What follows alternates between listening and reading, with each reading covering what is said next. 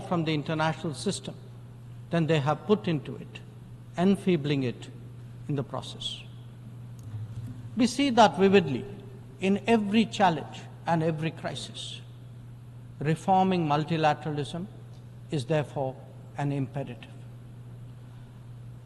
The urgency of this call is highlighted by the theme of this session. Leaving no one behind means advancing peace, ensuring sustainable development, and strengthening human dignity. This cannot be delivered by a UN paralyzed when faced with division, conflict, terrorism, and violence. Nor can it be advanced if access to food, fuel, and fertilizer is jeopardized.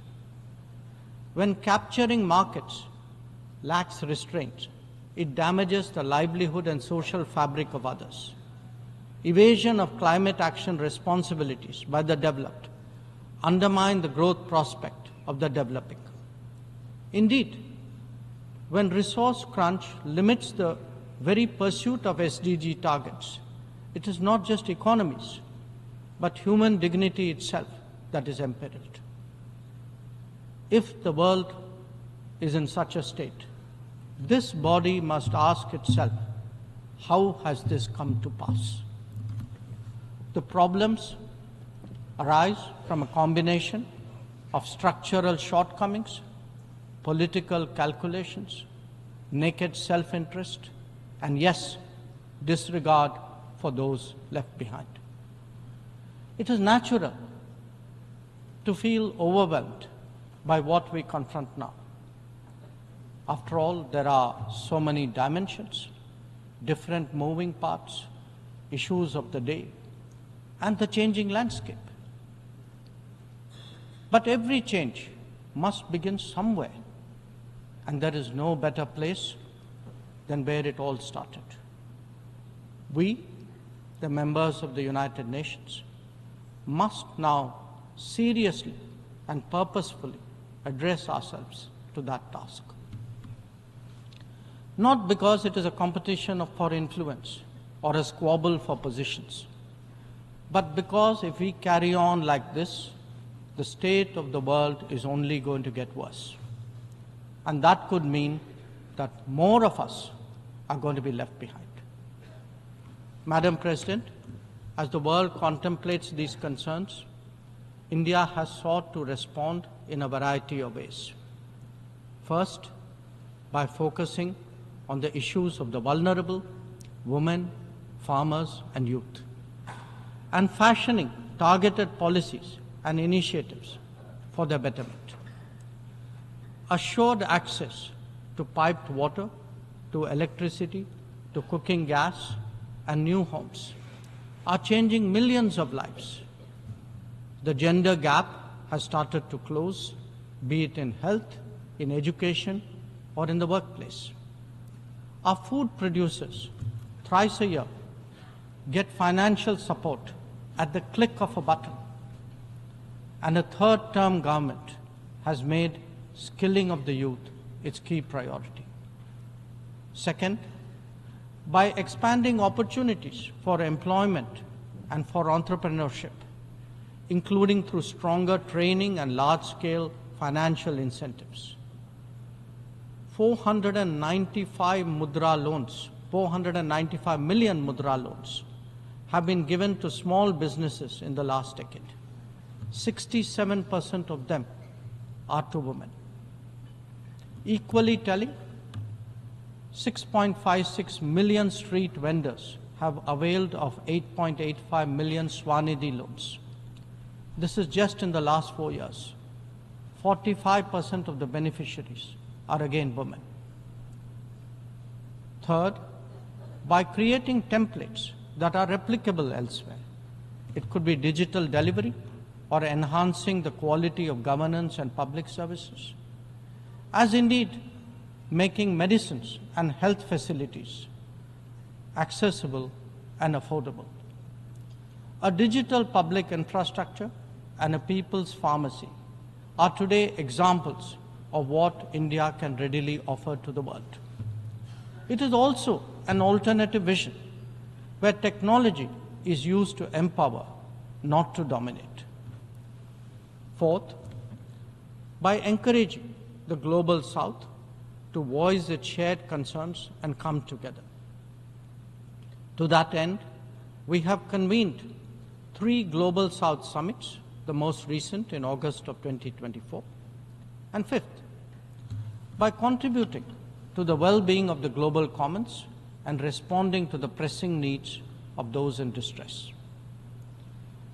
This has ranged from undertaking projects in 78 nations, providing resources to neighbors, and responding to HADR situations, to supplying medicines and ensuring maritime safety and security.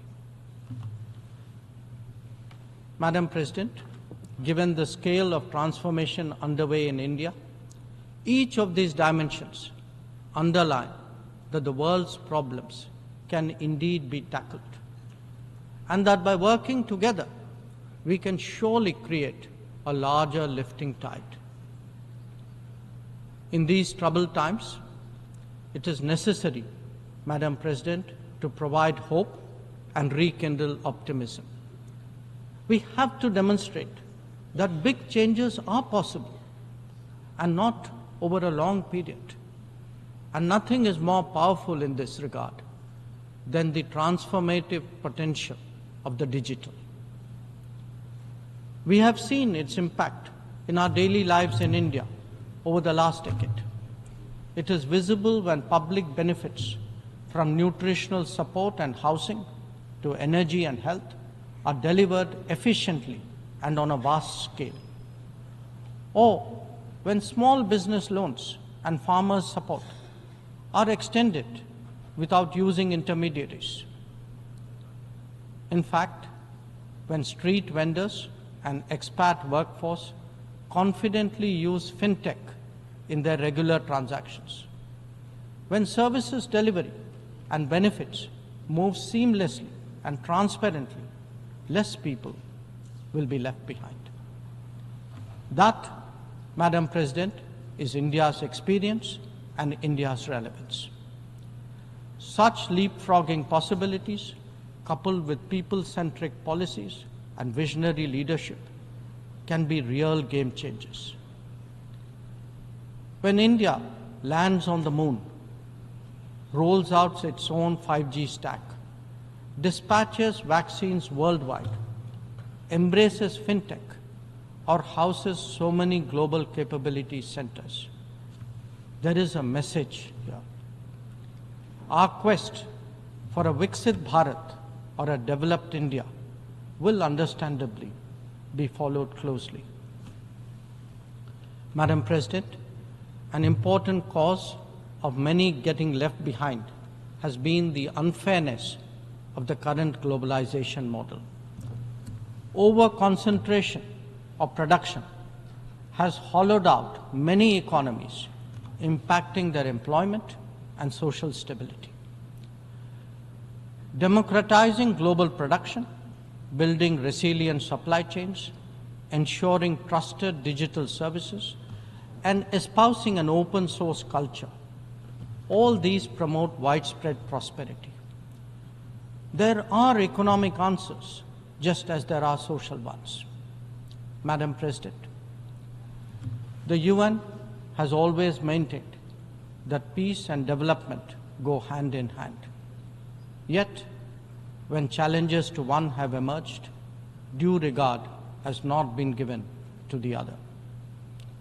Clearly, their economic implications for the weak and vulnerable need to be highlighted.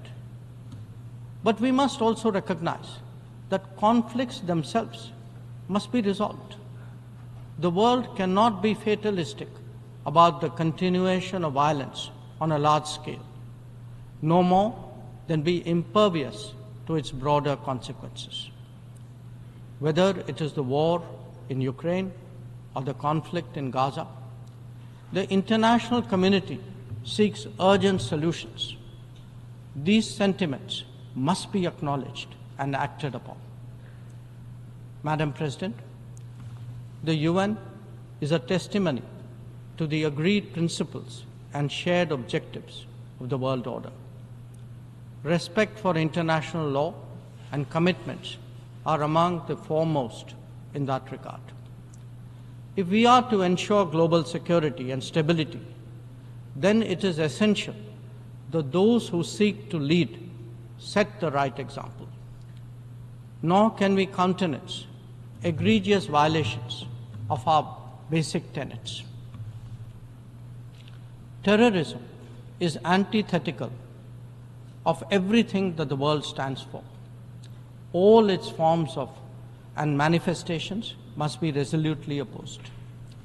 The sanctioning of global terrorists by the United Nations should also not be impeded for political reasons. Madam President, many countries get left behind due to circumstances beyond their control.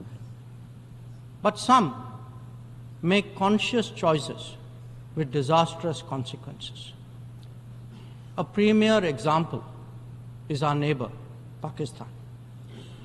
Unfortunately, their misdeeds affect others as well, especially the neighborhood. When this polity instills such fanaticism among its people, its GDP can only be measured in terms of radicalization and its exports in the form of terrorism. Today, we see the ills it sought to visit on others consume its own society. It can't blame the world. This is only karma. Madam President, a dysfunctional nation coveting the lands of others must be exposed and must be countered. We heard some bizarre assertions from it at this very forum yesterday. So let me make India's position perfectly clear. Pakistan's cross-border terrorism policy will never succeed, and it can have no expectation of impunity.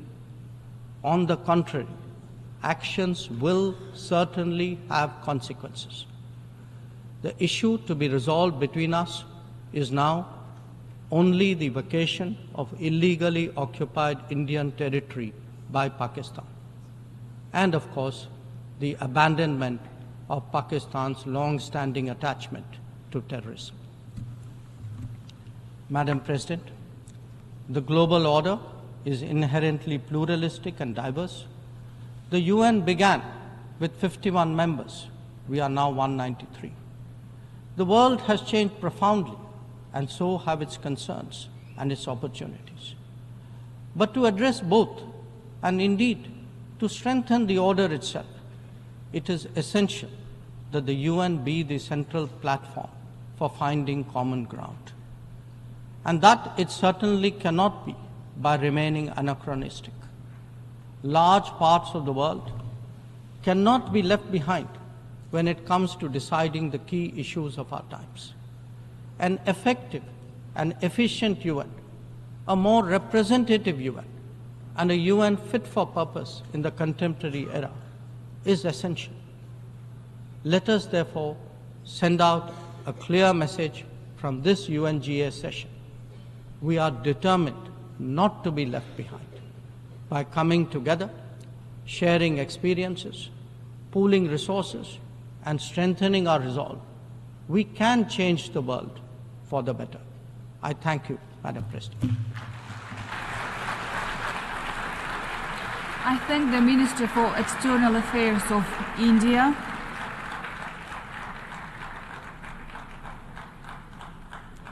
I now give the floor to His Excellency Vivian Balakrishnan, Minister for Foreign Affairs of Singapore.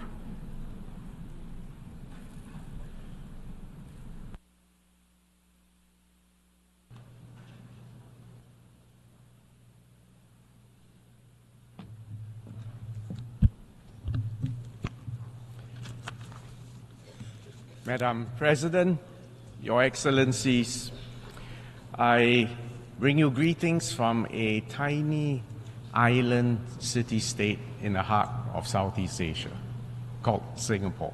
I think we must be one of the smallest who now qualifies as a member of the United Nations for the past 59 years. I would like to congratulate His Excellency Philemon Yang on assuming the presidency of the 79th session of the General Assembly, and I also commend His Excellency Dennis Francis for his stellar leadership during the 78th session. The world is in an acutely dangerous phase, and civilians in multiple trouble spots are paying a horrendous price. The risk of miscalculation and escalation have sharply increased, most notably in the Middle East, Ukraine, and Sudan. The loss of so many innocent lives is heartbreaking, and the lack of trust amongst the major powers and the resulting deficit of global leadership makes it very difficult to find effective, peaceful solutions to all these ongoing conflicts. We are approaching the 80th anniversary of the founding of the United Nations, and we must double down on our commitment to a rules-based multilateral system on almost every issue confronting the world, from peace and security to climate change, from the ocean to outer space, from poverty to food insecurity. A reformed United Nations is absolutely essential for global solutions. The UN remains the only neutral and universal platform for dialogue and cooperation amongst all nations. And the Summit of the Future was a very significant milestone for the UN and our multilateral system. The adoption of the Pact for the Future offers the hope that nations can reach agreement given wise leadership and political will. And the Pact begins the journey to transform our multilateral system and to maintain the salience of the United Nations. We must accelerate the implementation of the Sustainable Development Goals, reinvigorate international cooperation, and transform global governance. And that's why Singapore has always been a staunch supporter of the Summit of the Future. And we stand ready to work with our friends to implement the Pact. I would like to highlight 3 points. First, we must return to the basics by reinforcing the foundational role of the United Nations in maintaining international peace and security. That is the raison d'etre for the UN. We must restore respect for the rule of law and the UN Charter. This has underpinned global peace and security for the last 80 years. We cannot allow recent violations of international law to become normalized. The ongoing war in Ukraine exemplifies a flagrant violation of international law and the UN Charter. The invasion of one country by another under the pretext of historical errors and grievances cannot be justified by any means. Article 2 of the UN Charter is categorical. All members shall refrain from the threat or the use of force against territorial integrity. And it's also worth recalling that that's why the preamble of Security Council Resolution 242, passed in 1967, also contains or refers to the, quote, inadmissibility of the acquisition of territory by war, unquote.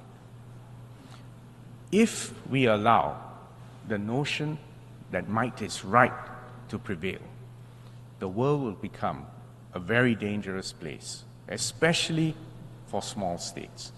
And that's why Singapore and other small states have to consistently stand for compliance with, by all member states, with international law and the UN Charter.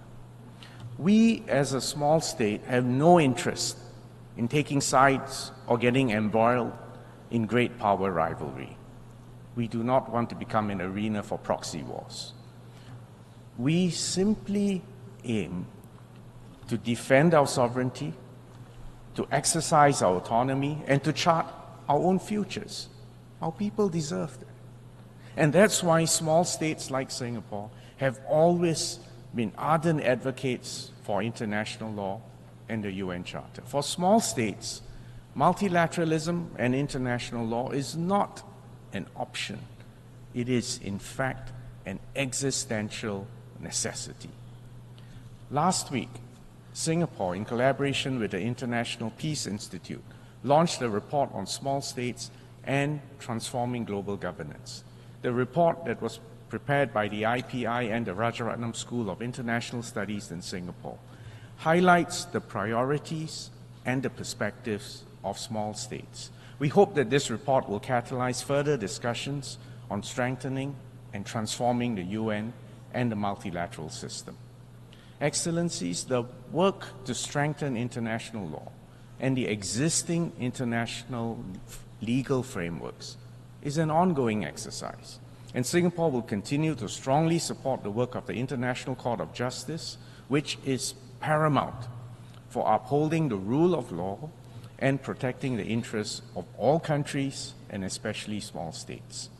The UN Convention on the Law of the Sea, UNCLOS, is absolutely crucial, and especially for an island city-state like Singapore, totally dependent on trade. In fact, our trade volume is 3 times our GDP.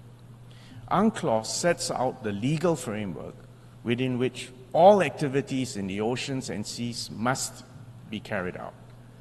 Freedom of navigation and overflight is a universal right.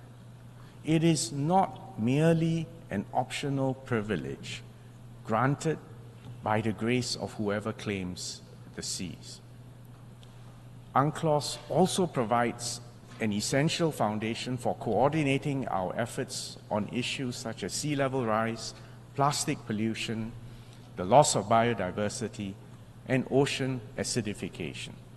As we celebrate the 30th anniversary of the entry into force of UNCLOS this year, we call on all countries that have not yet done so to ratify UNCLOS, and to do so as soon as possible. We also need to develop new instruments to strengthen international legal frameworks.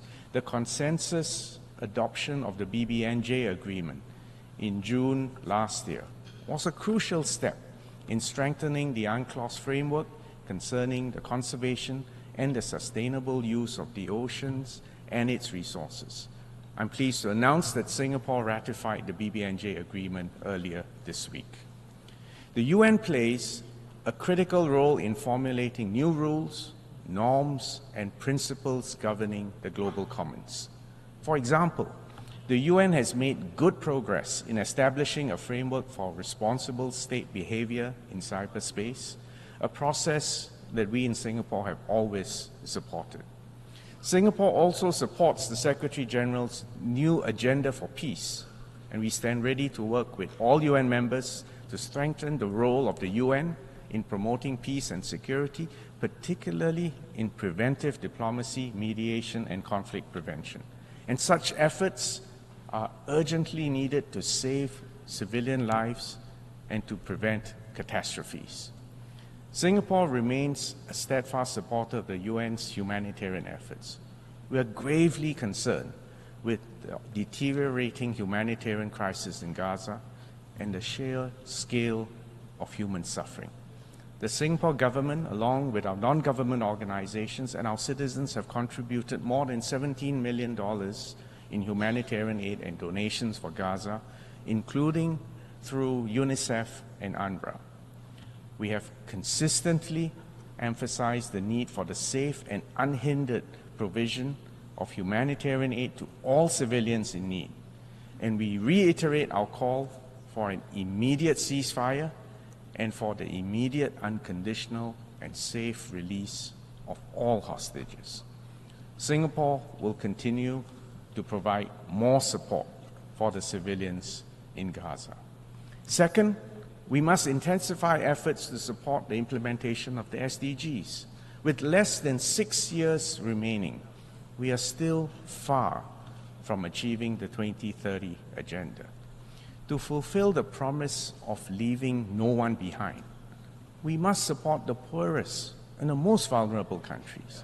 And this is important because sustainable development provides the foundation for peace and security. We need to accelerate our collective efforts in combating climate change. As a small island state, Singapore is particularly vulnerable to the impacts of climate change, and especially sea level rise. We welcome the high-level meeting held earlier this week on this issue. Although our share of global emissions is actually very small, we remain fully committed to peaking our emissions before 2030 and to achieving net zero by 2050. The 4th International Conference on Small Island Developing States, or SIDS-4, earlier this year, marked a significant milestone for all SIDS. We welcome the adoption of the Antigua and Barbuda Agenda for SIDS, which outlines an action plan for the next decade. And Singapore will support our friends in SIDS, and we launch a new technical assistance package at SIDS-4 called SIDS for Change, which covers priority areas including blue carbon. Singapore will continue to support our fellow small states. We will share our development experience, and I'm happy to announce that we will renew our capacity building program for the Forum of Small States, or FOSS, and we've labeled this program FOSS for Good, a package that will offer digital-themed programs including leadership and governance in the age of digital technologies and artificial intelligence.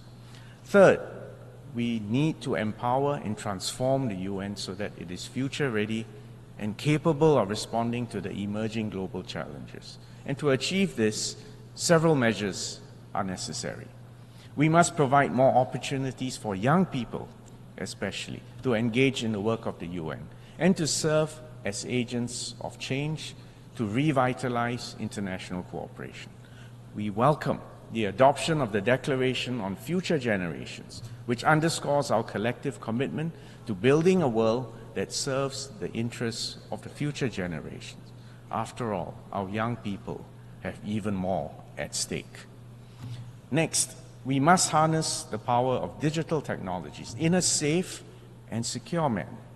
The adoption of the Global Digital Compact is a significant step forward, offering a pathway to close the digital divide, and the Compact contains an action-oriented set of commitments that can accelerate the implementation of the SDGs. We are witnessing the dawn of the age of AI. By now, the promises and the perils of AI are well known to all of us. We need to empower innovation in AI whilst installing global guardrails to protect human safety, human dignity, and values. Therefore, initiating a dialogue on global governance in AI is imperative. And Singapore welcomes the report of the high-level advisory body on AI, and we commit to working with all UN members to further develop these recommendations. Finally, we must transform global governance by making our institutions more representative, more responsive, and more effective, particularly for the sake of small states and developing countries. We need a more nimble multilateral system in which the international financial architecture and the UN work more synergistically. Equally important is the need to reform the UN itself to make it more efficient, effective, and responsive. That includes reforming the UN Security Council in order to reflect the contemporary realities through an expansion in both the permanent and non-permanent membership categories. The effective functioning of the Security Council is at the heart of a robust and responsive UN. The 5 permanent members of the Security Council have a special responsibility that accompanies their privilege, and they must demonstrate leadership by cooperating, to maintain international peace and security.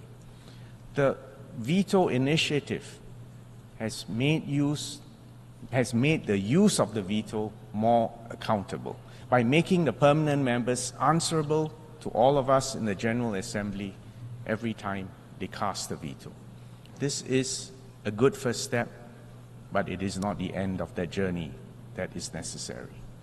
Much more work will be needed to make the Security Council more transparent and accountable, and Singapore will continue to work with the other UN member states in this regard. Madam President, Excellencies, the world is traversing an acutely dangerous period of geopolitical tension. A descent into chaos and conflict is a clear and present threat. In this moment of uncertainty, all countries, big and small, have a responsibility to work together to preserve the peace and to save lives.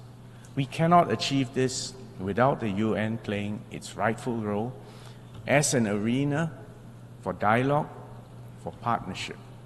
This is the moment, in fact, to double down on multilateralism and to strengthen the role of the UN as a collective vehicle for peace and sustainable development. Thank you, Excellencies.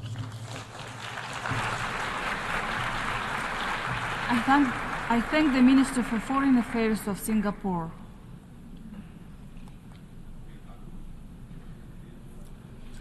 I now give the floor to His Excellency Bruno Eduardo Rodriguez Parilla, Minister for Foreign Affairs of Cuba.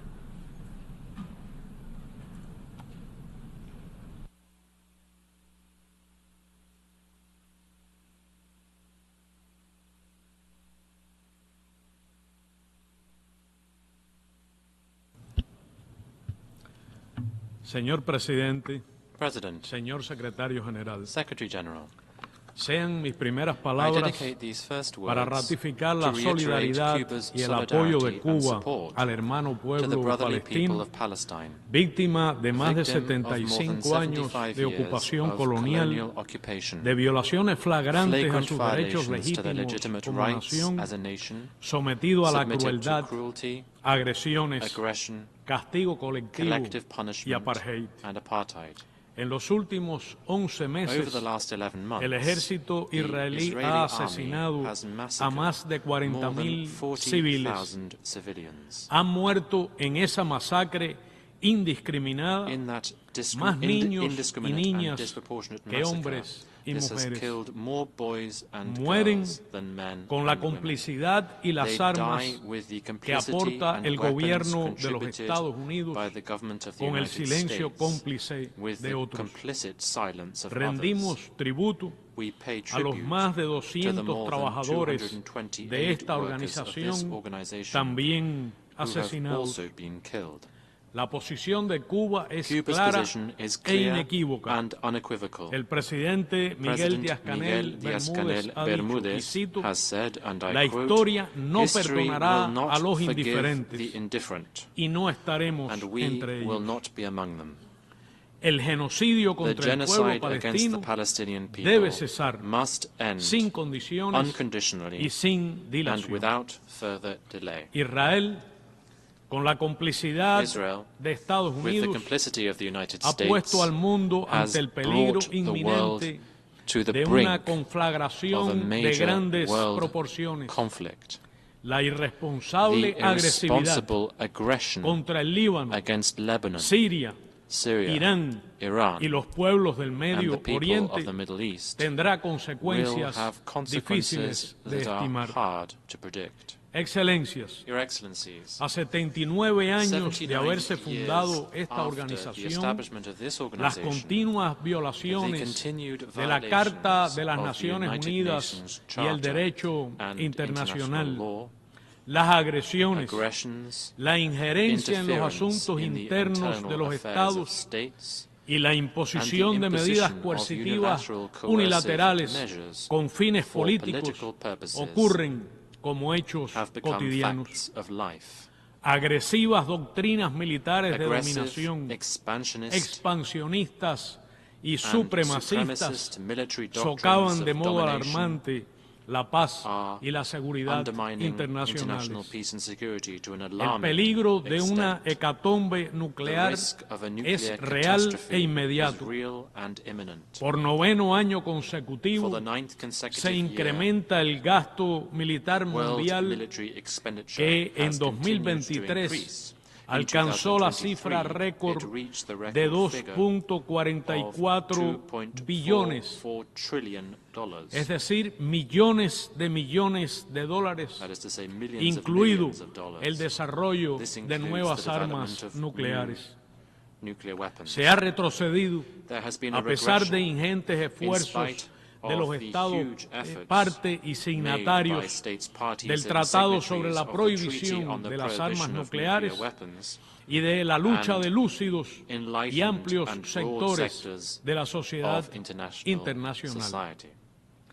Tampoco habrá paz sin Nor desarrollo. will there be peace without Los development. países desarrollados, Developed countries, habitantes del mismo which planeta, inhabit the very same se planet, niegan ciegamente blindly refuse a invertir to invest mínimamente even en su minimally propia in prosperidad its own y seguridad. prosperity and security. Incumplen sus They compromisos fail siempre to comply with insuficientes their de ayuda always oficial insufficient al desarrollo. promises La on cifra egoísta official prometida assistance con for development. jactancia en The selfish 2023 figure, y boastfully rápidamente promised in olvidada, 2023 and representa quickly menos forgotten, del represents less than 0,37% de sus 0.37% of their national nacionales. incomes. La ilusión de alcanzar The los objetivos aspiration de of desarrollo achieving the sostenible Sustainable Development se ha Goals desvanecido. has vanished. Según Forbes, solo According en to los últimos Forbes, 4 años, Just in the el last 4 patrimonio years alone, conjunto the collective de wealth las of 5 personas más ricas the del 5 mundo richest people in the ha world crecido,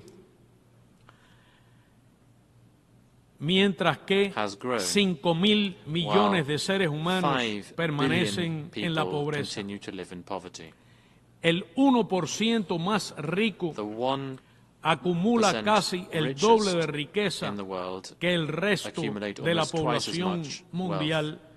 as the rest of the global population. Esos 5 multimillonarios We're talking about 5 tuvieron en este periodo billionaires ganancias who, in superiores this period, a 423.000 saw millones de euros, their wealth mientras increased by some la población 423 billion del euros, mundo se while empobrece. the global population has got poorer.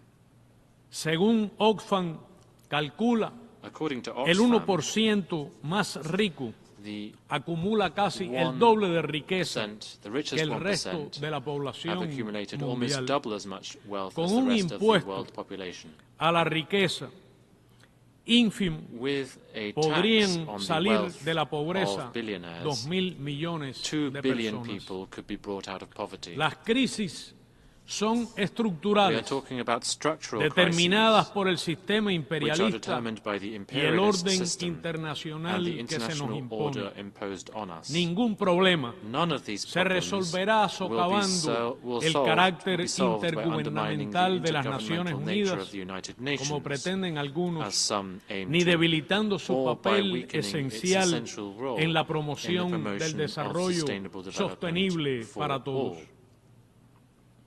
El cambio climático Climate change avanza de modo is inexorable. advancing inexorably. Es un hecho irrefutable. Climate change is an En julio de unquestionable fact. 2024, In July los 2024, científicos anunciaron que hubo scientists 13 announced meses that the planet had consecutivos endured de niveles de 13 temperatura straight sin months of precedentes. record high temperatures. Si los patrones irracionales If the e irrational and insostenibles unsustainable de producción y production consumo and del consumption capitalismo patterns of capitalism no se are cambian not changed de manera urgente in an y urgent and significativa, significant way, no se podrá it will be contener impossible el aumento to de la limit temperatura the media global global average temperature por debajo increase de by los 1,5 degrees grados Celsius centígrados con respecto a los comparison niveles with pre-industrial levels. preindustriales.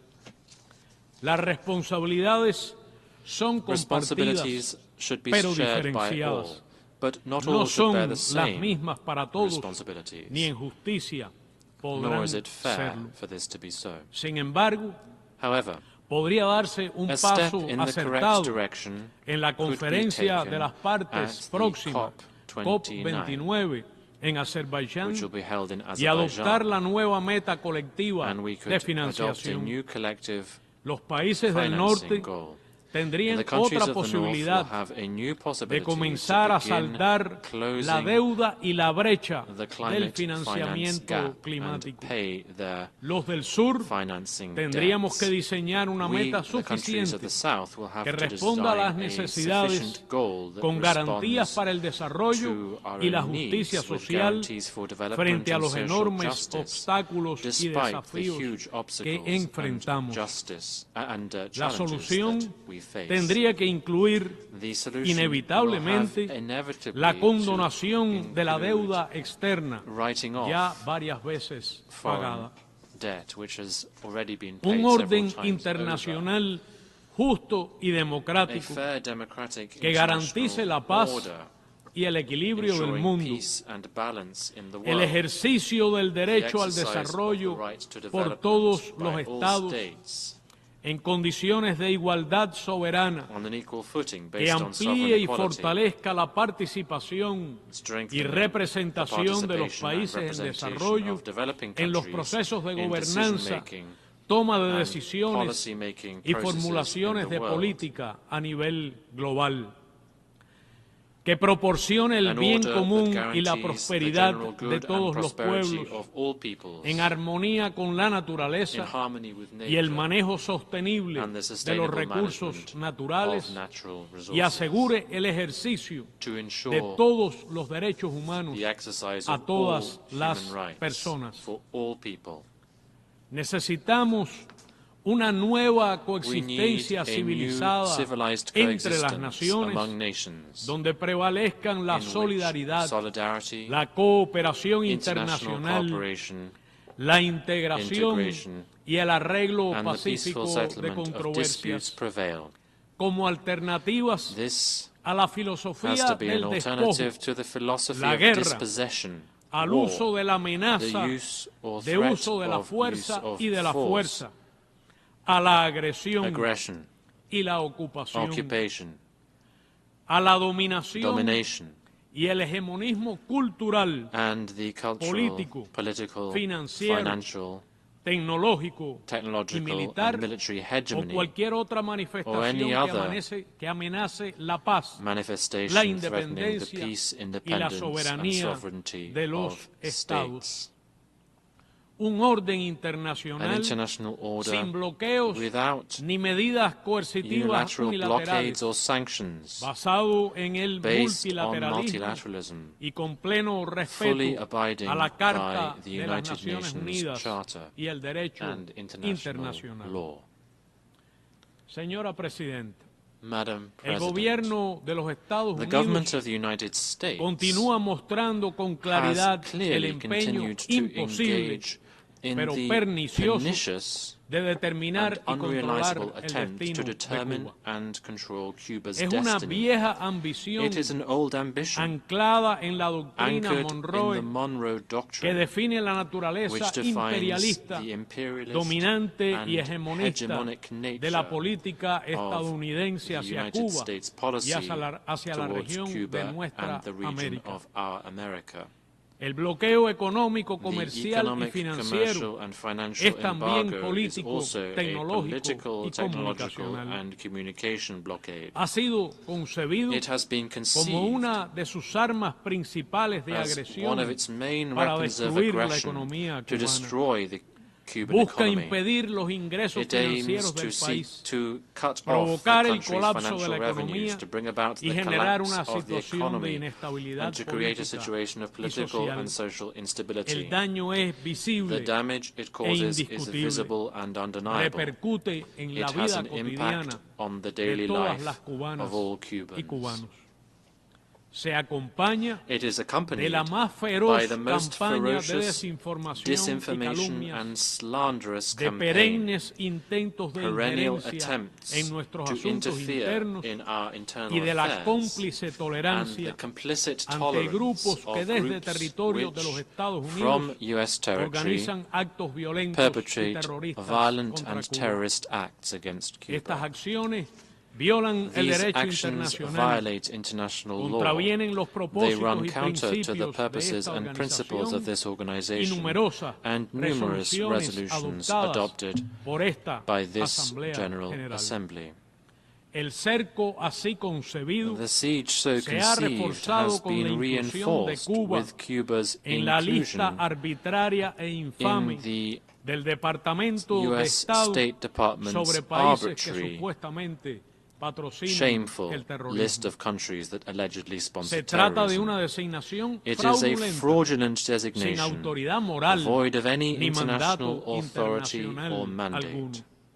En virtud de ella, However, se desatan by acciones virtue de of this, represalia contra Cuba reprisals que of de an manera extraterritorial character, rebasan los marcos de la jurisdicción exceeding soberana the sovereign de los jurisdiction of Estados the United Unidos States, y se are taken manifiestan against en Cuba y contra and are manifested cualquier in país. and against any country. En mayo pasado, In May of this el year, propio Departamento de the Estado US de los State Estados Department Unidos itself reconoció que Cuba coopera recognized that Cuba plenamente was fully en la cooperative lucha with the internacional United contra el States terrorismo. with the Este international mero anti-terror reconocimiento de la efforts. verdad This mere recognition ya of universalmente a sabida universally established no ha truth flexibilizado has las medidas not led coercitivas to a del bloqueo, relaxation of pero the sí hace unilateral aún coercive más measures, incongruente, but it does make the confusa presence e of Cuba inexplicable on that la illegitimate presencia de list Cuba to be en ever ese more listado consistent, ilegítimo. confusing and unjustifiable. Pronto habrá nuevas elecciones Soon, there will be presidenciales new presidential en los elections Estados in the Unidos, United States. asunto que solo compete a los This is a estadounidenses, matter that solo only a ellos, is up to the a United pesar de States la nefasta citizens. e histórica costumbre del gobierno It's only de incumbent ese on país the US people, de despite the inmiscuirse en nefarious las and elecciones historical habit y of en the los government asuntos of the United internos States to de interfere todos in the los Estados elections miembros de las and Naciones internal Unidas, affairs of almost all incluso member de states of the sus United aliados. Nations, even its allies.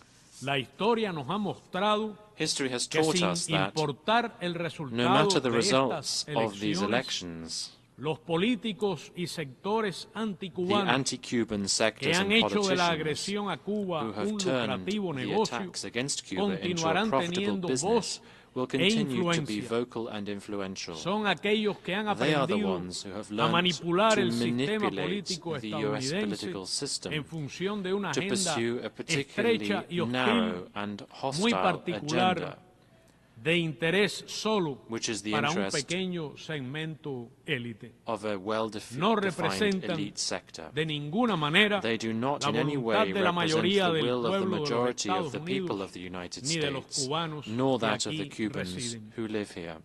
Cualquiera que sea Whatever el the resultado electoral, results of these elections, Cuba continuará Cuba will defendiendo su continue derecho to defend soberano its sovereign a la right independencia to y a construir independence el and to socialismo, build socialism como decidimos the las way cubanas y we cubanos Cubans sin decide interferencia without any extranjera. foreign interference. Continuaremos We también will also continue abogando to a advocate favor de for una a relación respectful respetuosa y and constructiva constructive con los relations Estados with the United Unidos. States.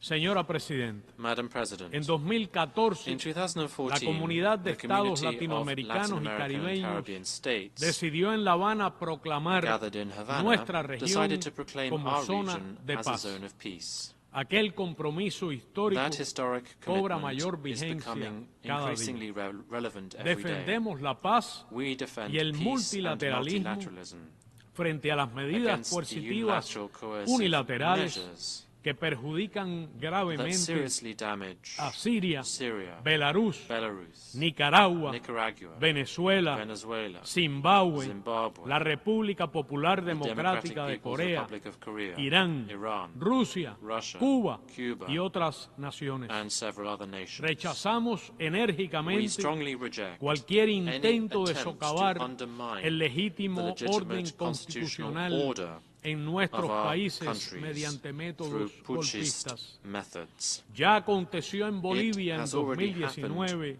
in y el pasado 26 de junio Bolivia y in se 2019 pretende and on the reeditar 26th of en June, Honduras. and there are attempts to do the same Denunciamos again las in tentativas Honduras. de generar violencia y the desestabilización attempts to en generate Venezuela. violence and Reiteramos el destabilization firme in apoyo Venezuela. y We solidaridad reiterate our full con el support and gobierno solidarity bolivariano, with the chavista Bolivarian and y Chavista la Unión government Cívico-Militar del pueblo venezolano headed by que President conduce el presidente Nicolás Maduro Moros. Moros and the civic and Los military llamados a unity desconocer los of the resultados Venezuelan electorales people. The son calls made not irresponsables to recognize e the electoral results are con la irresponsible voluntad and disrespectful y to the sus people's legítimas will and their legitimate instituciones. institutions. Las acciones The desestabilizadoras destabilizing contra el actions gobierno de taken against the reconciliación y National unidad Unity and nacional de Reconciliation Nicaragua Government of deben Nicaragua cesar. must also El cease. hermano pueblo de The brotherly Sandino people of seguirá Sandino will contando continue con nuestro to pleno count on our respaldo. full support. Reiteramos nuestro We apoyo reiterate al our derecho support legítimo a la libre to determinación Puerto e Rico's independencia de Puerto Rico. legitimate right to La self-determination comunidad and independence. internacional tiene una deuda The international histórica community has con a Haití, historic debt to Haiti. protagonista de la primera revolución Haiti carried out the independentista y first social independence antiesclavista revolution del against continente. slavery in this continent. Saludamos los esfuerzos de la We comunidad welcome del the Caribe efforts made by the para Caribbean encontrar community una to solución find a sostenible sustainable a la solution dramática to the tragic situación en situation Haití in Haiti, que respete la with independencia respect y for soberanía the de independence esa and hermana sovereignty of that nación. sister nation. Apoyamos el legítimo We derecho support de soberanía del pueblo argentino Argentina's sobre las legitimate Islas right to Malvinas, sovereignty over the Sándwich del Malvinas, Sur y South Georgias Georgia del and South Sur y los Sandwich espacios Islands and the marítimos surrounding circundantes. maritime areas. Reafirmamos el We apoyo y reaffirm compromiso con Our los support esfuerzos de and paz commitment en to the peace Colombia, efforts in a los que Colombia, Cuba which continuará Cuba will contribuyendo continue en todo lo posible to en su condición de contribute garante. to in every possible way from its África, position as guarantor. Cuna de la humanidad, Africa, the cradle siempre of podrá contar con humanity, Cuba will always en be su able to empeño por rely on avanzar Cuba's support en su in camino its efforts al to move desarrollo. towards the goal of Reafirmamos development. nuestra invariable We reaffirm solidaridad our con el pueblo unwavering saharaui y solidarity el ejercicio with the de su Sahrawi libre people determinación. and their self-determination. Cuba expresa su firme Cuba rechazo strongly a las rejects acciones encaminadas the measures a lesionar la aimed integridad at harming territorial the y la territorial soberanía integrity de la and República sovereignty Popular of the China. People's Republic of China. Condena la injerencia en sus We asuntos condemn the internos interference in its y internal reitera affairs, el and we inquebrantable reiterate our respaldo al unswerving principio support de una sola to the China one China conforme principle, a lo as decidido was decided por by esta this Asamblea General General Assembly en su in histórica its historic resolution 2758, 2758, reconociendo which a la recognized República the Popular People's Republic como la as única the y one legítima and legitimate representante representative del pueblo of the chino. Chinese people. Abogamos por una situación We are in diplomática favor seria, of a serious, constructiva, constructive and realista realistic diplomatic y por medios solution pacíficos by peaceful de la means actual to guerra the en current war Ucrania, in Ukraine. en apego al derecho And internacional this must be in line que with garantice international la law, seguridad y soberanía guaranteeing the de todos. security and sovereignty En ese of contexto, all. Cuba In this apoya la context, propuesta Cuba supports conjunta the joint proposal presentada por China y presented by Brasil Brazil and para la China solución to política find a de political esa solution to that crisis. crisis.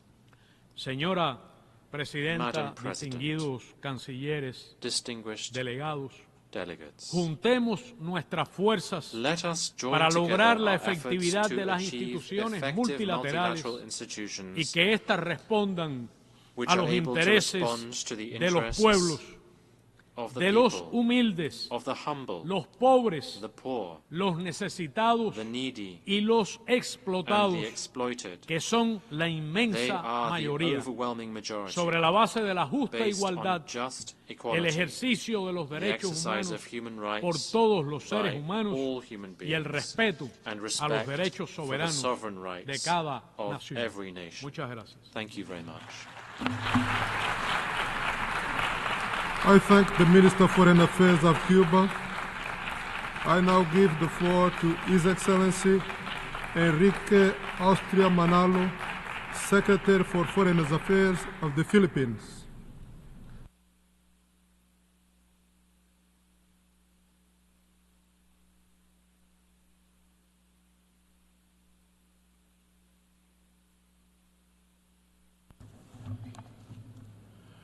Mr. President, in 1946, Carlos P. Romlo, who would become the first Asian president of the General Assembly, said, quote, "We are not here to make peace, but to build for peace, not to reap and divide the harvest of victory, but to make ready the hearts and minds of men and women for the needs of peace."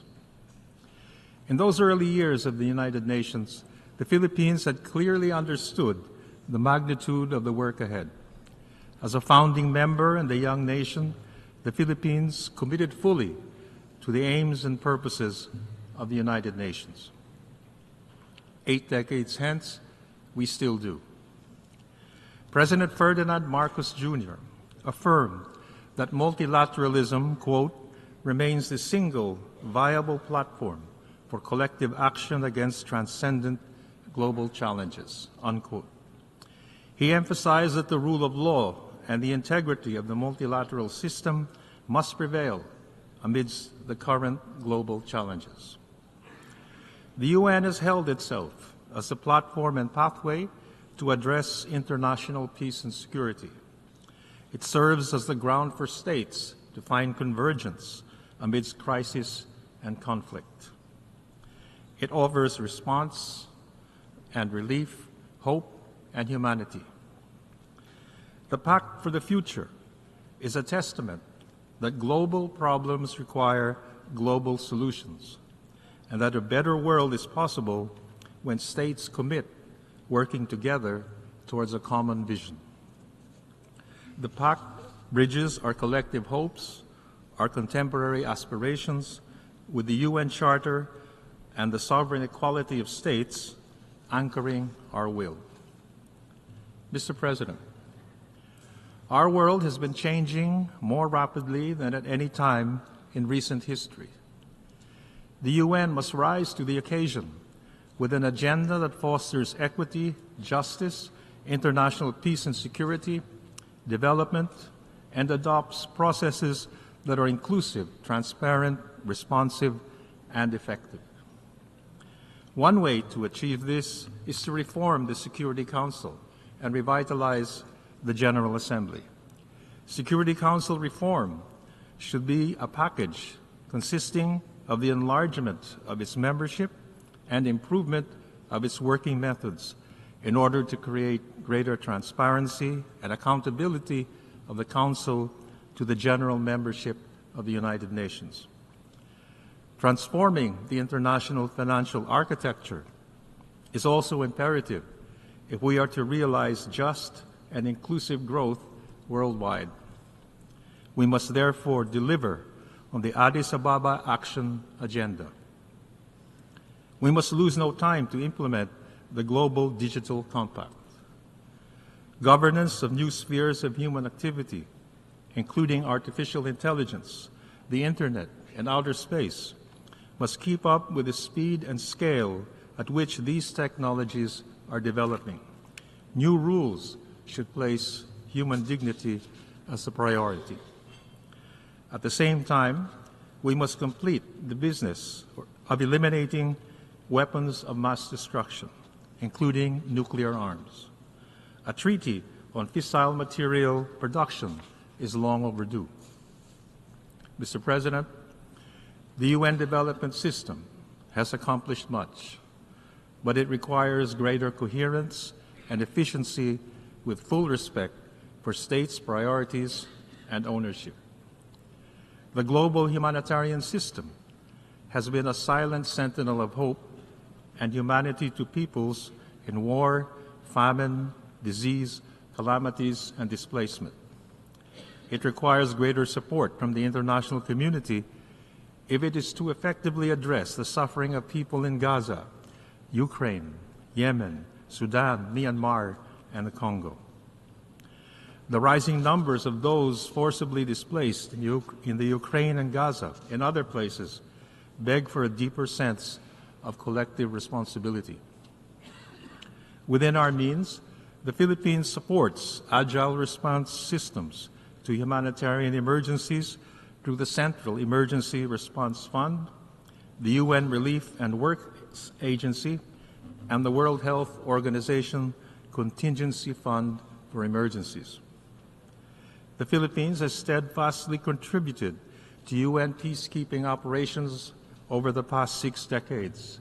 Since 1963, we have deployed over 14,000 troops in 21 UN peacekeeping and special political missions. We should bolster the Peacebuilding Fund and support UN Security Council resolutions to safeguard education and protect cultural heritage from terrorism and armed conflict. We echo the call of the 2024 Africa Counterterrorism Summit in Abuja for country-led and country-owned solutions for a peaceful and secure African continent. And we are honored to be part of this. Mr. President, climate change has affected communities across the world in the most profound and often tragic ways. The Philippines' acute climate vulnerability makes us one of the staunchest proponents for strengthening climate and disaster risk resilience. And we are honored to host the board of the fund responding to loss and damage.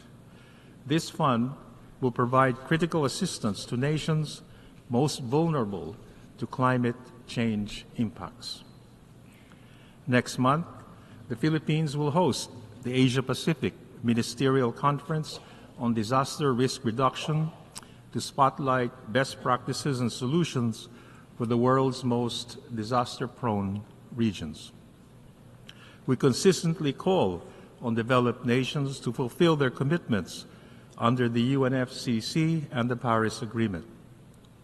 And we are convinced that legal clarity on the duties and responsibilities of states under international law with respect to environmental protection and climate change will foster solidarity on global climate action.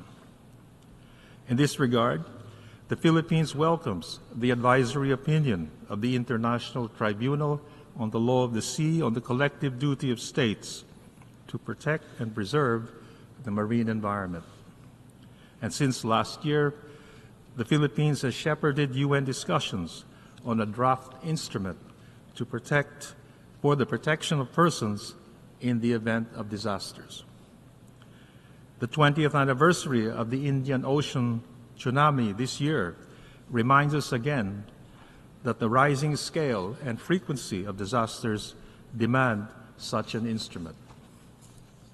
Mr. President, no one must be left behind. We must fulfill the 2030 Agenda for Sustainable Development. The Philippines' governance agenda aims to achieve a single-digit poverty rate by 2028. Between 2021 to 23, we reduced poverty incidence in the Philippines by nearly 3%, equal to 2.45 million people, through innovative and social protection programs. The World Food Program has cited the Philippines for being a thought leader in this regard. As we move towards middle or upper middle income status, we recognize that the UN and international financial institutions can redesign frameworks to support middle income countries, which represent 75% of the world's population. And the Philippines will host a conference early next year to advance these discussions. Now 60 years old, the Group of 77 continues to advocate for a fairer, more inclusive global economic order. We thus hope that the Second World Summit for Social Development and the Fourth International Conference on Financing for Development will catalyze strategic action for narrowing global inequalities. We welcome amendments to international health regulations and progress on a pandemic agreement. The Philippines leads the group of equity to promote developing country priorities in the negotiations on this agreement. We also lead discussions in the World Health Organization on a sustainable global health workforce as the world braces for a shortfall of about 10 million medical professionals by 2030. And we will host the Philippine Pacific Forum on Human Health Resources later this year to discuss regional solutions.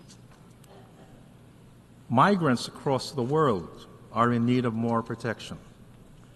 Together with health workers, seafarers were the unsung heroes during the COVID-19 and the post-pandemic recovery. The Human Rights Council adopted in July the Philippine-led resolution recognizing the human rights of seafarers. International and intergenerational solidarity make our societies more humane and empowering. And we welcome the Declaration on Future Generations, and we support a binding convention on the rights of older persons. Effectively building peace means fostering inclusive societies which harness the full capacities of persons and communities. Our work in the Bangsamoro Autonomous Region in Muslim Mindanao offers Filipino best practices for people-focused peace building. This inspires the Philippines' leadership in amplifying the role of women and youth in peace processes. Next month, the Philippines will convene the International Conference on Women, Peace and Security ahead of the 25th anniversary of UN Security Council Resolution 1325 in 2025. Our recent chairship of the Commission on Status of Women convinces us that despite progress made, much remains to be done to achieve true gender equality. Mr. President, multilateralism is underwritten by a rules-based order, governed by international law, and informed by the principles of equity and justice that safeguards the rights of all states. If multilateralism is to thrive, all states must adhere to the rule of law. Times of flux and crises offer opportunities for reinforcing a rules-based international order.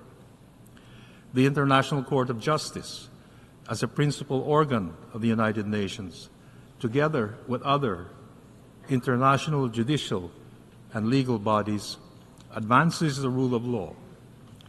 They uphold the primacy of resolving international disputes by peaceful means and not by the threat or use of force.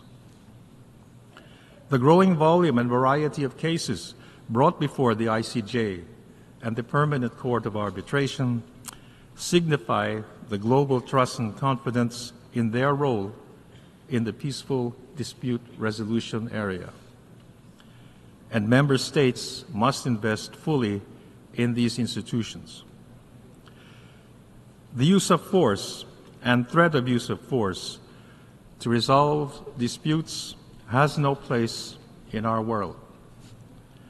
The 1982 UN Convention on the Law of the Sea and the binding 2016 Arbitral Award on the South China Sea constitute the foundation of our policy in the South China Sea. The award declares that claims exceeding entitlements beyond the limits of UNCLOS have no legal basis.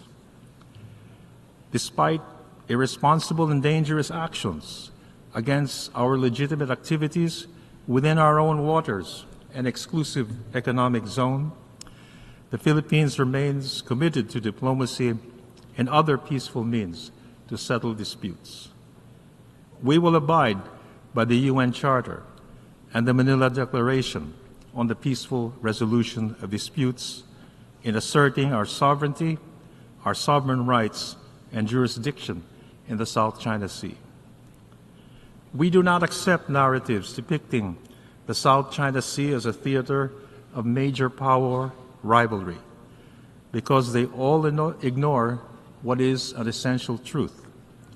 All states in this region have a right to determine their own destiny and secure their own future.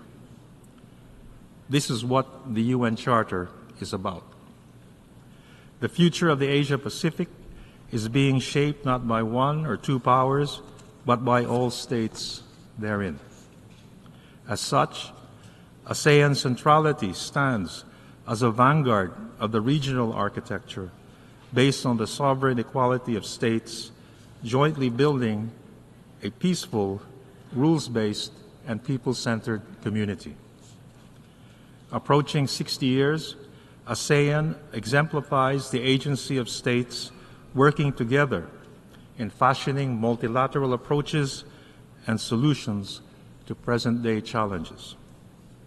Mr. President, the Philippines stands alongside the pathfinders and bridge builders of nations.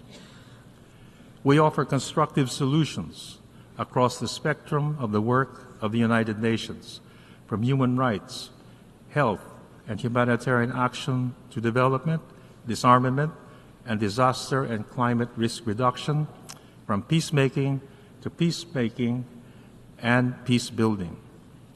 As the first Asian republic and the founding member of the United Nations, our diplomacy has consistently pursued peace, the sovereign equality of states, the rights and dignity of all persons.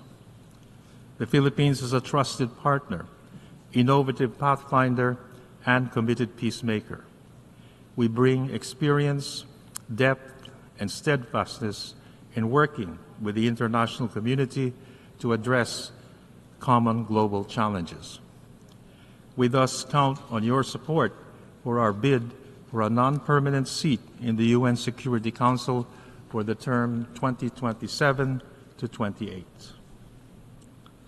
Mr. President, almost 80 years since General Romulo's call, the mission of the United Nations remains perfectly clear: to keep building for peace. Thank you. I thank the Secretary for Foreign Affairs of the Philippines. Now I give the floor to His Excellency Luca Beccari, Minister of Foreign Affairs, Political Affairs, International Economic Cooperation, and Digital Transition of San Marino.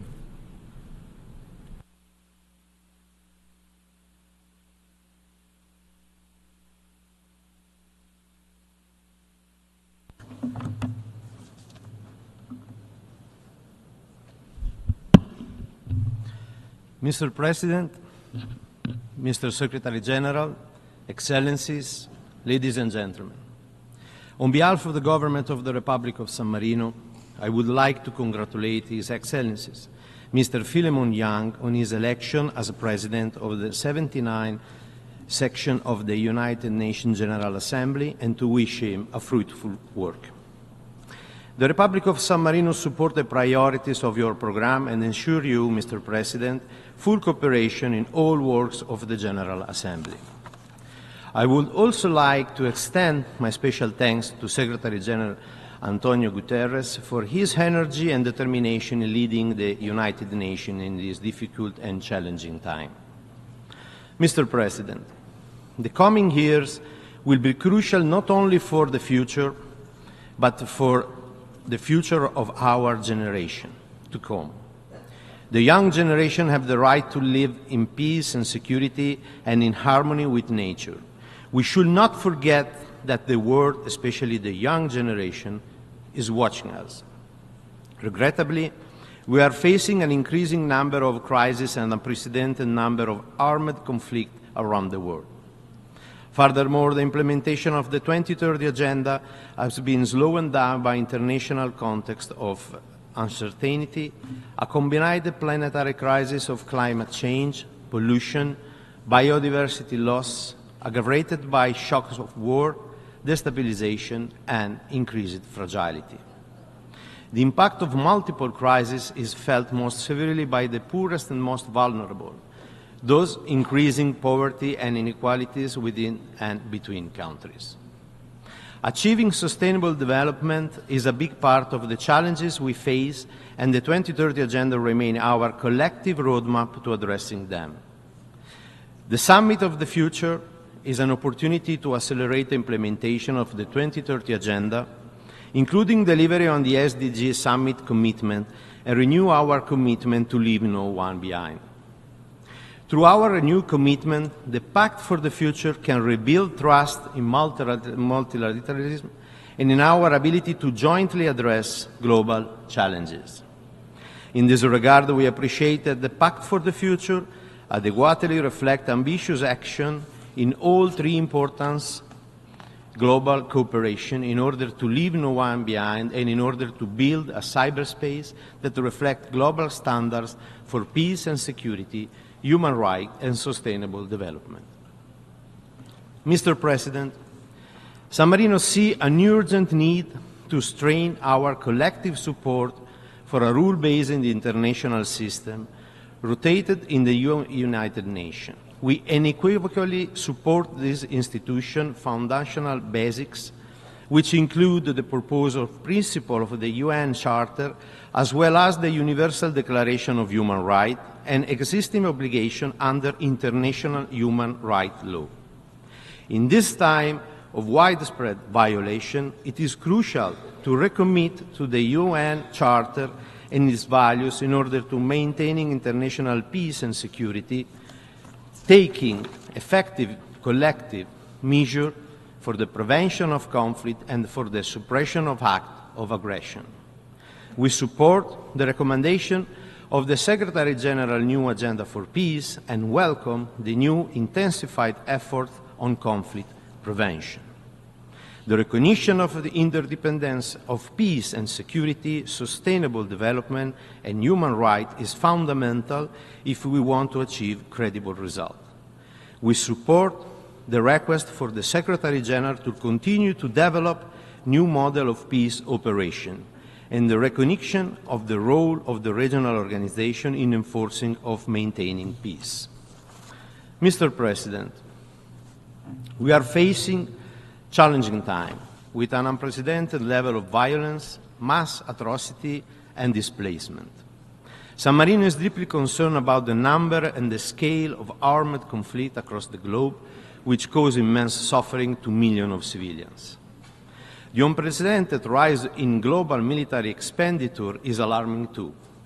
We are also very concerned about the upsetting increase of dangerous nuclear rhetoric and by the spectre of nuclear escalation. The Republic of San Marino firmly condemns any use of threat of use of nuclear weapons, considered such threat irresponsible and injustifiable. Any use of nuclear weapons would have catastrophic and unspeakable consequences for humanity. Unfortunately, today, due to increasing tension, due to deterioration of disarmament architecture, to the use of new emergency technology, including artificial intelligence, and due to the possibility of cyber attack, the risk of nuclear weapon use, either deliberately or by accident, is higher than in any time since the Cold War. We commend the Secretary General of this organization for having emphasized the need to eliminate nuclear weapons as a necessary action in the new Agenda for Peace. San Marino reaffirmed its commitment for a world free of nuclear weapons and attached great importance to the historic Treaty on the Prohibition of Nuclear Weapons, whose ratifications are constantly increasing. Mr. President, the war of aggression against Ukraine brought dramatic consequences for the civilian population, including civilian death, the destruction of vital infrastructure, and massive displacement. We reiterate our resolute condemnation of the Russian Federation aggression against Ukraine and reaffirm our unwavering support for Ukraine's political independence, sovereignty, and territorial integrity within its internationally recognized borders. In the true spirit of multilateral and international cooperation, San Marino took part to the Summit on Peace in Ukraine held in Switzerland last June. We support all the international effort aiming to achieve a comprehensive, just, and lasting peace for Ukraine based on the UN Charter and international law. Mr. President, the Republic of San Marino has firmly and repeatedly condemned the horrific terrorist attack of October 7.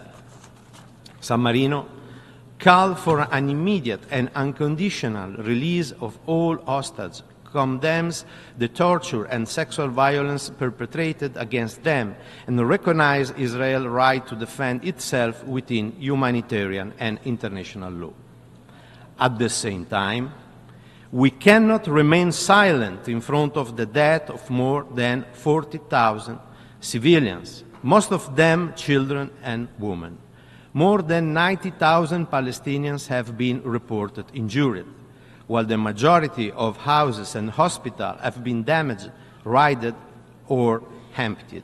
The level of destruction and suffering in Gaza is unprecedented. The civilian suffering, the civilian death toll, and the ongoing captivity of hostages are heartbreaking and unacceptable. We urge all parties to fully respect international humanitarian law, preserving the life, dignity, and humanity of all people affected by armed conflict.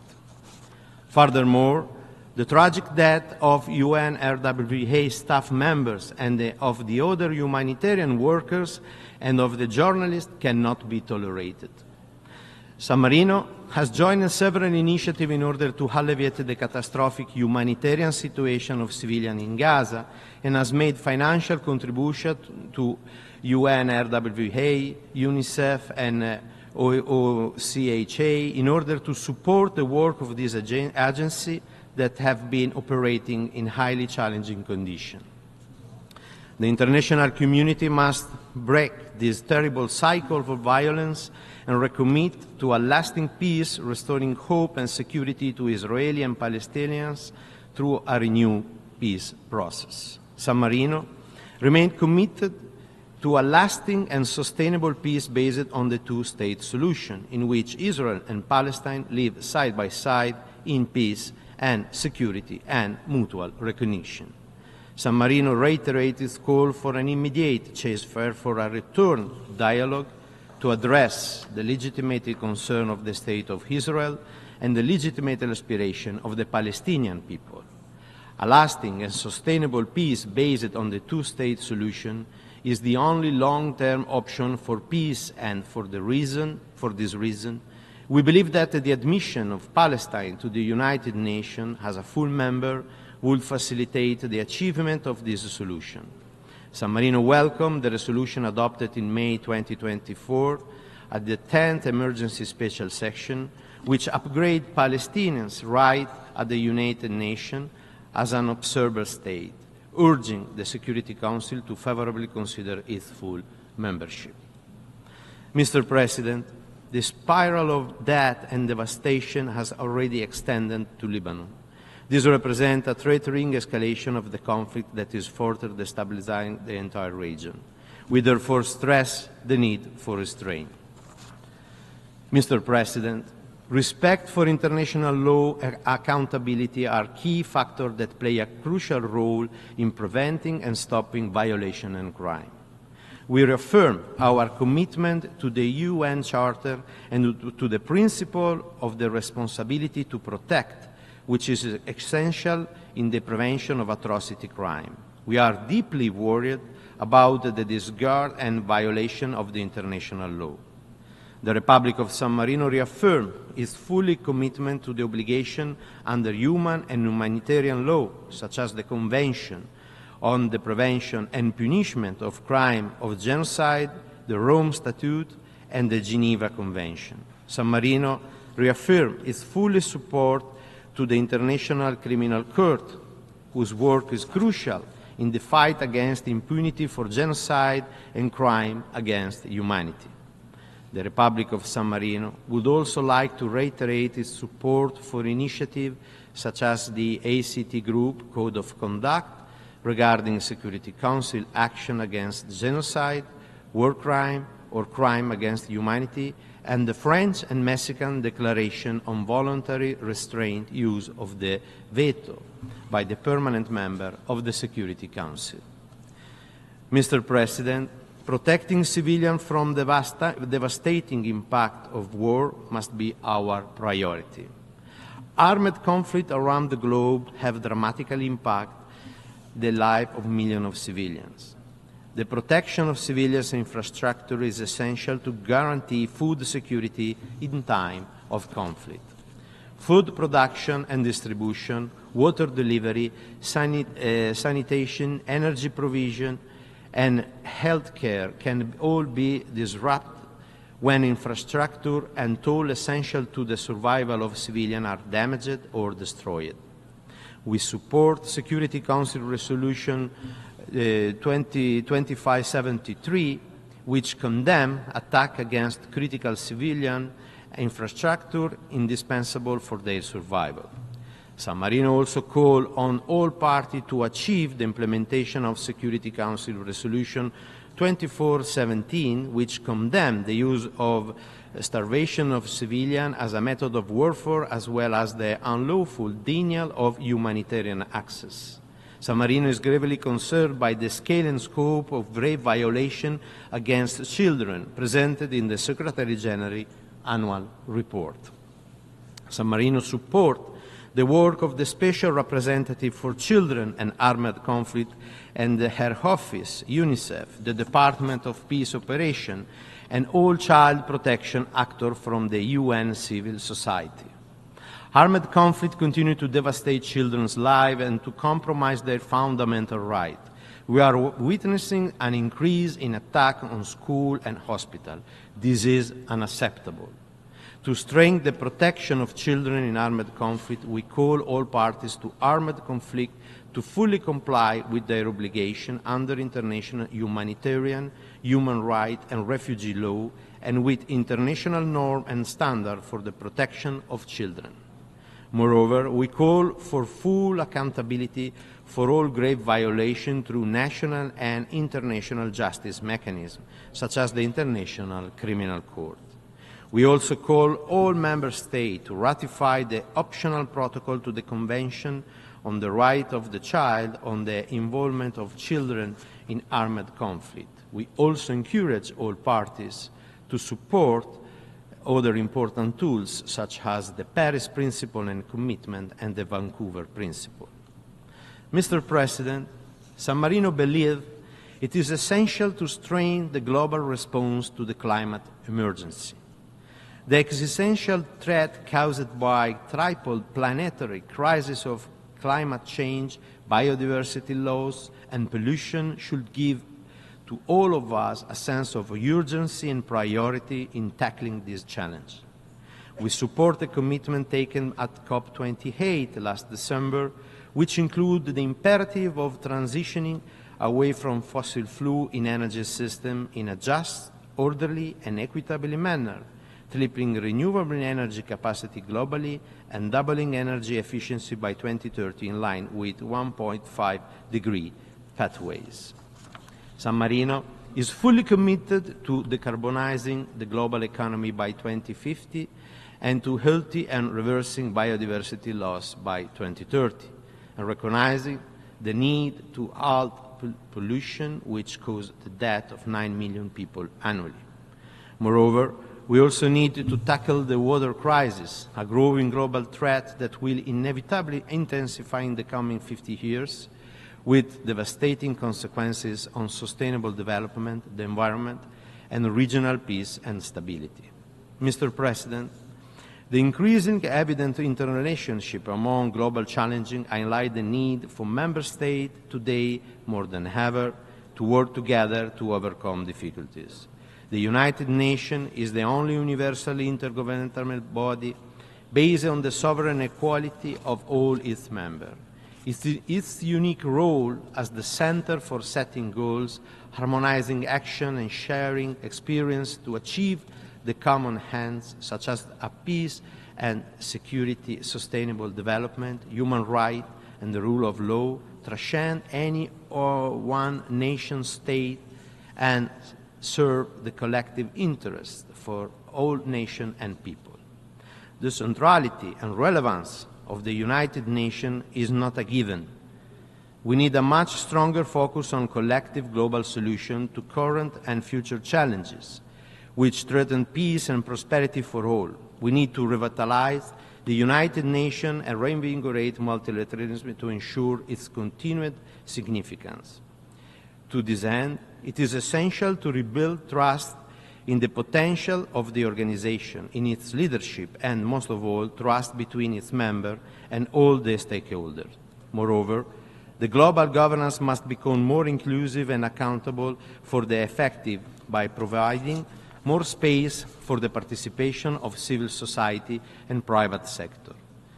In this regard, we need more inclusive international financial architecture, strengthen a rule-based and equitable financial system that ensure a more effective and inclusive global economic governance, with meaningful development impact and providing space for innovative solutions. Multilateralism must effectively deliver on peace as a global public good. Reform must remain at the center of our action because they are crucial to future world stability and maintenance of international peace and security. In this regard, San Marino follows with particular interest the Security Council reform.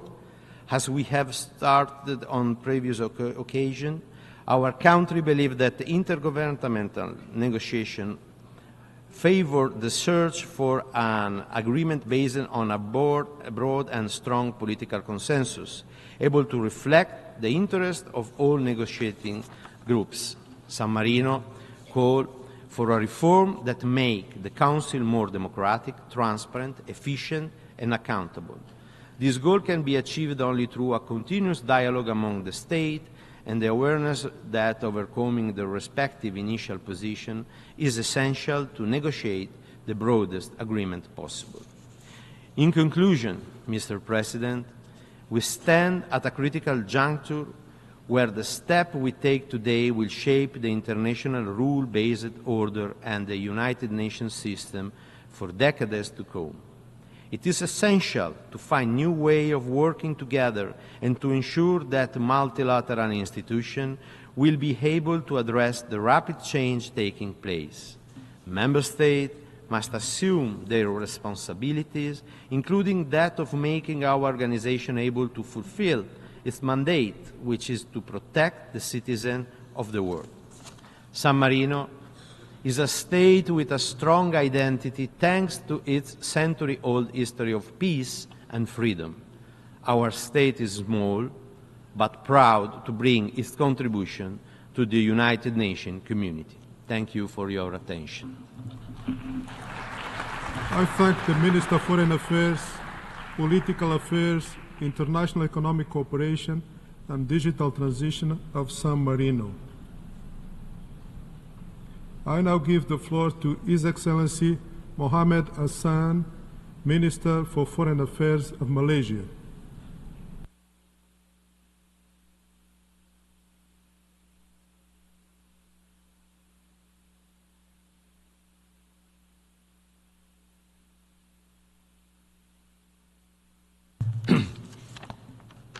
Bismillahirrahmanirrahim. Excellency, Mr. President, thank you for this opportunity to address the 79th session of General Assembly. Representing Malaysia, I stand before you today, Mr. President, reiterating our commitment to peace in line with the values enshrined in our esteemed charter. 79 years it has been since the founding of the United Nations. From the dust, the Second World War, we emerged, many of us as new nation states, with a shared goal to build a safer world. Yet, for many of us, it is not a safer world than it was 79 years ago. For many, it has only become a deadlier world. It has become a world in which war can be waged remotely and with impunity, a world in which a drone strike can fatally interrupt a lesson at school, a surgery in a hospital, or a convoy delivery humanitarian aid. We have lost, Mr. President, we have lost again these practices, yet our call for peace are repeatedly ignored and vetoed away. In other words, it is a world in which the mighty continue to silence the meek with far greater weapons than before. Nowhere does this ring truer, of course, than in Gaza. We stand at a critical juncture in world history on the failure of global governance to address the genocide of Palestinians. And it has echoed across the world on the abysmal response by world leaders to end these horrendous crimes. Yet, there are also many of us who have pursued justice for the people of Gaza. For almost 1 year now, we have raised our voices in protest and sought to establish a ceasefire. Again and again, our voices have been shut down in the Security Council through the power of veto. It is clear the mechanisms of Security Council have been abused to enable mass atrocities. Our failure to establish a ceasefire is no longer justifiable. We have run out of excuses, Mr. President. It is time to address the problem. The veto should not be exercised at will. There must be an exception in cases of crimes against humanity and attacks of civilian infrastructure. We must commit ourselves towards reform United Nations. Justice begins with ending impunity and ensuring accountability. For this to be realized, the undemocratic veto must be limited or abolished altogether. The humiliating paralysis of Security Council must be corrected through the empowerment of this General Assembly, where the voices of the majority prevail. Understand this, our willingness to reform is a matter of life and death of countless innocent people. There are children dying between missile strike and between the words that we speak today. Mr. President, the theme of this General Assembly session is leaving no one behind. In the spirit of this effort, it fills us with hope to see the state of Palestine seated among us today. Malaysia lauds the 143 member states for their support in extending the UN's principle of equality among nations to the state of Palestine this year. And we strongly urge the remaining minority to join the majority. It is time to realize Palestine's right to statehood and full membership in this assembly. It is only through the elevation of dialogue and diplomacy that we can seek a long-lasting solution, not through collective punishment, not through man-made famine, and not through impunity and disregard for international law, Mr. President.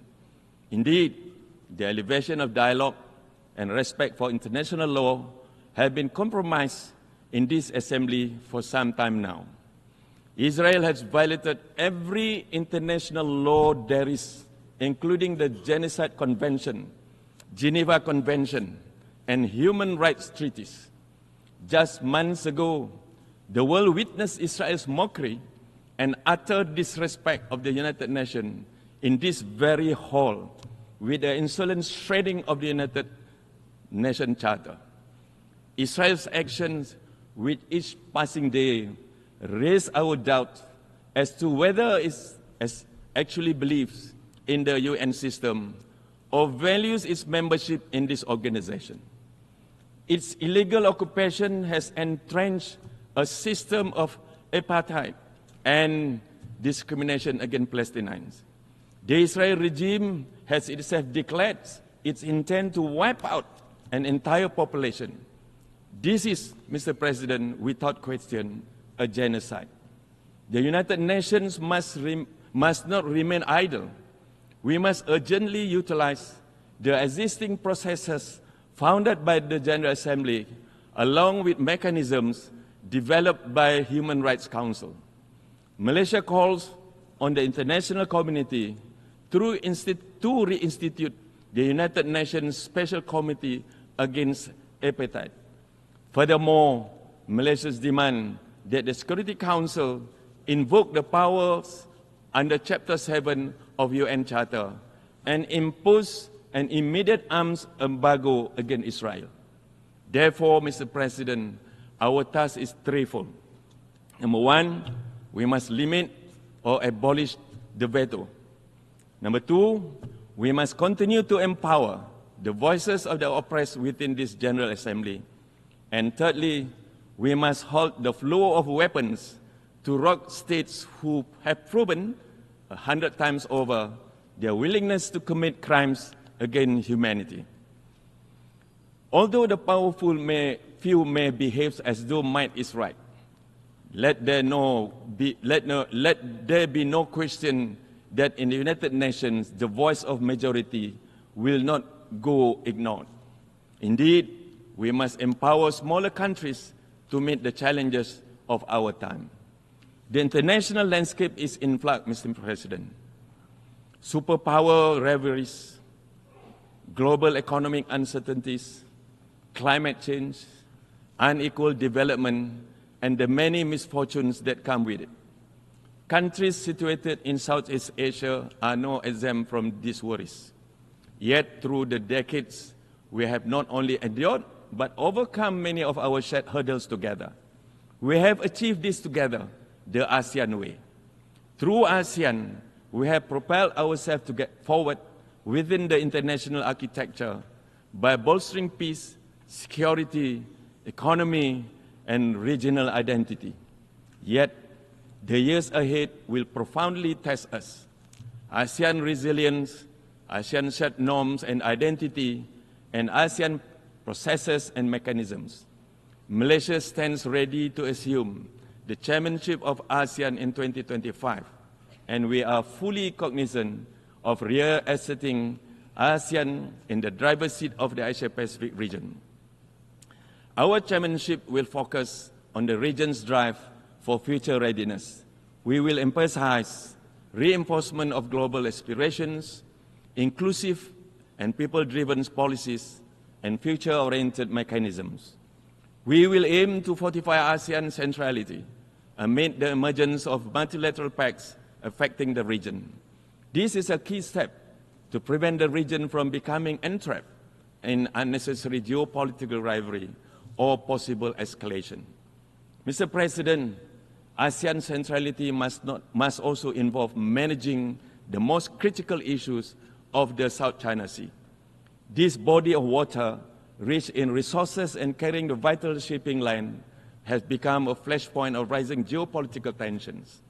Escalation of rhetoric is a dangerous path to follow. We must not allow the situation to become dominated by growing distrust. This benefits no one. It only further undermines security and destabilizes global trade. We must collectively pursue a different vision of South China Sea, a future in which this region is a zone of peace, stability, and cooperation. We must adopt a collaborative approach embedded in diplomacy and dialogue. Thus, I call upon all countries to abide by the UNCLOS in the conduct of maritime governance. We must prioritize peaceful coexistence. This is also one of the many reasons the member states must continue to work together with regards to Myanmar. We will push for stronger humanitarian assistance and adherence to the ASEAN 5-point consensus to seek solutions. We will do it as one. The diversity of our region, far from being an obstacle, is symbolic of our power to build bridges. It goes without saying, Mr. President, that our stewardship of ASEAN will therefore emphasize continuous dialogue with our partners, as well as the adaptability needed to engage with different challenges and stakeholders.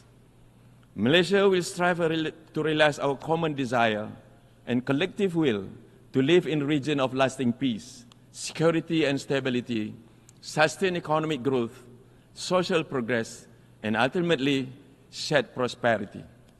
Yes, shared prosperity, Mr. President. This is the ghost of geopolitics, Mr. President, often spoken but never seen. Mr. President, the countries of the Global South have continued to be marginalized and remain underrepresented on many fronts. Global socio-economic development, climate mitigation efforts, education, health, and infrastructure development. International mechanisms fail to adapt to current realities, often isolating and penalizing developing countries, placing the burden of environment guilt onto them while disregarding our very real needs. The lack of infrastructure, technology, and resources has prevented developing countries from fully engaging in international systems and aspirations. One of the primary challenges, Mr. President, is equitable access to financing for development. Innovative and new models of financing for development that drive sustainability, conservation, climate action, and achievement of SDGs should be part of new multilateral solutions. The climate crisis may be the most pressing challenge of our time. It is no longer a distant threat. It has flooded our doorstep, Mr. President. It transcends borders by disrupting economies and displacing entire communities. The scientific data has spoken. We are witnessing unprecedented level of warming, extreme weather, and devastating impacts of rising sea levels. National efforts alone will not suffice. The climate crisis requires global solution in the form of climate financing, technology transfer, and capacity building. We must continue to push for a just and equitable approach, the meeting of the development needs of the Global South. At the same time, Malaysia advocates the importance of Global South unity. We have a broader vision of promoting peace, development, and stable multipolar order through the empowerment of the voices of the South. The countries of the Global South hold massive potential to further the pursuit of peace and justice around the world, through solidarity among developing nations and through mutual support and understanding. This is fundamental to ensure fair and equitable progress for all. The Global South demands your attention, Mr. Chairman. We must not leave anyone behind. Unfortunately, global trends are pointing at the opposite direction. Around the world, we are witnessing an upsurge in hate speech and violence toward minorities. The past few years have been shadowed by the rise of Islamophobia in particular. We are appalled by the alarming trend of hatred, intolerance, and acts of violence against Muslims. This cannot continue, Mr. President. In the era of globalization, there is room for everyone to coexist. And it is our job, under the banner of a united world, to ensure that peace will prevail. We must take action now. Malaysia urged for the prompt appointment of the UN Special Envoy to combat Islamophobia. We stand ready to support any efforts undertaken by the UN towards nurturing dialogue between communities that will promote worldwide acceptance and understanding. While Islamophobia is a threat to Muslims, broader issues of hatred against the followers of any religion will undermine the universal values of justice and peace that we all vowed to protect. Mr. President, we stand on the eve of the 80 years of United Nations. We have achieved wonders together. Ours is a story of the modern successes of humankind. Together, we have delivered food to the starving. We have eradicated diseases. We took decisive actions against apartheid and in the 20th century, and we must do it again now. Let our commitment to justice never fail, no matter how formidable the task.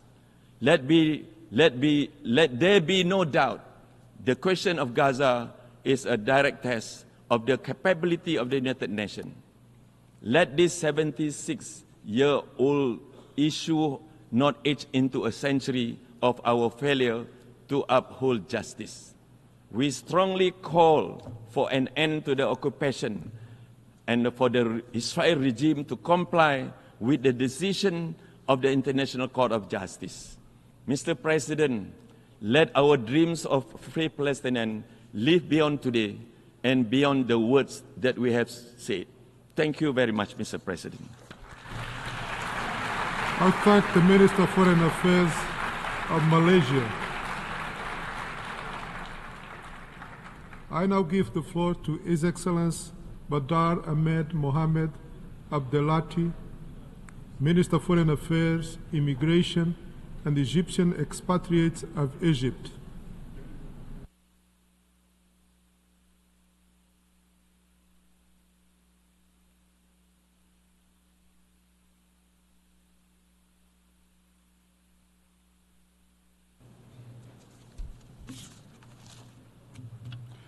شكرا جزيلا.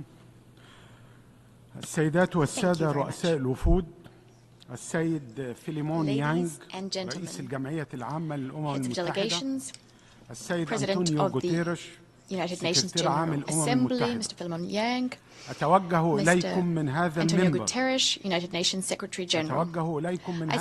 الموقر في ظرف دقيق ووسط أزمات مركبة تعصف بمنطقة الشرق الأوسط والعالم، حاملا رؤية مصر المتأصلة في التاريخ والمتوجهة صوب المستقبل، الرؤية التي عركت التحديات والحروب واتخذت السلام والعدل والعمل منهاجا لها لبناء إقليم وعالم يسعى الجميع بحرية وكرامة وعدالة.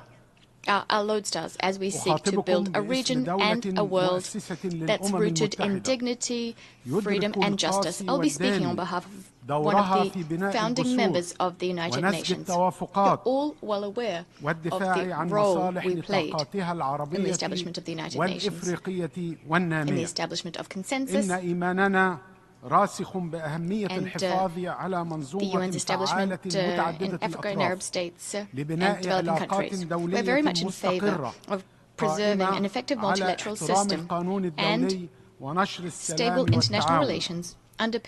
من هذا المنطلق نجد لزاما علينا أن ندق ناقوس الخطر في الظرف الدولي الراهن. It is necessary to ring alarm bells at this specific moment, given that the international system established roughly 8 decades ago is currently showing its structural shortcomings, threatening its very existence, and this owing to ineffectiveness, inequality, and growing recourse to double standards. Young people world over are asking legitimate questions about the usefulness of the international multilateral system. And would it yield for today's world in terms of peace and security? Is it helping to eradicate poverty and hunger? Is the system protecting us against climate change? Is it helping to build knowledge? Is it helping us to adapt to technological changes? We're seeing occupation, terrorism, killing and destruction. Is this being prevented? Is the system unified? Is it transparent?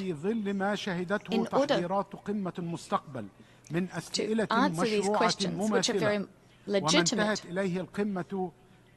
and they were addressed, in fact, during the preparations for the Summit of the Future. In fact, one of the outcomes of the Summit of the Future is very positive. It was a positive step towards revitalizing and rendering more effective the international multilateral system with the United Nations at its heart. If I may, I'd like to sketch out our vision for restoring trust and credibility and combating double standards. A vision which can help us to renew our multilateral system and bolster its capacity for building a brighter future for our people. It's underpinned by 5 key principles. First of all, we must recognize that there is no alternative to the multilateral system. Global challenges are interdependent. They know no borders. They go beyond the capacity of any one state or any group of states to address them. Thus, it's necessary to recognize that the integrity of the United Nations, underpinned by its legitimacy and its very existence, all of this is at stake. Israel's brutal aggression against Gaza, underway for almost a year now, as well as the current attack on the West Bank, are shameful. They place shame on the international community and its institutions, which are unable to do the bare minimum to put an end to this aggression. The international community took months to start asking for an end to this brutal aggression.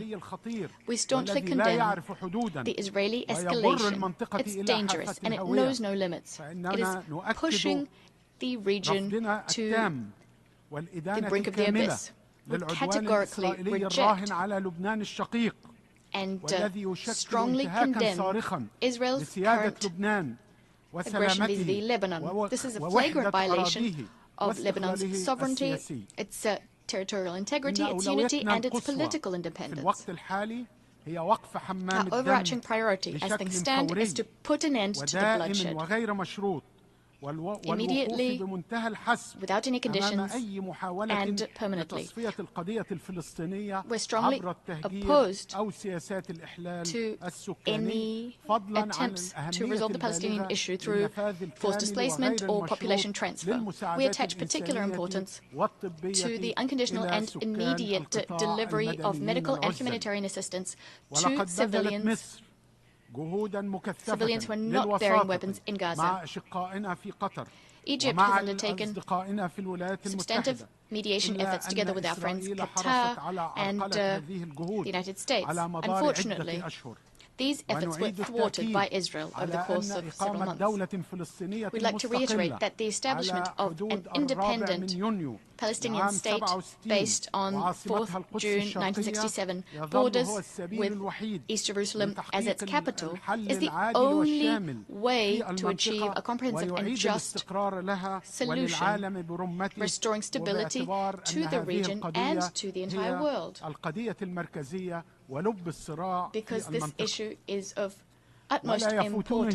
It lies at the very heart of the conflict in the region. I cannot but commend the Secretary General for his very courageous stance, which shows that he's shouldering his responsibility. I'd also like to extend our gratitude to all UN leaders and UN agencies, specifically UNRWA. We extend our condolences to the families of those martyred UNRWA personnel who fell during their duties and others who fell owing to the Israeli occupation. We want to put an end to the war machine, to put an end to the destruction, which is in violation of international law. Next, we need effective participation, not a fig leaf of participation. Participation is not a gift. It's not a gift given to other states. It's the very foundation, the prerequisite for an effective response that the international community can mount to successive crises plaguing the international system, so as to ensure that common ownership is taken of international decisions. Furthermore, we cannot accept that Africa and Arab states to date have no permanent representative on the Security Council nor enjoy the related prerogatives. We endorse the said declaration and the Eswatini consensus to repair the historical injustice done to the African continent. Genuine participation is only possible if there is deep-rooted reform of the international financial architecture and of international financing institutions. We must modernize multilateral development banks and their practices and bolster access of developing countries to concessional funding, especially in the face of crisis. We support the SG's appeal to make the Bretton Woods institutions fairer to developing states. There is no alternative to a common approach so as to address growing sovereign debt of developing countries. This can be done by buttressing existing mechanisms, strengthening their effectiveness, but also establishing new mechanisms helping low and middle-income countries. What's also important is debt swaps. These must be broadened so as to address debt distress and help these countries achieve sustainable development. Economic justice can only be done if we place the priority on Africa's development. This is how we can guarantee that we prevent conflict and ensure lasting peace. When we held the presidency of the Steering Committee of the Heads of State and Government, of the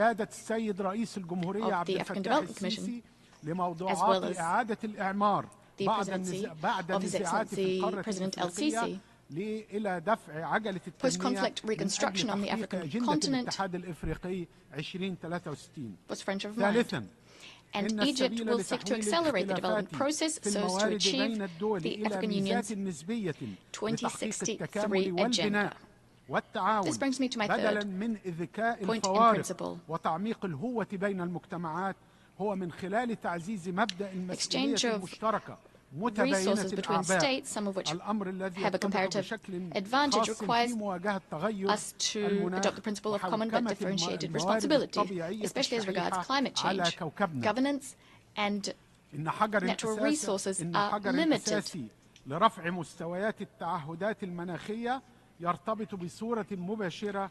Mounting climate challenges is clearly linked to, and our ability to solve it is clearly linked to the types and amounts of financial assistance that's provided, as well as the technologies that are made available for climate challenges to be tackled at the national level. National ownership of climate projects is a guarantee that we align domestic priorities with the Sustainable Development Goals with due regard for the environmental, economic and social dimensions, ensuring that the transformation, the green transition, is equitable and does not scupper our efforts to eradicate poverty. This was our priority at COP27 in Sharm el-Sheikh. Our compass, our North Star, as we seek to achieve effective and practical solutions, is the agreement on the loss and damage mechanism, which aims to help developing countries which are hardest hit by climate change. Fourth, the principle of participation and shared responsibility goes hand in hand with a rejection of unilateralism in the management of global resources and the settlement of disputes that stem from these resources. For instance, transboundary watercourses is a case in point. There's a global water crisis that's affecting Egypt.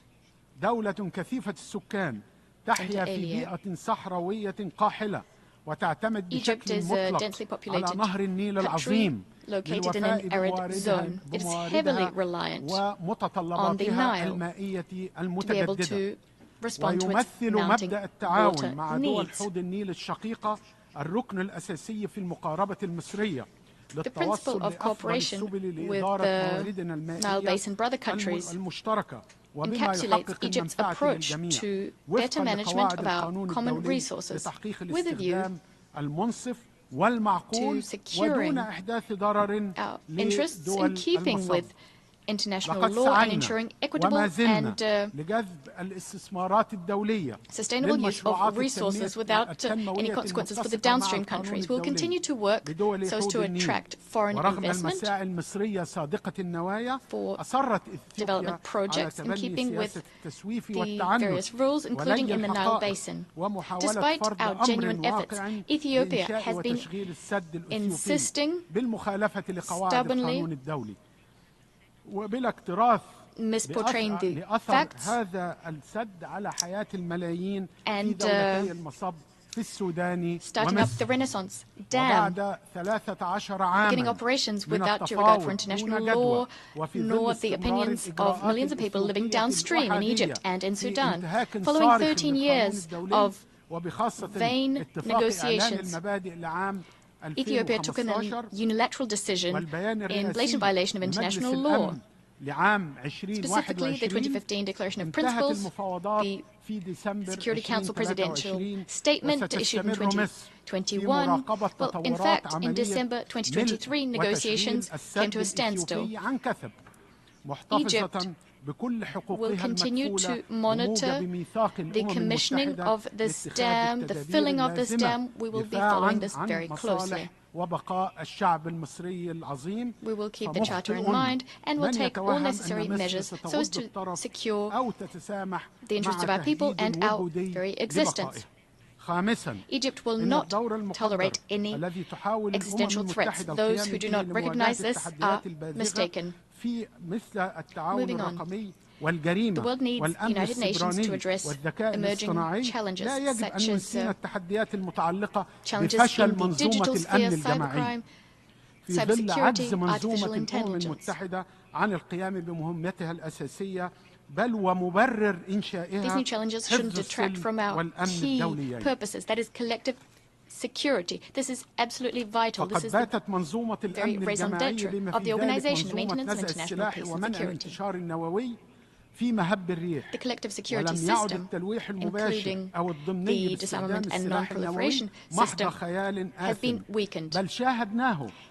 Direct or tacit threats of use of nuclear weapons is no longer a chimera. It's a direct threat. We've seen this in the war in the Gaza Strip. We're seeing this day in, day out.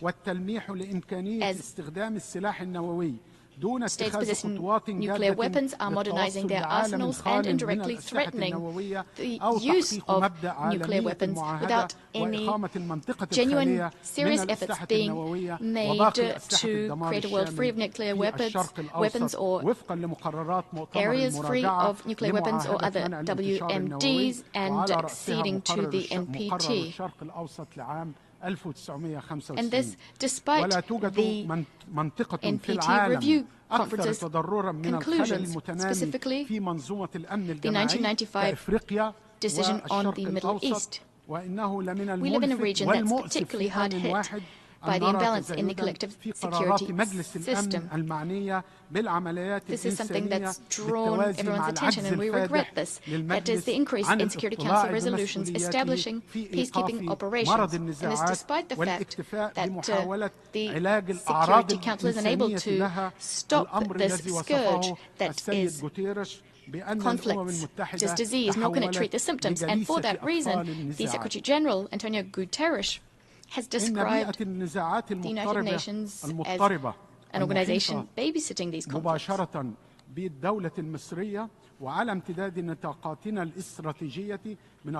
Speaking of conflicts and upheavals in neighboring countries, as well as throughout the North Mediterranean, all the way through to the Horn of Africa in the south, we are particularly committed to strengthening the UN's role so as to address the root causes of conflicts. We need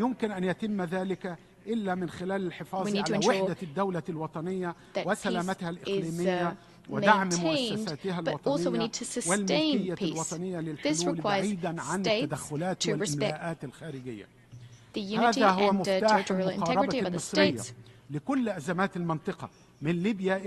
also need national ownership of decisions without anything being imposed by external actors.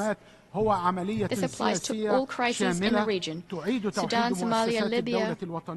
The way to resolve crises is to strengthen state institutions through comprehensive political processes so as to fill these political and security vacuums, which are being exploited by some political and confessional forces, by regional and international parties who want to extend their influence at the expense of people and states in the region. Egypt would like to reiterate the importance of supporting an overarching political process so as to address the crisis in Sudan with due respect for the sovereignty, unity and territorial integrity of that country, Sudan. We must also preserve its institutions, its national state bodies. We support the political settlement in Libya with national ownership thereof. The transition should proceed with parliamentary and presidential elections held concurrently and as swiftly as possible. We are hopeful that by pooling our efforts and endorsing the new UN mission in Somalia, we'll be able to preserve security and stability in that country in keeping with what its people and its government want. We condemn all unilateral measures threatening Somalia's unity, its sovereignty, extending across its territory. Egypt attaches particular importance to capacity building in our brother nations across Africa, together with the United Nations, through the International Conflict Settlement Center, as well as the Egyptian Partnership Agency that works on development. Egypt is committed to working hand in hand with our regional and international partners so as to restore equality and to combat double standards, as well as international hypocrisy, and to revitalize the international system, the multilateral system, implementing the various principles I enumerated in keeping with the principles enshrined in the UN Charter. We will be shouldering our responsibilities as part of the humanitarian response that must be mounted to address crises in our region. We're the third country in terms of refugee applications in 2023. Under the leadership of our President El-Sisi, we've been bearing the brunt of the burden, supporting our brothers from other Arab states and African states. Over 10 million refugees are currently being hosted in Egypt. However, there are certain limits which cannot be exceeded because of the burden this implies. The international community is therefore duty-bound to fill the funding gap and to mobilize the requisite resources so as to address the issue of humanitarian operations and meet the needs of refugees fleeing conflict in various countries. Despite international crises and challenges coming one after the other, and the ongoing rise in the number of migrants, Egypt will continue its efforts so as to bolster its human capital. We will do this through a national dialogue. We are prioritizing human rights and democracy. And we're not doing this to please external players. We're doing this to fulfill the aspirations of our people, young people, as well as women, so as to achieve gender parity as well. We've just adopted the first national action plan on women, peace and security. We will be implementing our national strategy on human rights. Furthermore, we'll continue working to maintain peace and security in our region and the world over, inspired by the values of the Egyptian civilization, a majestic, long-standing civilization. Our young people will take forward this vision. They're the ones who will craft the future and preserve human lives without any discrimination on the basis of race, gender, or otherwise, all within the international multilateral system. I thank you. I thank the Minister of Foreign Affairs, Immigration, and the Egyptian expatriates of Egypt. We have heard the last speaker in the general debate for this meeting. The 16th plenary meeting to continue with the general debate will be held immediately following the adjournment of this meeting. The meeting is adjourned.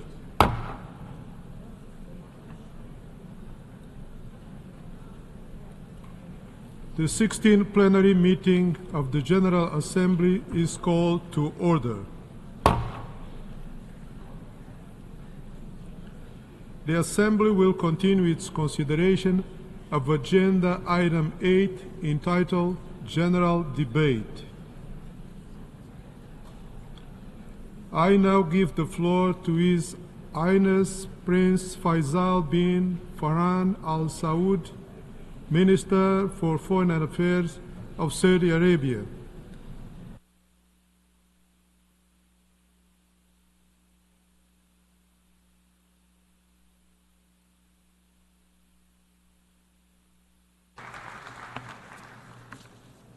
بسم الله الرحمن الرحيم. In the name of God, the merciful, the compassionate, President of the United Nations General Assembly, ladies and gentlemen, may the peace of God and blessing of God be upon you. Please allow me to congratulate, first of all, His Excellency Mr. Philemon Yang upon his election to head up the 79th session of the UN General Assembly. We also congratulate Mr. Dennis Francis for the efforts that he made during the previous session. I also wish to seize this opportunity to thank the United Nations Secretary General Mr. Antonio Guterres for the tireless efforts that he's making in order to achieve the goals and aspirations of the UN Charter. President, the Kingdom of Saudi Arabia, since we participated in the creation of this organization, has been striving to make efforts to make the promises of the UN Charter an absolute reality. Establishing respect for international law, achieving international peace and security, and supporting channels for international multilateral actions in many different areas. In this regard, the Kingdom participated in the drafting of the Pact for the Future that was agreed on by the leaders of the world this week. We believe that this pact, the Summit for the Future in general, is an opportunity to renew our collective principles to strengthen cooperation to achieve peace and security and sustainable development for future generations. In the Kingdom of Saudi Arabia, we are seeking to strengthen the role of international financial institutions to ensure an economic recovery. President, the world is seeing a high pace of crisis, and unfortunately, we are just looking at managing these crises rather than finding concrete solutions. This is a situation of laxism in international efforts and also a situation of selectivity in the application of international law and international humanitarian law, which has led to an exacerbation of violence and conflicts and is threatening the principles of the UN Charter and undermining common actions to find peaceful solutions. Peaceful solutions that will enable us to spare the lives of civilians and to put an end to fighting and ensure peace and international and regional development. In this context of tensions between countries, we wish to warn against political polarization. We need to open up dialogue and strengthen dialogue and cooperation between states, enabling us to strengthen international peace and security. In this regard, we categorically reject all crimes perpetrated by Israel against the kindred Palestinian people. The most recent crimes committed against civilians, defenseless civilians, is just one chapter in the story of suffering by this brother people who have been suffering for decades now. These barbaric Israeli practices started last year has cost the lives of tens of thousands of Palestinian civilians, in particular women and children. We are seeing bombing, murder and destruction. This is a real humanitarian catastrophe and it is continuing to get worse. It is necessary to halt this aggression. For this reason, the Kingdom of Saudi Arabia hosted the Joint Arab-Israeli Summit in November 2023. We saw the participation of heads of state and government of member countries of the Arab League and the Organization for Islamic Cooperation. We worked to adopt resolutions and decisions that reflect the will of Arab and Muslim people and to stop the bloodshed, to ensure unhindered humanitarian access and to realise the legitimate demands of the Palestinian people, in particular the creation of an independent state. The Ministerial Committee tasked by this summit to engage in visits has called upon the international community to put an end to Israeli aggression and protect civilians. That's why we welcome the adoption by the General Assembly on the 10th of May 2024 of a resolution that states that the State of Palestine fulfills all the conditions to become a fully fledged member state of our organisation, and we welcome the decision of Norway, Spain, Ireland, Slovenia and Armenia, who have recognised the brother country of Palestine. We call upon other states to bilaterally recognise the State of Palestine and to act together in order to recognise the State of Palestine as an independent state. That's why we announced with our partners and ministerial committees with Norway and the European Union, we have announced the creation of a coalition to promote the two-state solution. We call upon all states to join us in this initiative. Mr. President, we have provided more than $5 billion American dollars in aid to the kindred Palestinian people since the مساعدات إغاثية إنسانية تقارب 185 مليون دولار أمريكي وتم التوقيع على اتفاقيات مع عدد المنظمات الأممية والدولية الإنسانية لتنفيذ مشاريع إنسانية بمبلغ يزيد على 106 مليون دولار أمريكي وسوف تستمر المملكة بدعم وكالة الأونروا لتمكينها من تقديم خدماتها الإغاثية وتوفير الغذاء والدواء والاحتياجات الإنسانية للأشقاء اللاجئين الفلسطينيين حيث بلغ إجمالي دعم المملكة لوكالة الأونروا ما يزيد على $1 مليار أمريكي وترحب المملكة بالرأي الاستشاري الصادر من محكمة العدل الدولية بشأن سياسات وممارسات إسرائيل في الأراضي الفلسطينية وتأكيدها عدم قانونية الوجود الإسرائيلي على الأراضي الفلسطينية المحتلة منذ 57 عاما وتؤكد المملكة ضرورة القيام بخطوات عملية وذات مصداقية للوصول إلى حل عادل وشامل للقضية الفلسطينية مبني على قرارات الشرعية الدولية ومبادرة السلام العربية بما يكفل حق الشعب الفلسطيني الشقيق في إقامة دولة مستقلة على حدود عام 1967 enabling the Palestinian people to establish an independent state with pre-1967 borders with East Jerusalem as its capital. The prevalence of impunity, the lack of respect of legal obligations is encouraging Israel to continue its escalation. This escalation will have no positive impact on any party at all. It also risks having negative repercussions for the entire region. That's why we affirm the fact that it is necessary to preserve the stability of Lebanon and to respect its sovereignty in line with international law and in line with relevant UN Security Council resolutions. We are aligning with international efforts to bring in an immediate ceasefire and to find a lasting diplomatic solution. We call upon all parties to show wisdom and to show restraint in order to avoid a true war from breaking out in the region. Mr. President, the Kingdom has taken key measures in order to ensure appeasement and development in our region. We have concluded an agreement with Iran to restore our diplomatic relations based on the respect of sovereignty and non-interference in internal affairs, also on the respect of the UN Charter, working with the Organization for Islamic Cooperation also to establish peace and security in our region. We hope that Iran will cooperate with the international community, in particular vis-à-vis its nuclear program and its ballistic missile program.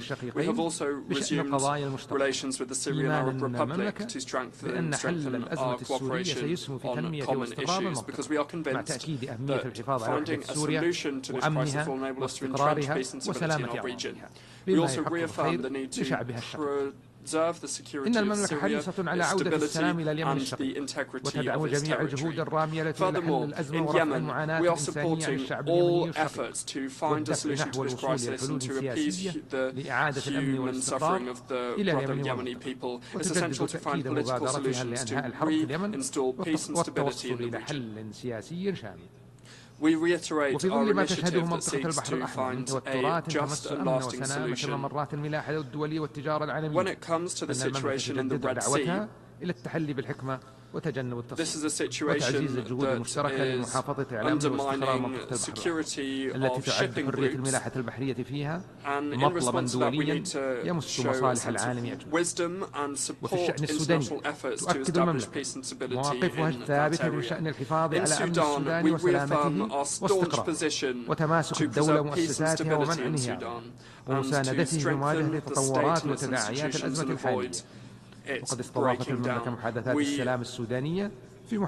Kingdom of Saudi Arabia hosted the Sudanese peace talks in Jeddah to this end. We call to a peaceful situation, put an end to military operations and to provide humanitarian aid. We are working to continue the Jeddah talks, engaging in Jeddah talks in terms of peace and stability in Afghanistan, Afghanistan cannot be left by the waysides of its region and the international community or be a prey to terrorists. That's why it's necessary to put an end to the humanitarian and security situation in Afghanistan that is providing fertile ground to different groups and militias to continue their activities. Now, moving on to the Russian-Ukrainian crisis, we must put an end to this crisis and contain its repercussions. His Royal Highness, the Crown Prince, may God protect him, is continuing to work to this end, and we have announced the freeing of several prisoners of different nationalities. We hosted a meeting of different officials from different countries with the participation of several different states and international organizations. We stand ready to continue our mediation efforts between the parties to the conflict. President, drawing on our Vision 2030, we aspire to fulfill the needs of future generations for empower women and youth, and to build bridges with the world. Through our development approach, we aspire to achieve global development, focusing on people, preserving their rights, their dignity, and allowing them to achieve their aspirations. Mr. President, on the energy front, we are working to achieve energy security and to guarantee access to energy at reasonable prices and to mitigate the effects of climate change. We seek to ensure stability in international markets, the international oil markets, and to guarantee access to this energy and guarantee security in the supply chains in order to ensure a prosperous international economy. We are also fighting against climate change, in particular by adopting a holistic approach to the energy transition. بحيث يتم تحقيق أهداف اتفاقية الأمم المتحدة الإطارية بشأن تغير المناخ واتفاقية باريس عبر الاستفادة من جميع التقنيات التي تسهم في معالجة انبعاث الاحتباس الحراري من جميع المصادر بما فيها البترول والغاز اللذان سيستمران جزءا محوريا من مزيد الطاقة العالمية لعقود الآتية. وفضلا امتلاك المملكة للتقنيات التي مكنتها من أن تكون من أقل الدول في مؤشر كثافة انبعاثات الكربون والميثان في عمليات البترول والغاز، فإنها تواصل تطوير منتجات طاقة أخرى منخفضة الابتعاث. وفي هذا الصدد تعمل المملكة على بناء مجمع لالتقاط الكربون ونقله وتخزينه في مدينة الجبيل الصناعية بطاقة التقاط وتخزين تصل إلى 9 ملايين طن سنويا من ثاني أكسيد الكربون بحلول عام 2027، وبطاقة القصوى تصل إلى 44 مليون طنا سنويا بحلول عام 2035. السيد الرئيس، تدعم المملكة أهداف التنمية المستدامة والتعاون الدولي لمواجهة تحديات التغير المناخي، وأعلنت المملكة عن القمة السعودية الإفريقية في الرياض عن تخصيص ما يقارب 50 مليار دولار أمريكي لدعم هذه الجهود، وأطلقت عدة مبادرات رائدة تعتمد على نهج الاقتصاد الدائري للكربون مثل مبادرة السعودية الخضراء ومبادرة الشرق الأوسط الأخضر، بالإضافة إلى الاستثمار في أفضل تقنيات خفض الكثافة الكربونية وزيادة مصادر الطاقة المتجددة في مزيج الطاقة الأمثل لإنتاج الكهرباء وإنتاج الهيدروجين النظيف، وهي عازمة على أن تكون منتجا ومصدرا رئيسيا لهما في العالم. كما تدعم المملكة مشاريع متعددة تهتم بترشيد الاستهلاك ورفع كفاءة الطاقة والمحافظة على الحياة الفطرية واستدامة الثروة المائية والحياة optimize the consumption of energy, ومن هذا and المنطلق to استضافت preserve المملكة اليوم العالمي للبيئة عام 2024 التابع لبرنامج الأمم المتحدة للبيئة، وسوف تستضيف مؤتمر الأطراف لاتفاقية الأمم المتحدة لمكافحة التصحر كوب 16 نهاية هذا العام، لتؤكد التزامها بحماية البيئة ومقاومة ومكافحة الجفاف والتصحر. وتسلمت المملكة ملف استضافة المنتدى العالمي الحادي عشر للمياه 2027.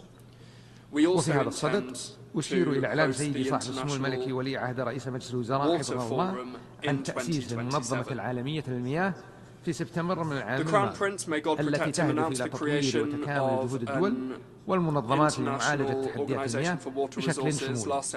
السيد الرئيس، إن المملكة حريصة على العمل نحو الوصول إلى عالم خالي من الأسلحة النووية وشرق أوسط مستقر.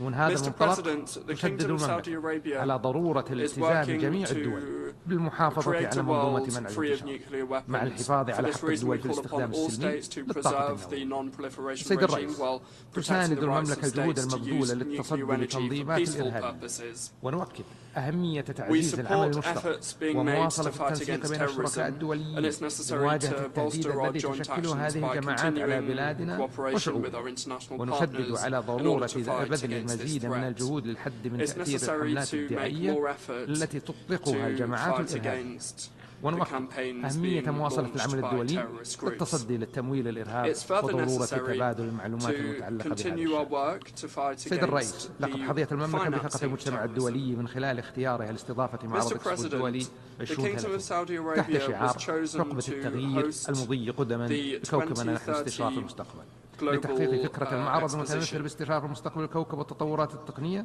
المفيدة مع التركيز على أهداف التنمية المستدامة.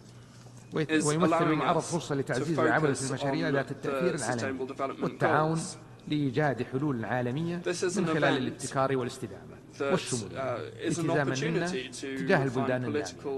وتعرب المملكة عن شكرها وتقديرها للدول التي دعمت استضافتها لهذا الحدث العالمي. ختاما، نتطلع إلى أن تسهم جهودنا في إيصال رسالاتنا وقيمنا ومبادئنا للعالم في جو يسود الاحترام والشراكة لبناء مستقبل أفضل للبشرية جميعا. والسلام عليكم ورحمة الله وبركاته. I thank the Minister for Foreign Affairs of Saudi Arabia. I now give the floor to His Excellency Mulambu Amakuni Ayambe, Minister for Foreign Affairs and International Cooperation of Zambia.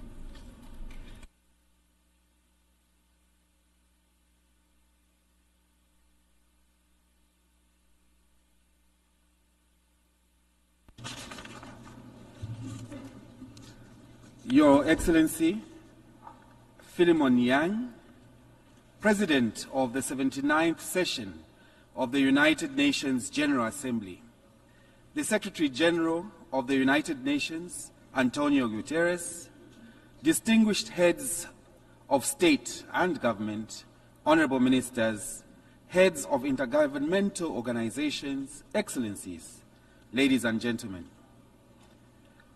I congratulate you, Your Excellency, on assumption of the presidency of the 79th session of the United Nations General Assembly and assure you of Zambia's cooperation during your tenure.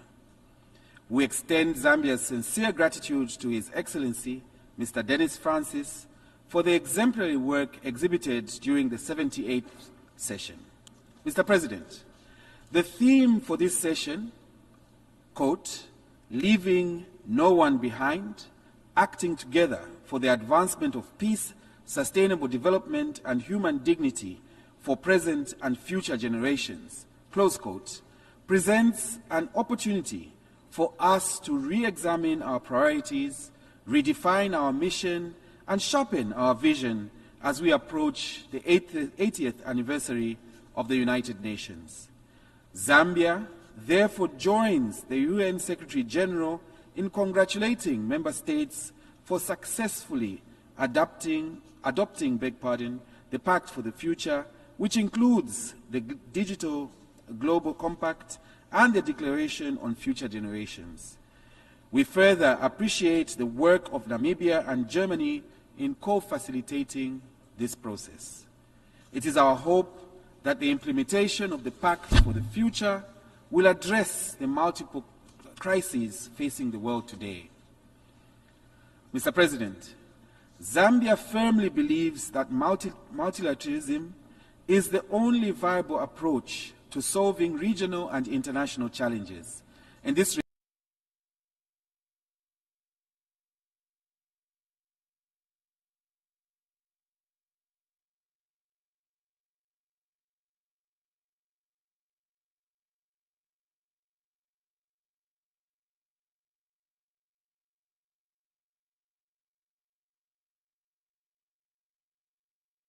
peace is increasingly threatened by the growing and sustained geopolitical tensions. As member states that share the ideals upon which the United Nations was founded, we must resolve to correct this course and uphold the principles enshrined in the UN Charter. The impact of conflict in some parts of the world has been felt across Africa through disruption, soaring prices of key commodities such as energy and other inputs of trade and production, resulting in increased cost of living. Zambia, like many other developing countries which are predominantly import dependent, has not been spared. It is therefore crucial that we address the root causes and structural drivers of conflict and promote peace-building efforts. We call for all warring parties to exercise restraint and flexibility for the sake of millions of civilians who are casualties of war and conflict. This call is particularly relevant for the raging conflict in the Sudan, the Middle East, and Ukraine.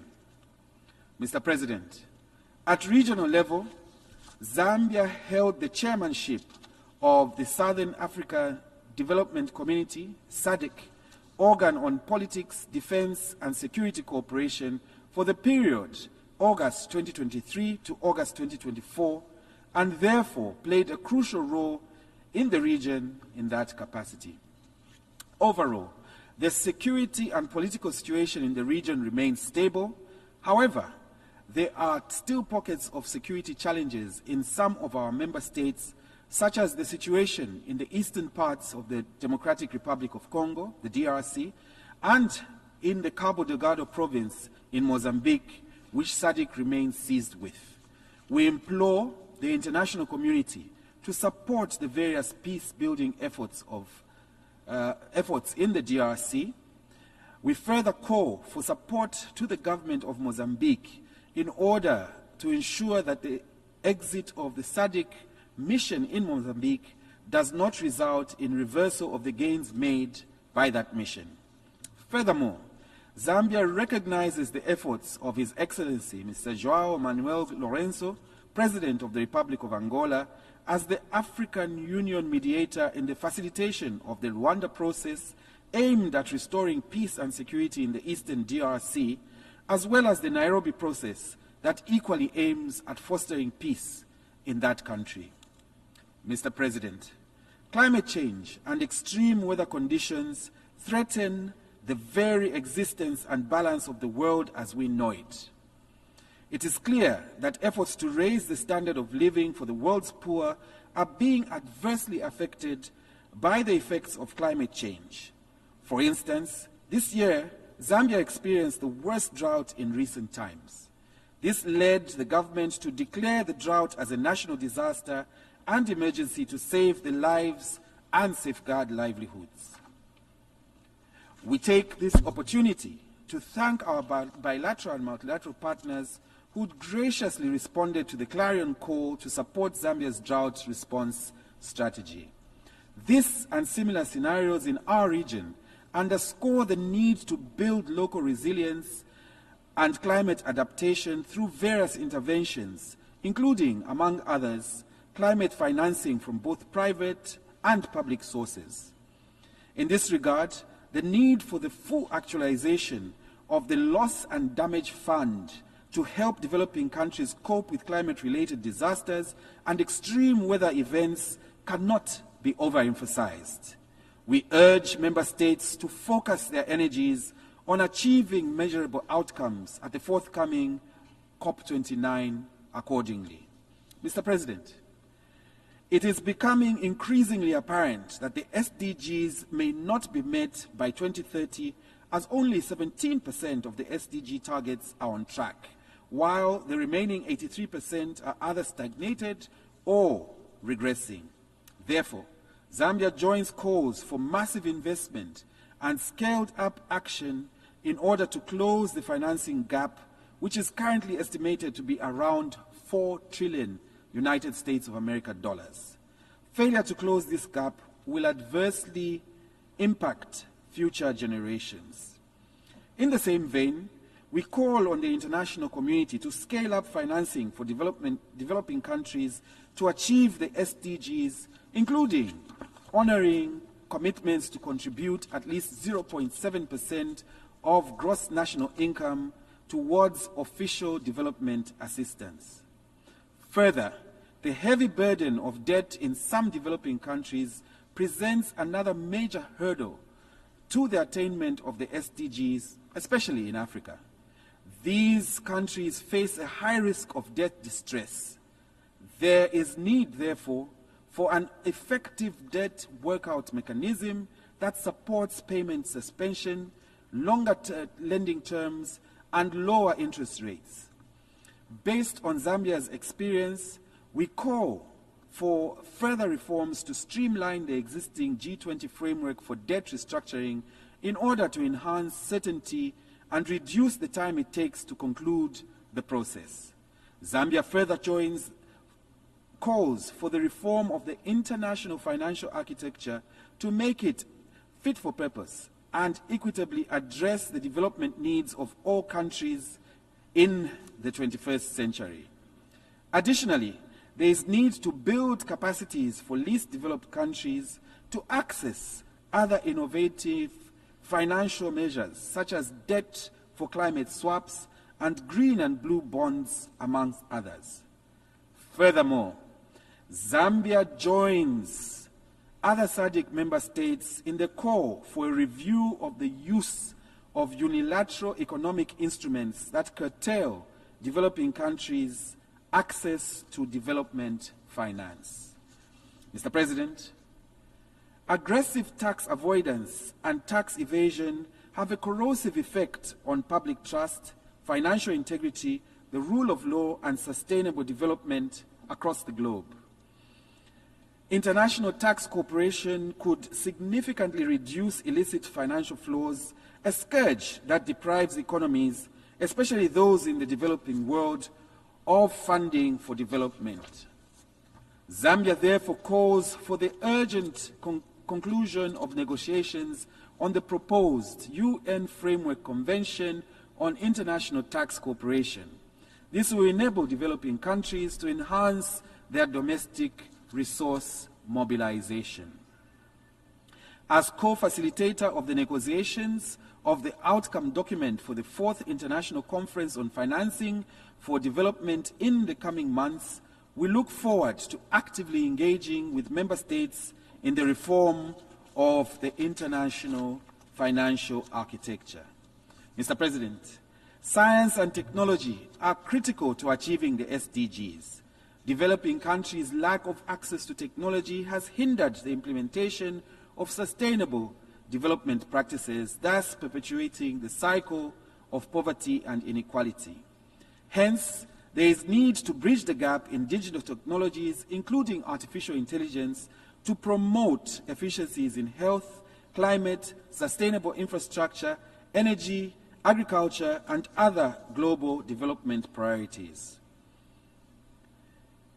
In this regard, we call for enhanced international cooperation to support developing countries to integrate technology through capacity building, technology transfer on mutually agreed terms, information exchange, and investment in research and development. Alongside the Pact for the Future, member states adopted a global digital compact. Zambia was honored to partner with Sweden in leading negotiations of this historical document. Mr. President, As part of its efforts to accelerate the attainment of the SDGs by 2030, Zambia has been implementing policies and programs aimed at creating a strong and resilient health system, reducing inequalities, eradicating poverty, and empowering women and girls. This is also consistent with the implementation of the International Conference on Population and Development Program of Action. Zambia welcomes the Declaration on Future Generations, which seeks to secure the well-being of future generations, in particular, their participation in decision-making. To reap the demographic dividend, Zambia continues to call for significant investments in the growing youth population, currently standing at 82% below the age of 35. Increased investments are needed in education, health, and empowerment of young people so that they can meaningfully contribute to the achievement of the SDGs. Mr. President, child and early forced marriage is a harmful practice that disproportionately affects girls, hindering their education, health, and overall well-being. In this regard, Zambia continues to make strides in the campaign to end child marriage by 2030 and safeguard the rights of girls by enacting relevant legislation to address this vice. President Hakainde Hichilema, being the African Union champion on ending child marriage, Zambia is pleased to report that the campaign is growing from strength to strength, with 32 of the 54 countries on the continent having launched national campaigns to end child marriage. However, more needs to be done. We call on all partners to join efforts and raise our voices to protect our children to end this harmful practice by 2030. Mr. President, in the face of the present geopolitical realities and calls to strengthen multilateralism, the need to reform the UN Security Council cannot be overemphasized. Reforms are necessary to make the Security Council better equipped and strengthened in its capacity to discharge its responsibilities of monitoring and safeguarding international peace and security. The representation of African states in the permanent category would correct this historical injustice that has marginalized Africa's voice and will provide a vital perspective to the Council. Time has come for the Security Council to be representative, democratic, and accountable to all member states, irrespective of status. This is essential for its integrity as the custodian of international peace. Given that Africa constitutes the second largest bloc of the UN membership, proposals to reform the Security Council should heed Africa's core as espoused in the Common Africa Position as enshrined in the Ezulwini Consensus and the CETA Declaration. In this regard, we are pleased to note that the African Union Committee of 10, the C10, and the 5 permanent members, the P5, of the United Nations Security Council held a meeting during this session of the United Nations General Assembly. Such interactions should be encouraged in order to narrow the gap on the Security Council reforms.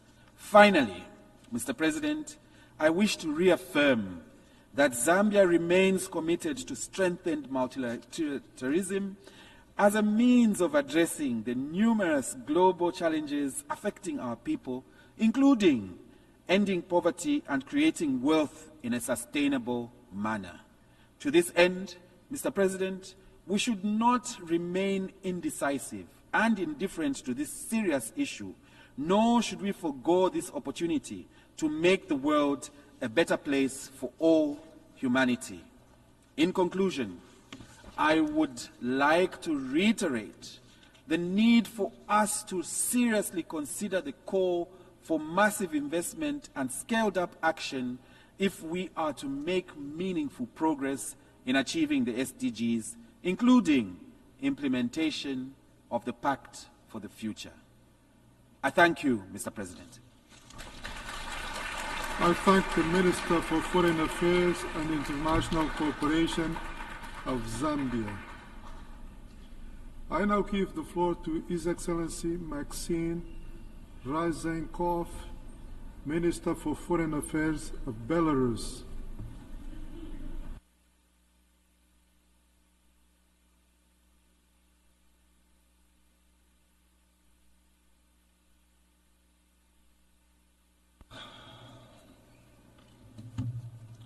Господин председатель, Mr. уважаемые делегаты, коллеги, вот уже 79 лет наши страны встречаются в этом зале, чтобы донести свою правду, обменяться лучшими практиками, поддержать важные инициативы.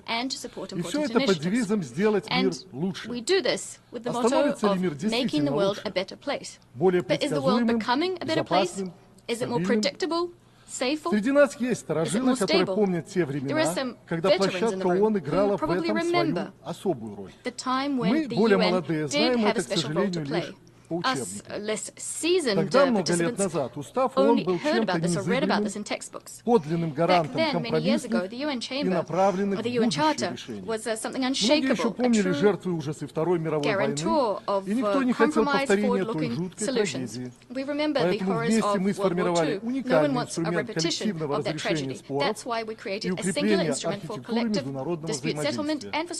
Ну да, как показала история, инструмент не во всем совершенен, that the instrument we came up with is not perfect. Just like we're not perfect, but without a doubt, it's the best we have, and the best we had back then, the best we have now. Not all issues which were decided on equivocally were implemented, and blood continues to spill as a result. For instance, Palestine, what's unfolded there is a true humanitarian catastrophe, and tens of thousands of civilians continue to die. But this does not diminish the achievements of the past century.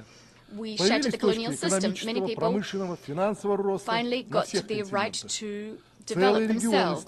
New hubs, economic, industrial, and financial, appeared across all continents. Entire regions came out of the shadows of hunger and epidemics. The UN's peacekeeping activities help to prevent bloody conflicts or to put an end to them. UN Blue could be seen everywhere where development problems were being resolved. But what's happening now? Why did we have to establish a group of friends in defense of the UN Charter? Why today are we compelled to defend this document, the Charter, which should be of overriding legal importance for all of us? Why can we not use the entire UN toolkit to put the world in order? The answer is patently obvious, because a number of countries do not abide by the norms enshrined in the Charter, nor do they want to. Because for them, abiding by international law is equivalent to slowly being extinguished. Of course, when they speak from this rostrum, they do recall the Charter, but not universally so, but only to serve their egotistical interests and claims. And often they claim that others are flouting the Charter. Let me remind you, the UN law is universal. It gives everyone equal rights to develop and the rights to various benefits and technologies and resources on a non-discriminatory basis. Is this approach acceptable to the West? Clearly, no. What they're interested in is maintaining their dominance and the prosperity of their elites. In order to achieve this, they're exploiting entire nations and the resources of others, holding the rest of the world back. They're employing that principle, which is as old as the world itself, divide and conquer. It's one of the roots of many of modernity conflicts. All of the UN's principles are being put at the bottom of the pile in the interests of the vital interests of the US and their closest satellites. But if a state dares to enact their own policy to protect their people, if they try to throw off the yoke of external control over their resources, the West all of a sudden remembers all of these conventions, these paragraphs, and even the tiniest references at the bottom of them. And what's most important, anyone who disagrees with the West will be subjected to illegal sanctions and pressure. This is what's behind all of the so-called color revolutions. They resulted in suffering and upheaval for ordinary people. That's the way of the West. That's their recipe for a new world. And this recipe is generously seasoned with NATO weapons. Just think about it. Today, roughly 40 countries with a population of 2.5 billion are under illegal, unilateral, restrictive measures imposed by the US and the EU. And many people have been living under such conditions for decades. Whereas peace-loving Cuba has been in this situation for over half a century. This instrument is one that flagrantly violates entire sections of the UN Charter and international law. It scuppers sustainable development, undermines food and energy security, restricts access to world markets, and violates the right to the freedom of movement. It also has a boomerang effect on the countries who impose these measures. We're seeing in neighboring EU countries people complain about ever higher prices, on food prices, energy prices, as well as concomitant social upheavals. What do we have as a result? From the point of view of the collective West, and here I have some information taken from US sources, 72% of the world's people live in what the West calls autocracies. 20 years ago, this figure stood at 46%, again, according to their data. So has the US, has the West managed to force humanity to live according to their templates? Clearly, no. We see a clear trend. Free countries in the global South do not accept sanctions, will see others meddle in their domestic affairs, and so-called democratization will be foisted upon them. They want to develop on the basis of their own social tradition, their vision of the world, to protect their people. And today we have a global majority within which new ideas and new projects are springing up. They're strictly peaceful. They're in the interests of the entire global community, and they do not seek to restrict anyone's interests. The Chinese initiative, the Belt and Road Initiative, put forward by Xi Jinping, the initiative on global security and global civilization, the Russian and Belarusian initiative on Charter of multipolarity and diversity in the 21st century, the Indian Voice of the Global South initiative, and many others. All of these projects are geared toward establishing an entire, a unified international community in which the fate of all of the people of our planet is united, not just the fate of the golden billion. The planet united in all of its diversity, it enriches all of us. This is the way forward. This is the way chosen for the president of Belarus, Alexander Lukashenko, for our people. It's underpinned by respect, trust, sincerity, reliance, and responsibility. And in fact, when a new package of illegal sanctions was imposed on Belarus, we responded with openness and transparency, unilaterally waiving visas for EU citizens. Thousands of Europeans have used this right coming to Belarus, and they were not disappointed. If we place more trust in the UN, most peace-loving initiatives would be born and would grow within the organization, not outside it. At the same time, the world would not be threatened by fragmentation into political and economic blocs. A few words about the conflict potential of our planet. It might be somewhat unusual what I'm about to say. We're all used to third-rate series and YouTube videos. We're being taught to receive information in this simplistic way, forcing us to forget the truths which many humanists and great authors penned in the past. Therefore, I'd like to cite three Western authors, and I'd like to draw parallels with what's going on right now. A quote from Kings and Cabbages, O. Henry: "The little opera-booth nations play at government and intrigue until someday a big silent gunboat glides into the offing and warns them not to." An American ship. Next example, Graham Greene, The Quiet American. Written not that long ago. A CIA undercover operative working as a staffer at the US Embassy in Vietnam sought to enact terrorist acts so as to achieve a coup d'etat in that state in Vietnam and install a government loyal to the US. And last but not least, Kurt Vonnegut. Roughly 50 years ago, he wrote this, A Man Without a Country. He did not understand why the US and the UK, at the very end of World War II, when everything was already over, why they had to carpet bomb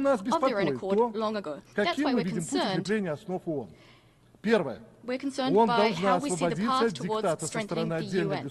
First, the UN should throw off the diktat of a number of states who are doing as they see fit, feeling themselves to be exceptional. The UN is all of us. Secretariat staff should remember that when they become Secretariat staff, they should serve the interests of the organization as a whole, not of their fellow nationals. They should be objective, impartial, and independent. Second, the organization should support regional processes, because regionalism is a key reality in today's times. We constantly see regional integration bodies going from strength to strength, and this across the world. We're seeing the global majority regional projects, Rising, BRICS, SCO, CIS, the Eurasian Economic Union, the African Union, ASEAN, many others. I talked about this earlier. The UN must align itself with these processes, helping them to interlock and develop. Third, last year, Western countries waged a dirty campaign to prevent Belarus being elected to serve on the Security Council. That's what we saw, that they fear our honest voice being represented on the Security Council. However, we'll continue speaking openly and directly about a whole host of global issues. We'll continue insisting that Security Council reform is enacted, that this reform is fair, because the voice of the Global South on the Security Council is our voice. This is why we believe what's necessary is Security Council reform by including developing countries in Asia, Africa, and Latin America. These countries are at the heart of global problems. They know better than anyone else how to resolve wars and conflicts in the developing world. Their weight in global affairs is much greater than it was 80 years ago as well. Fourth, the UN should adopt a principled stance regarding the unacceptability of unilateral measures. We should expect the organization to take serious and objective measures to assess the negative impact of sanctions on sustainable development. What's more is the UN's work to counter illicit sanctions should be systematic. A principled, objective assessment of all instances of their use needs to be given. Fifth, we need to use the UN as a platform for effectively resolving growing transboundary threats. Belarus has always been in favor of a collective approach to these global problems, such as migration, pandemics, natural disasters, human trafficking, the list goes on. Outside this chamber, there is a counter, which shows how much is being spent on arms in real time, trillions of dollars, and that's only the money that the UN knows about. We think the Golden Billion countries should use these trillions of dollars not to fuel yet more wars and conflicts, but to resolve vital problems. Many global problems would be resolved in a flash. The UN would get the resources to help development, which it currently lacks. It keeps saying that donors don't have the money, they're not giving the money, and at the same time, those who have self-styled themselves as hegemons will shoulder their responsibility to solve global problems. What's more is, the UN should be the voice of states, without this voice being diluted by non-government bodies. After all, member states are the ones taking decisions, they're the ones responsible for the destiny of millions of people on our planet, and are responsible for implementing all their decisions. President, today is a special, this year is a special year for the Republic of Belarus. Recently we marked the 80th anniversary of our liberation from the Nazis. This marks the start of a new chapter in our history. We stand proud that we created a people-centered state where people are at the core of our national policies. Next year will mark the 80th anniversary of the United Nations. We'll do this together. How will the world approach this milestone? Will it be entangled in disagreements and conflicts? This is why the President of the Republic of Belarus, Mr. Lukashenko, put forward the initiative of a global dialogue on security, and it very much dovetails with the proposals put forward by many delegates from this rostrum today.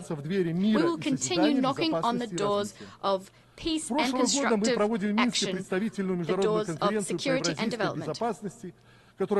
Starting last year, we began holding an international conference on Eurasian security in Minsk, the goal being to consolidate political, economic and other processes in Greater Eurasia for the benefit of our states and people. This year it will be held on the 31st of October. We invite all of you to attend.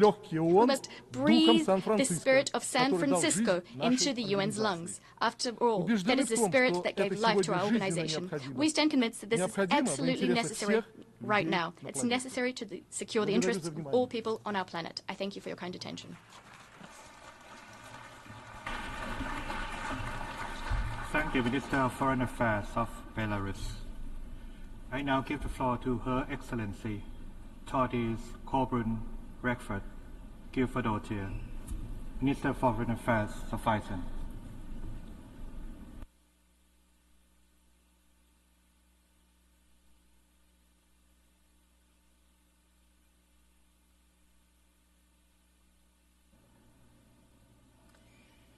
Mr. President, Excellencies, first I would like to once again thank all those whose daily work is dedicated to the United Nations and its ideals. All across the globe, people work in the name of the United Nations, wearing the colors and emblems of the UN, giving their effort to make our world a better place, often doing work that only the UN is capable of doing. And in these headquarters and other UN offices, hundreds of people show up every day to ensure that the nations of the world can count on this organization to be the forum where the biggest challenges facing humanity can be discussed, debated, and hopefully set on a path of resolution. Thank you. Mr. President, next year will mark the 80th anniversary of the United Nations. The UN emerged out of calamity holding the promise of a brighter future, a promise of peaceful settlements of disputes, universal human rights, and the opportunity for all to enjoy peace and prosperity. Despite setbacks, wrong turns, and many bad decisions, these past 80 years have indeed been the most peaceful and prosperous that humankind has experienced. For my own nation, 1944 also marked a new beginning, with Iceland becoming a republic. Iceland's status as an independent nation has been defended not primarily by weapons or alliances, but by a robust system of international law, mutually beneficial cooperation, and strong and universally respected international institutions. For us, it is paramount to safeguard this multilateral system. When the US was founded, it was a time of change and a time that demanded decisions. It was also, it seems to me, a time of creativity in the face of destruction, a time of determination despite despair, a time for hope to triumph over horror. By founding the United Nations, the leaders of the world's nations set a path guided by a shared vision for a peaceful and prosperous world, a faith in fundamental human rights and the equality of nations, large and small. But as Secretary General Antonio Guterres recently stated when speaking about the Summit for the Future, we cannot build a future fit for our grandchildren with systems built for our grandparents, or, in the case of a person my age, a system created for my great-grandparents to build a future fit for my own generation and my children. Mr. President, these are also times of profound change. All around the world, technology is fundamentally changing how people experience reality. And to quote Mr. Guterres again, these technologies are being developed in a moral and legal vacuum, without governance or guardrails. This is no small thing, and it is not something that leaders and politicians can treat as trivial or unconnected to other policy issues. While elected representatives and leaders debate how to address challenges that we face, while we attempt to guide our societies towards a better future, there is an ongoing battle for people's attention, convictions, and beliefs being weighed through increasingly addictive technologies, often self-guided by overwhelmingly powerful and completely unprincipled algorithms. And this battle will not necessarily be won by those who share a belief in peace and prosperity, or have faith in fundamental human rights and the equality of nations, large and small. As these staggering changes are taking place in our information environment, the world is facing the greatest number of armed conflicts since the World War II. And democratic institutions worldwide are facing a loss of trust. These developments are not happening in a vacuum. In her address accepting the Nobel Peace Prize in Oslo in 2021, Philippine journalist Maria Ressa pointed out that without facts, you cannot have truth. And without truth, you cannot have trust. Ressa continued, without trust, we have no shared reality, no democracy, and it becomes impossible to deal with our world's existential problems. Sadly, to an ever more obvious extent, this prospect of a lack of shared reality has now become fact. Malign actors are actively undermining social order across the globe. They are spreading suspicion and fear, fueling despair and rage. They may use technology, but their target is always the very essence of what we are as human beings. The individual rights that have proven vital for the functioning of democratic societies are being subverted. This is why I said in my address to this body 1 year ago that human rights are for human beings and that freedom of expression is not for programmed bots that spread hate, lies, and fear. This is a challenge that we have not yet solved. Freedom cannot exist without accountability. And to paraphrase American historian Timothy Snyder, it must always involve some risk. We know that sacrificing individual rights because of these risks is an unacceptable proposition, akin to burning down the house to kill a spider. An individual, even one with questionable and dangerous opinions, has the right to be heard. In a true democracy, we accept these risks associated with freedom of speech, but we must be careful not to let our freedom be hijacked by those who evade accountability and take no risk. The current danger does not come from free individuals who advocate for their own misguided, crazy, or evil ideas, but vast networks of both paid and unpaid agents, made-up trolls hiding in the shadows, entirely unaccountable for their poisonous contribution to public discourse. This sort of speech is no more a manifestation of the freedom of expression than a forced gathering to salute a dictator is an example of freedom of assembly. Mr. President, these are issues that exemplify the urgent need for a strong multilateral system. However, this system cannot be left to provide answers to how to maintain itself. The real power lies with national governments and leaders across the world. All of us who are entrusted with positions of authority and influence in our own societies must shoulder our responsibility to maintain and strengthen a multilateral system based on the UN Charter. For this, we need more interaction, more humanity, and much more unscripted interactions at the highest level. Mr. President, Russia's full-scale aggression against Ukraine, Sudan's civil war, and the devastating conflicts in the Middle East all rage on while other longer-running conflicts grow protracted.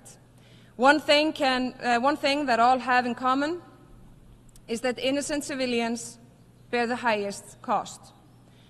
By invading Ukraine and violently seizing its territory, the Russian Federation has committed a flagrant breach of the UN Charter and derogated from its primary obligations as a permanent member of the Security Council to uphold international peace and security. The Russian Federation repeated threats of using nuclear weapons are reckless and they are dangerous. In the case of the Russian Federation's actions, there should be no doubt who is in the right and who is in the wrong. It is Mr. Putin who has concocted a false narrative around his invasion of Ukraine's territory. It is he who started this senseless war, and it is in the Kremlin's power to end it at any time by withdrawing its forces from all the territory that is internationally recognized as belonging to Ukraine.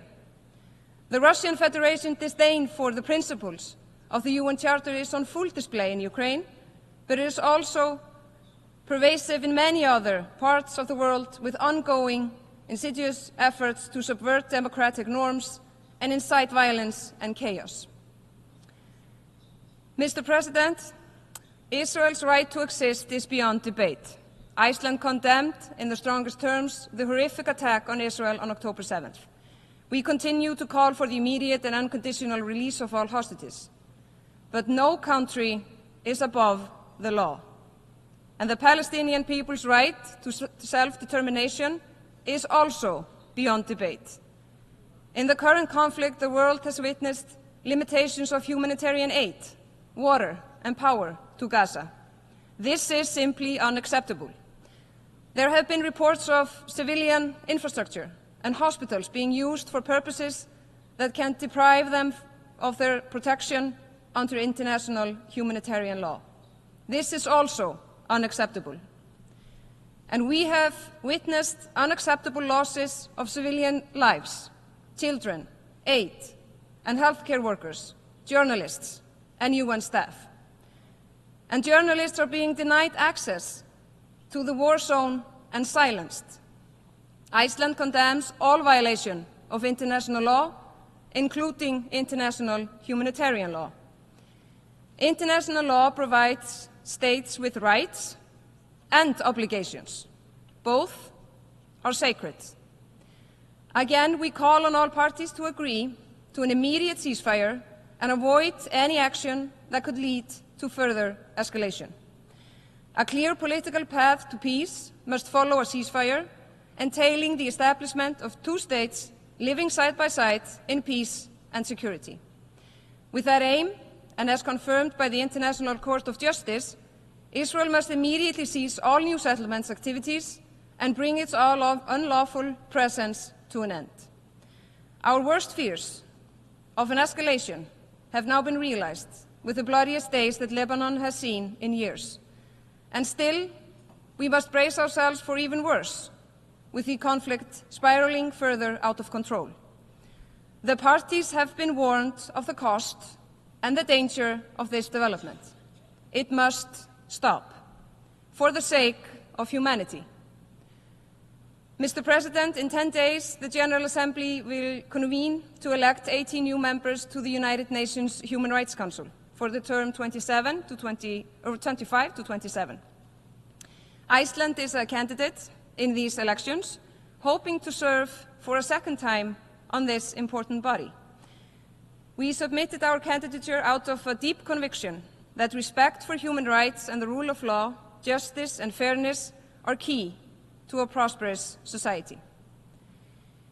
Mr. President, in his opening address to this Assembly on Tuesday, Secretary General Guterres pointed out that less than 10% of all speakers this week would be female. In our estimate, I am one of only 19 women speaking from this podium during the opening session. I thought we had come further than this. But of course, I am truly one of the lucky ones. Mr. President, it is beyond my comprehension that there exist in this world, in these enlightening times, societies of human beings where little girls and women are not allowed to go to school. That there exists in this world of ours a society where little girls are not allowed to laugh in public, and women are not allowed to take part in conversations outside the confines of their homes. A teenage girl in Afghanistan who sings a happy song in public runs the risk of being arrested, of being humiliated, of being ostracized, of being beaten, or even worse. Mr. President, how has the world come to this? And this is why Iceland supports the cross-regional action announced this week here in New York to hold the Taliban to account for their grave violations of CEDAW. Mr. President, those whose sexual orientation differs from the common norm are suffering backlash too. While we have thankfully seen a significant shift towards decriminalization of consensual same-sex relations, we are also witnessing laws adopted to establish or expand criminal sanctions contrary to the basic universal norms that all states have agreed. I do not understand why people should not be allowed the freedom to love and be loved for who they are. Increased individual freedom and happiness should never worry politicians or governments that have real problems to solve. I am proud to confirm that if elected to the Human Rights Council, Iceland will include LGBTI+ rights among a list of priorities during our term on the Council. Mr. President, Iceland strongly emphasizes global actions against climate change, both mitigation and adaptation. Climate change is not a distant threat. It is a reality already impacting the lives and livelihoods of millions of people. Climate change threatens the health of the ocean, which Iceland is highly dependent on. A healthy ocean and a healthy planet are matters of economic prosperity and well-being. One of the main meetings I attended this week was a high-level meeting on sea level rise, which strongly indicates that our ocean's environment is destabilizing. This is yet another challenge we must address, and we believe that only through more determined climate change mitigation can we limit the effects of sea level rise. Taking on this challenge, as well as ensuring that respect is shown for rules and regulations that we have agreed to abide by concerning our behavior at sea, is of great importance to a nation like Iceland that relies heavily on the ocean around us. The United Nations has proven record in this arena, primarily with the Convention for the Law of the Sea, a particularly important agreement in our view and all maritime nations. Therefore, it is of great concern that the law of the sea is being challenged and undermined, including in the South China Sea.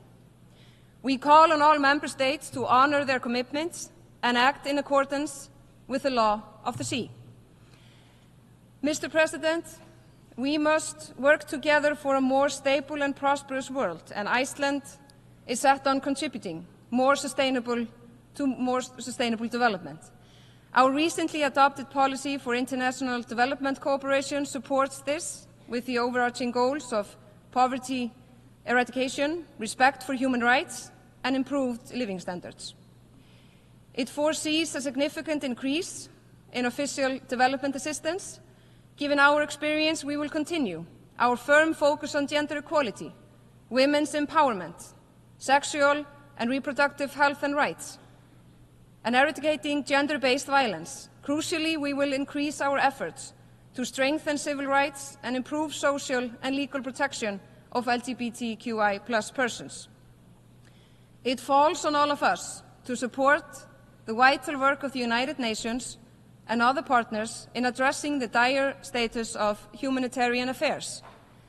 The number of refugees and internally displaced persons has never been higher, as increasing levels of fragility know no geographical boundaries. Mr. President, we are meeting at a time when the multilateral system is under the greatest pressure it has faced since the establishment of the United Nations. Meanwhile, it is abundantly clear that without multilateralism, without international cooperation, and without respect for international law, the downward spiral of crisis and conflict will only accelerate.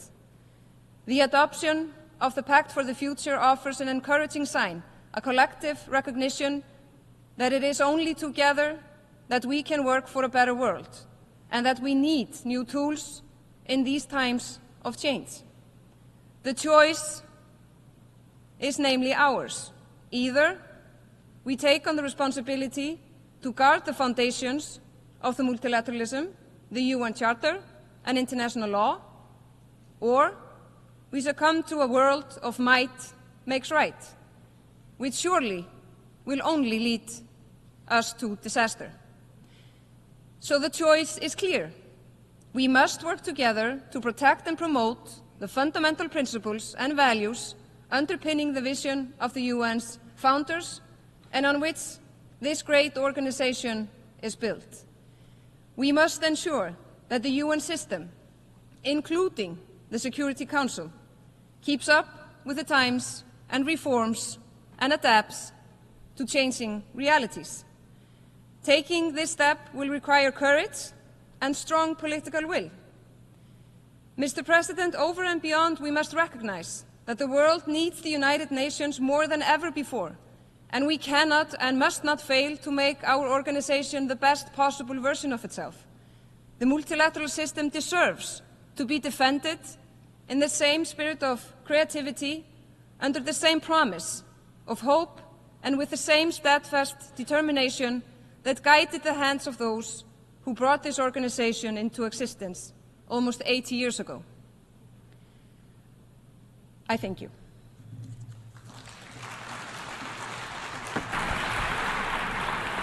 I thank the Minister for Foreign Affairs of Iceland. I now give the floor to His Excellency Syed Badr bin Ahmed bin Ahmed Al-Bisaidi, Foreign Minister of Oman.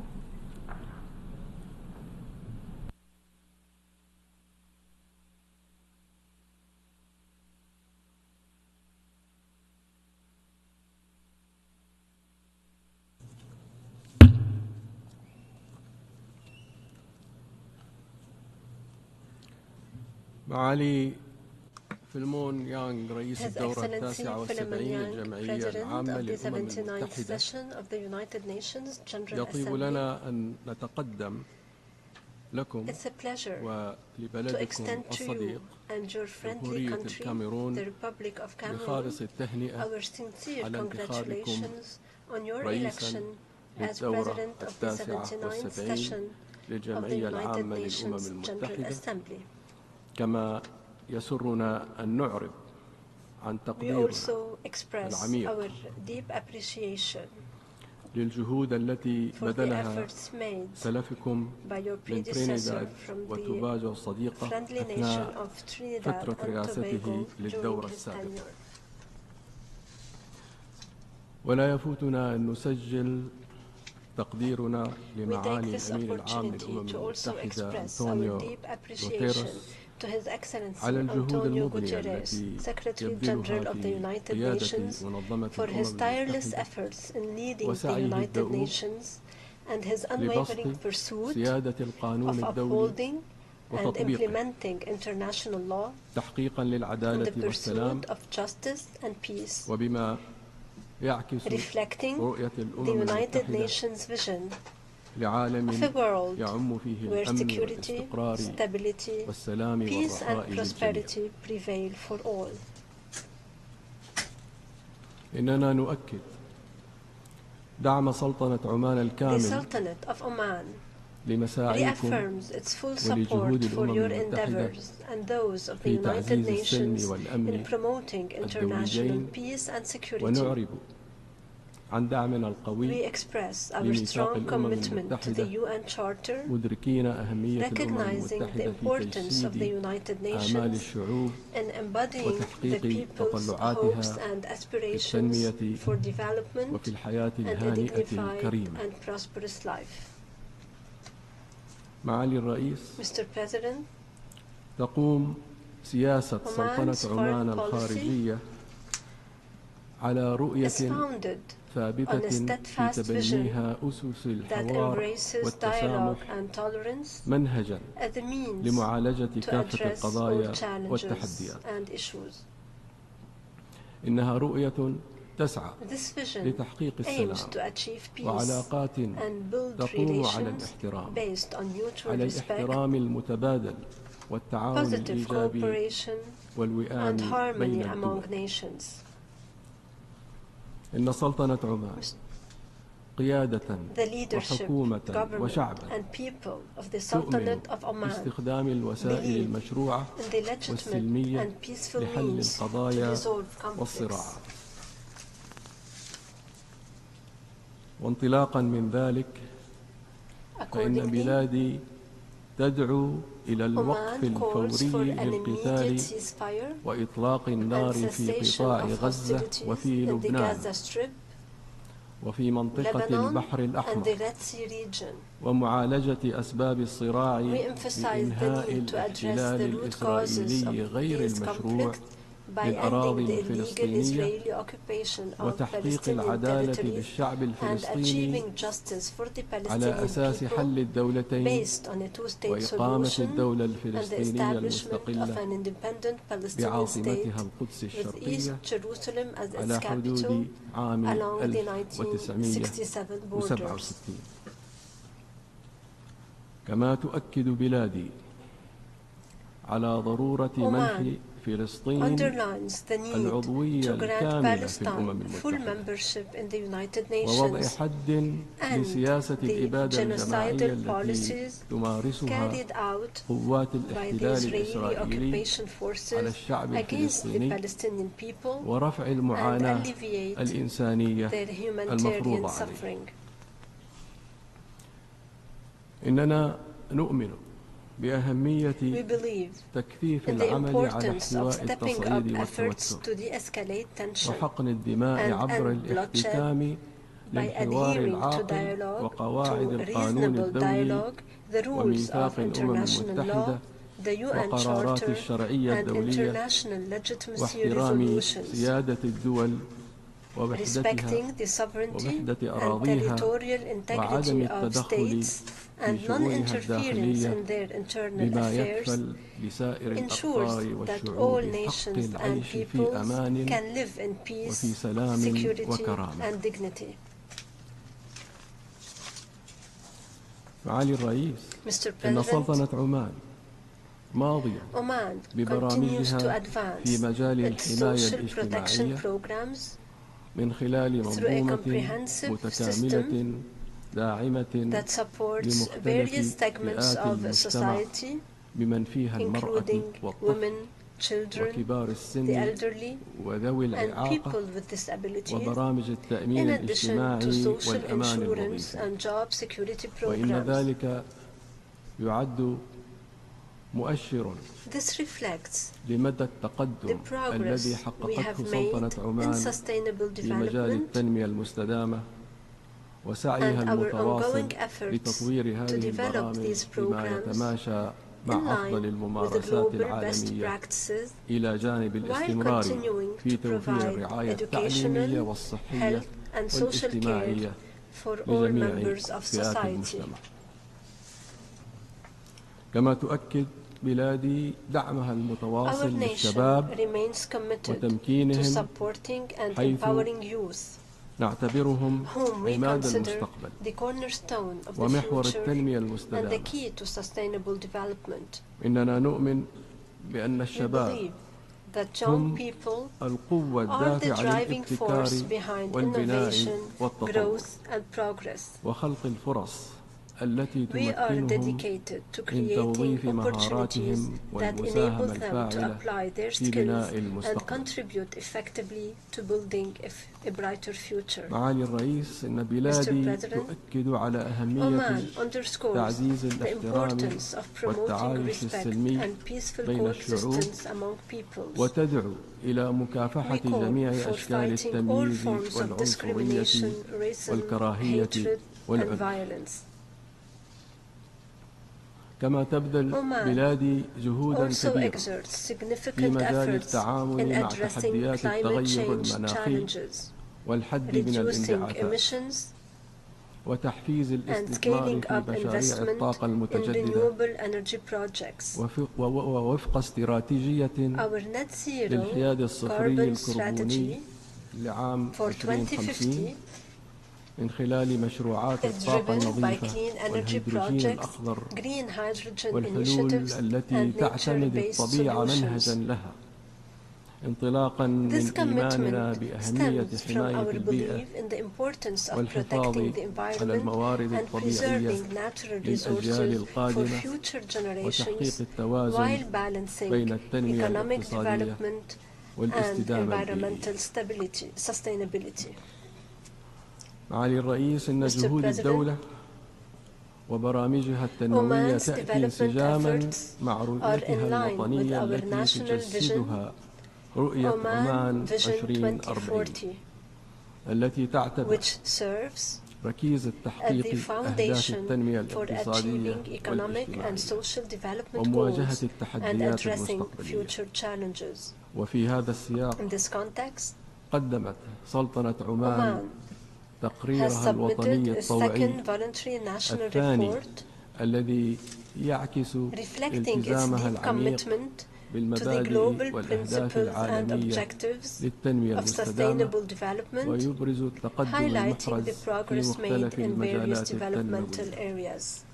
وفي هذا السياق يسرنا أن نرحب باعتماد ميثاق قمة المستقبل هذا العام ونثمن الجهود الدولية المشتركة التي أدت إلى تحقيق هذا الإنجاز الذي يضع خارطة الطريق للعالم نحو تعزيز التعاون الدولي ومواجهة التحديات العالمية بفعالية وتعاون بناء.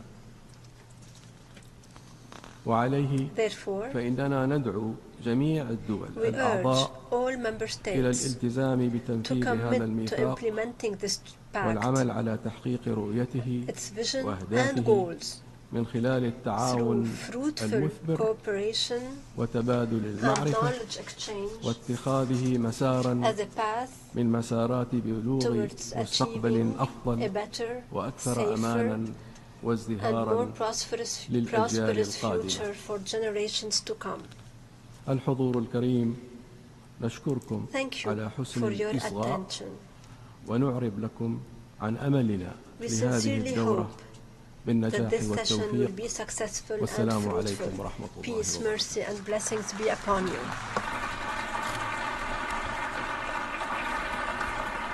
Thank the Foreign Minister of Oman. I now give the floor to His Excellency Lars Løkke Rasmussen, Minister for Foreign Affairs of Denmark.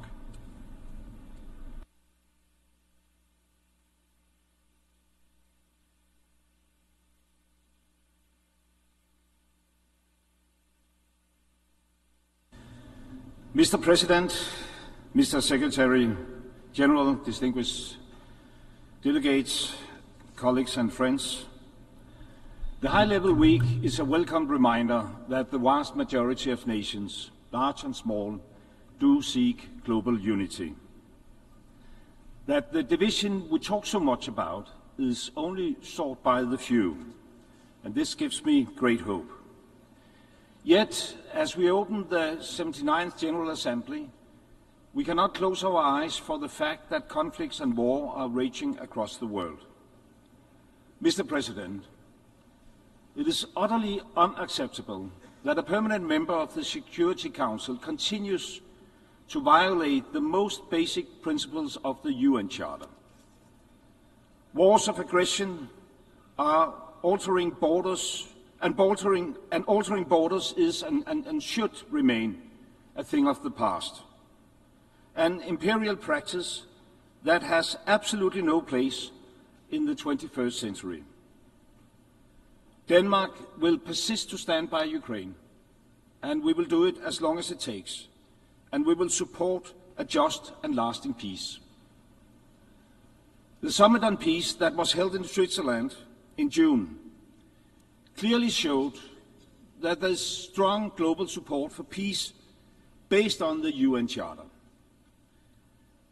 Therefore, we must all use our influence to further the cause of peace. But it must be a peace that does not reward the aggressor for his brute use of force. Otherwise, we set a very, very bad precedent. Otherwise, we undermine the very principle on which the UN was founded. Mr. President, almost a year has passed since Hamas's horrendous attack on Israel the 7th of October. The cruelty and barbarity we witnessed that day was shocking, and I think none of us are able to really comprehend the shock and trauma this day has caused upon Israel, and which will forever symbolize the darkest chapter of the country's history. The terrorism of Hamas sparked a downward spiral of human suffering and regional instability. The humanitarian situation in Gaza is catastrophic and the human suffering unbearable. Hundreds of thousands of people have been displaced all over the region. And there's a very, very real risk of an all-out regional war, which would affect not only the people in the region, but all of us. This must end, and this must end now. A ceasefire is urgently needed. All parties should exercise restraint and contribute to de-escalation. And then we should start thinking about tomorrow, thinking about the future. Not tomorrow, not next week, but right now. The current horrible situation may also contain the seeds of a new beginning. A new beginning leading to a just and lasting peace for all, unleashing the potentials of the whole region, allowing everybody to see a future for themselves and their children, breaking with the vicious circle of violence that has lasted much too long. Such a more promising future can only be based on the two-state solution. And we all need to work together to create the conditions for that two-state solution to materialize. By building the capacity of the Palestinian Authority to take on the role of legitimate and effective government in the future Palestinian state. By stabilizing the West Bank, and by already now start preparing for early recovery and reconstruction of Gaza. I call on all parties to make such a development possible, to the benefit of the people of Israel, to the benefit of the people in Palestine, and thereby to the benefit of the whole region and the world at large. Mr. President, we often talk about Ukraine and Gaza in these halls. But sadly, people are dying and people are suffering from conflicts in many other countries. I'm deeply concerned with the continued fighting in Sudan and the humanitarian consequences for the civilian population. More than 10 million people have been displaced. In Sudan, there is an urgent need for political dialogue and for putting a halt to the conflict. As there is in Yemen, in Haiti, Syria, Afghanistan, Myanmar, the Democratic Republic of Congo, the list tragically goes on and goes on. And in the wake of our collective inability to stop the wars, the respect for international law is slowly undermined. Mr. President, as a small country, Denmark is conscious that our safety and security depend on international rule of law. The respect for basic UN principles, sovereign equality, territorial integrity and political independence for all states, is fundamental to international peace and security. And as we uphold these principles, the respect for human rights and international humanitarian law must be at the core.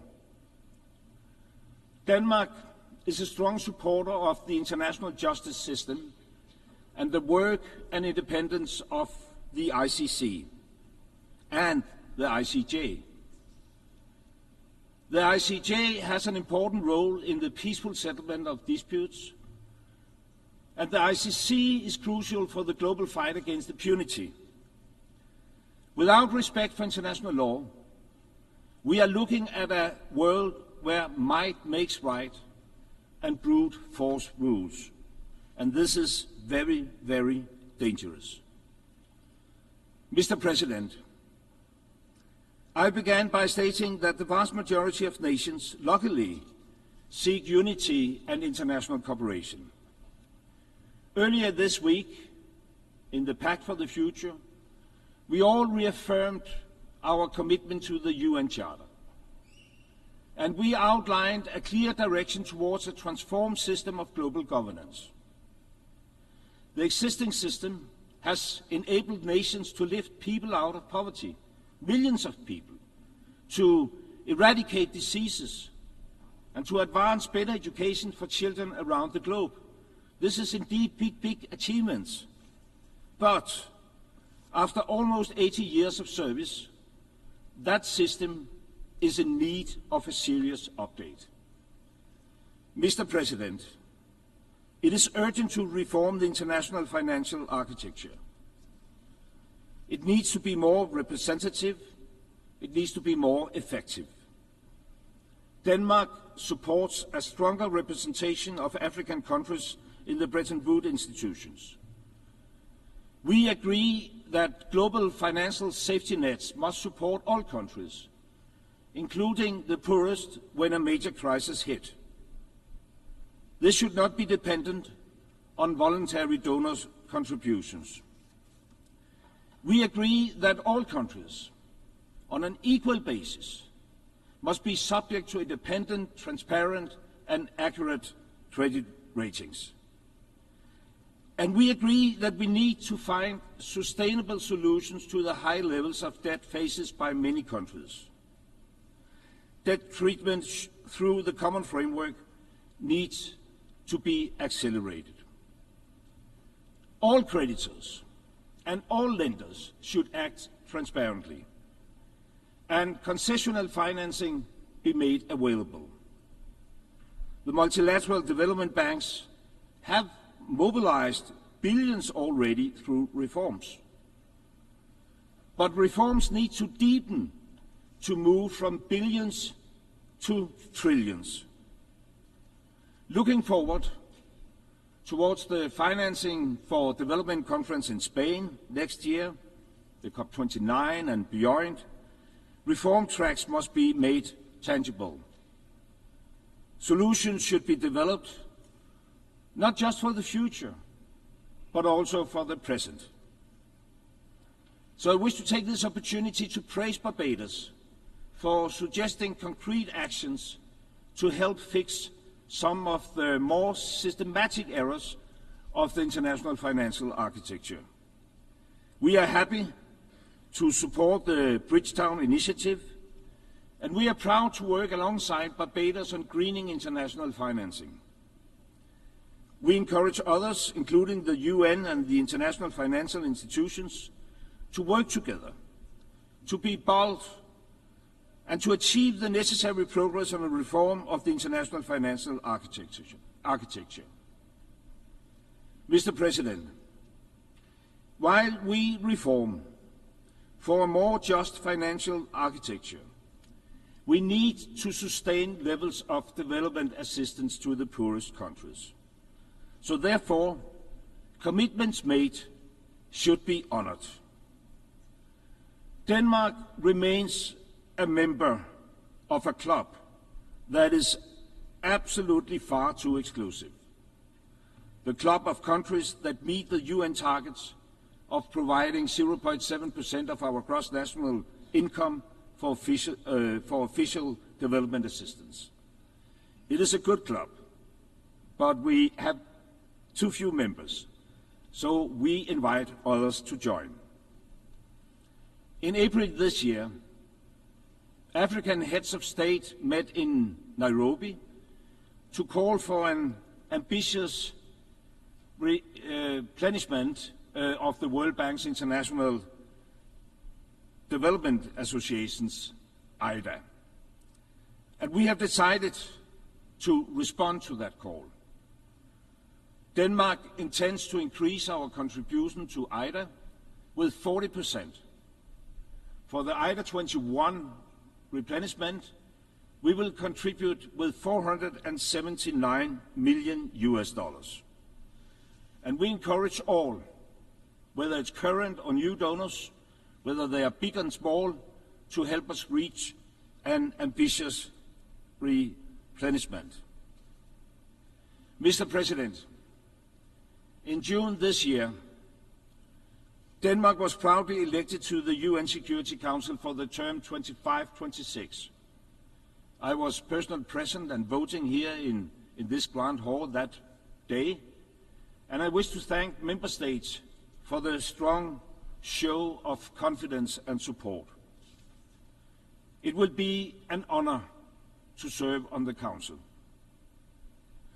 As we look forward to our membership, I cannot help but wish that the Council were in better shape, more accountable, more effective, more transparent, and above all, more inclusive and representative. The world needs a Security Council that reflects the world of today, that is able to respond to the security concerns of people all around the globe. To Denmark, it is evident that this calls for an expansion of the Council. We wish to see both more permanent and more elected members. and we wish to limit the use of the veto. Both aspects are long overdue. Mr. President, time is of the essence. The year 2030, that once seemed like a distant dot on the horizon, is now only 6 years away. Yet, only 70% of the SDGs are on track to be realized. And we are far, far from on track to fulfill our climate targets. The accelerating climate crisis must be met with accelerating climate actions.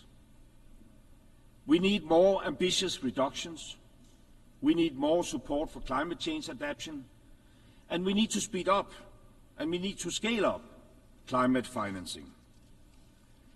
No country can solve these global challenges alone.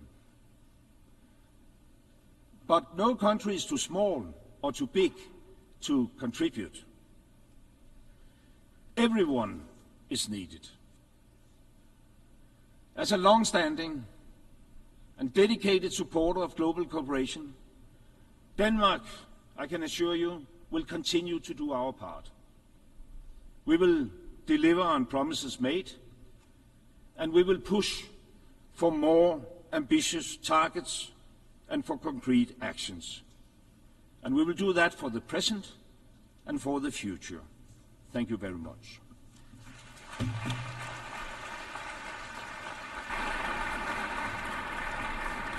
Thank you, Minister for Foreign Affairs of Denmark. I now give the floor to His Excellency Marino, Minister of Foreign Affairs of Thailand.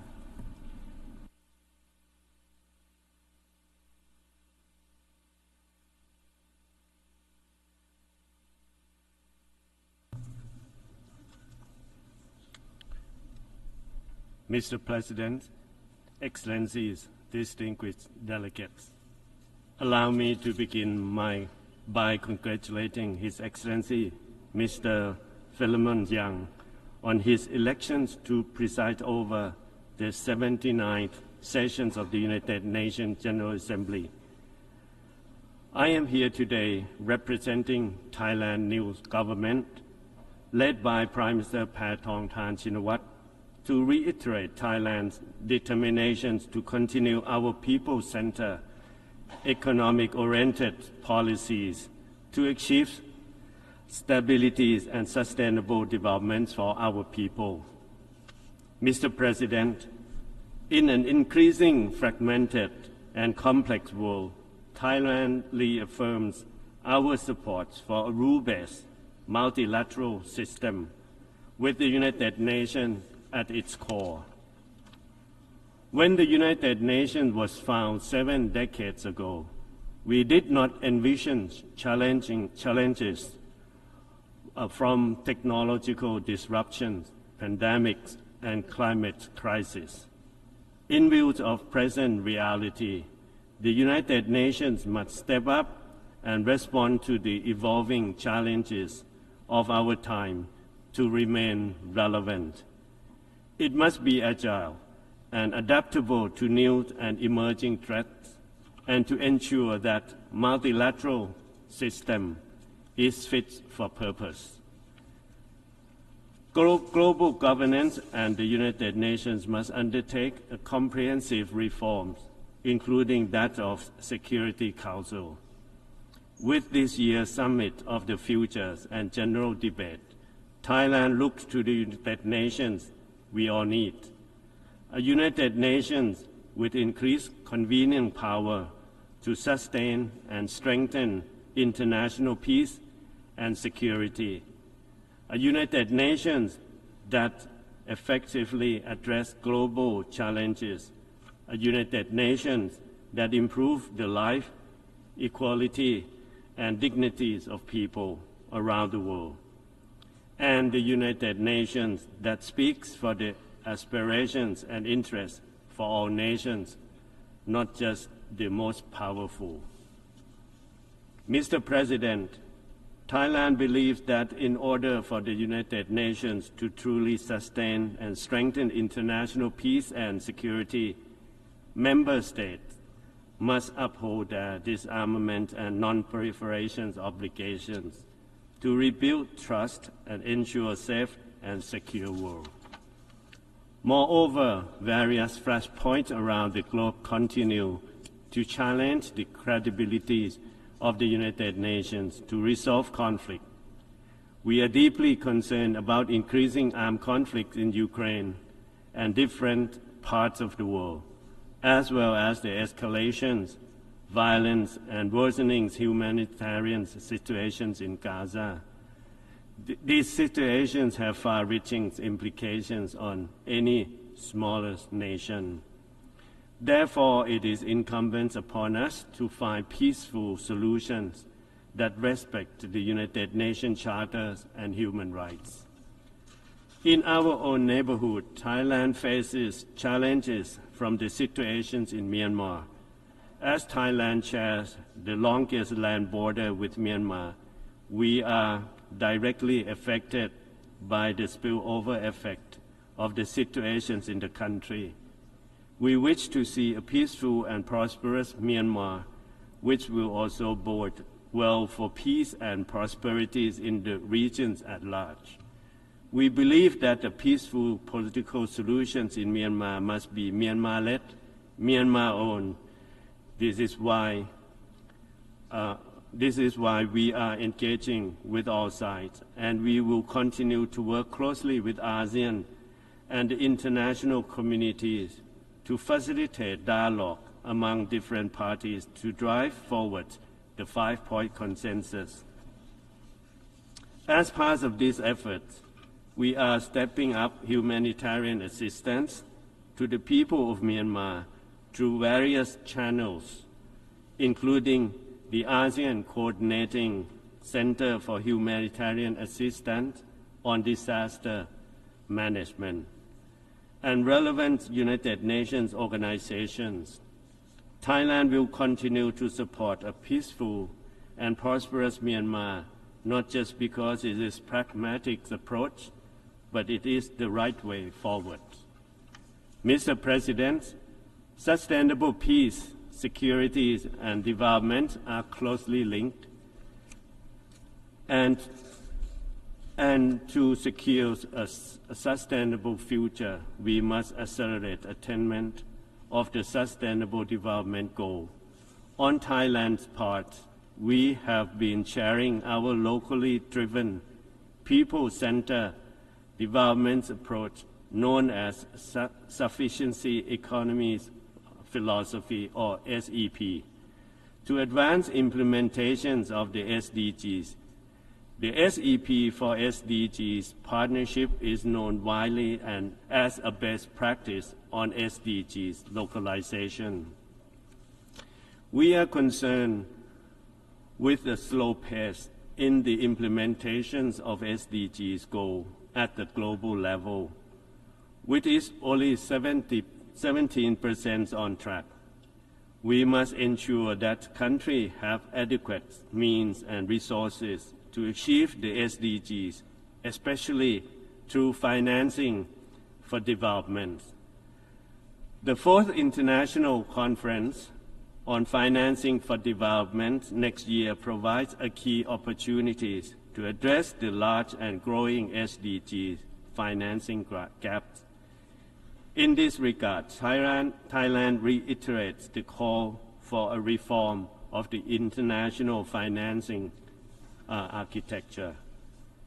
In addition to ensure a just and inclusive financing system, we must also strengthen trade, investment, and development cooperation, especially through South-South and triangular cooperation. Thailand is committed to forging stronger partnership, particularly with least developed countries, landlocked developing countries, and small island developing states. Moreover, Thailand's aspirations to become a member of BRICS and OECD is driven by our desire to build bridges to promote North-South development cooperation, which is also critical in addressing urgent challenges such as climate change. Indeed, Thailand is among the top 10 countries most affected by climate change. Earlier this month, Thailand and many countries in Southeast Asia were faced with destructive floods caused by Typhoon Yanggi. We therefore advocate a balanced and equal emphasis on both mitigations and adaptations for climate action. To achieve concrete results, we must scale up climate finance.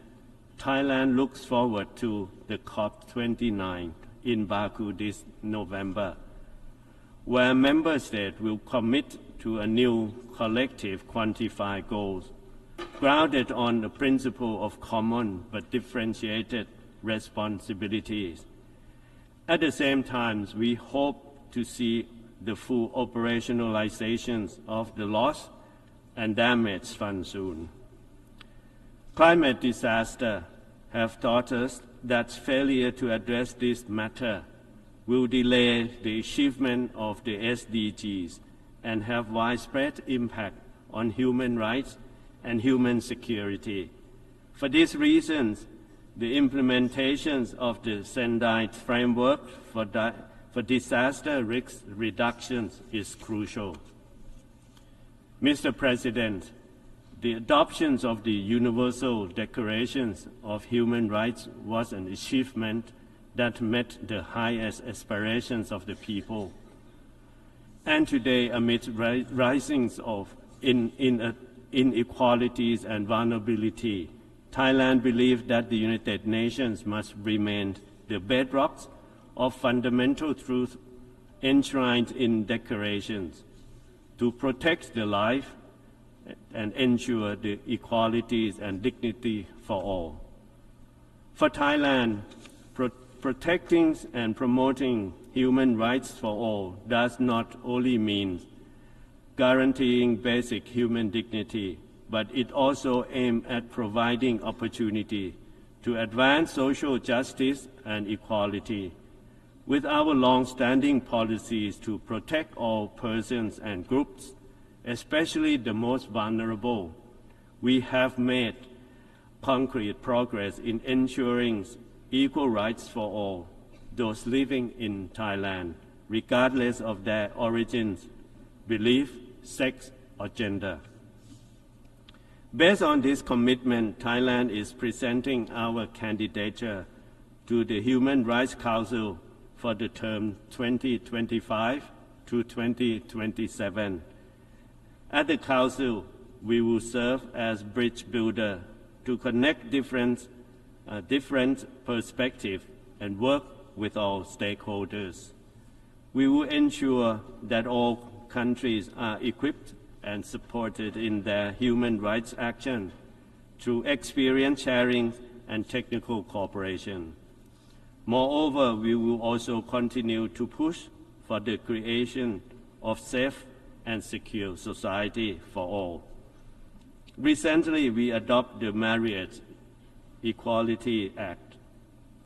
On health, we will continue to advance the right to health by advocating for universal health coverage and the conclusions of pandemic treaty, as well as steer forward the foreign policies and global health agenda, which Thailand serves as chair next year, or this year.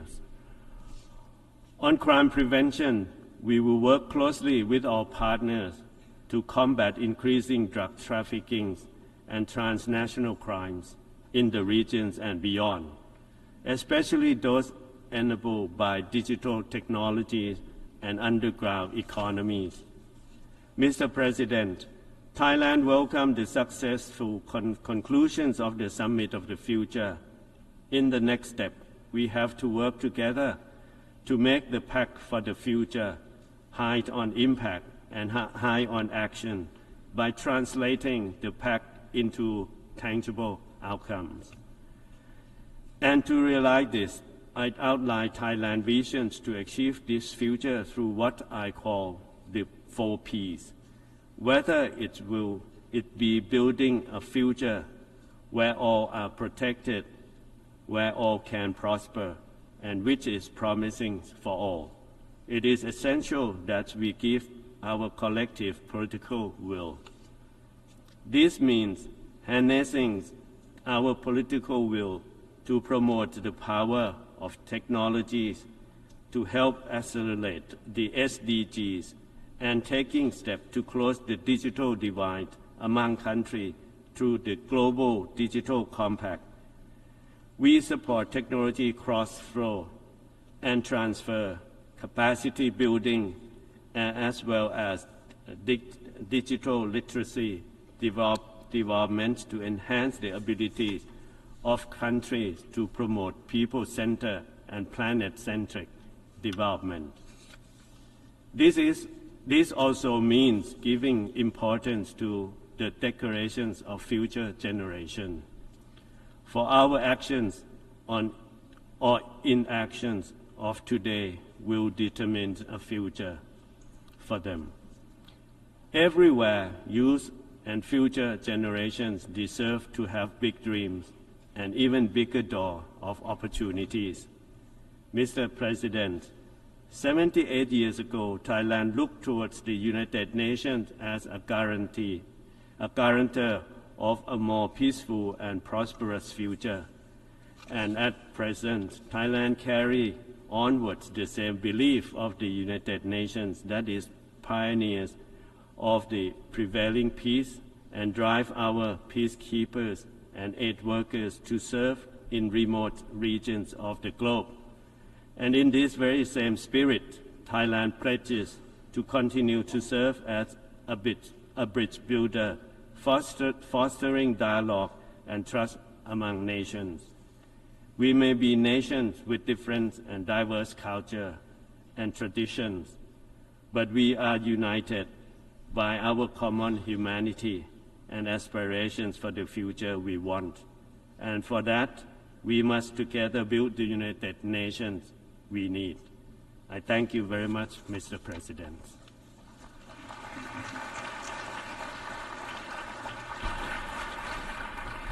I thank the Minister of Foreign Affairs of Thailand.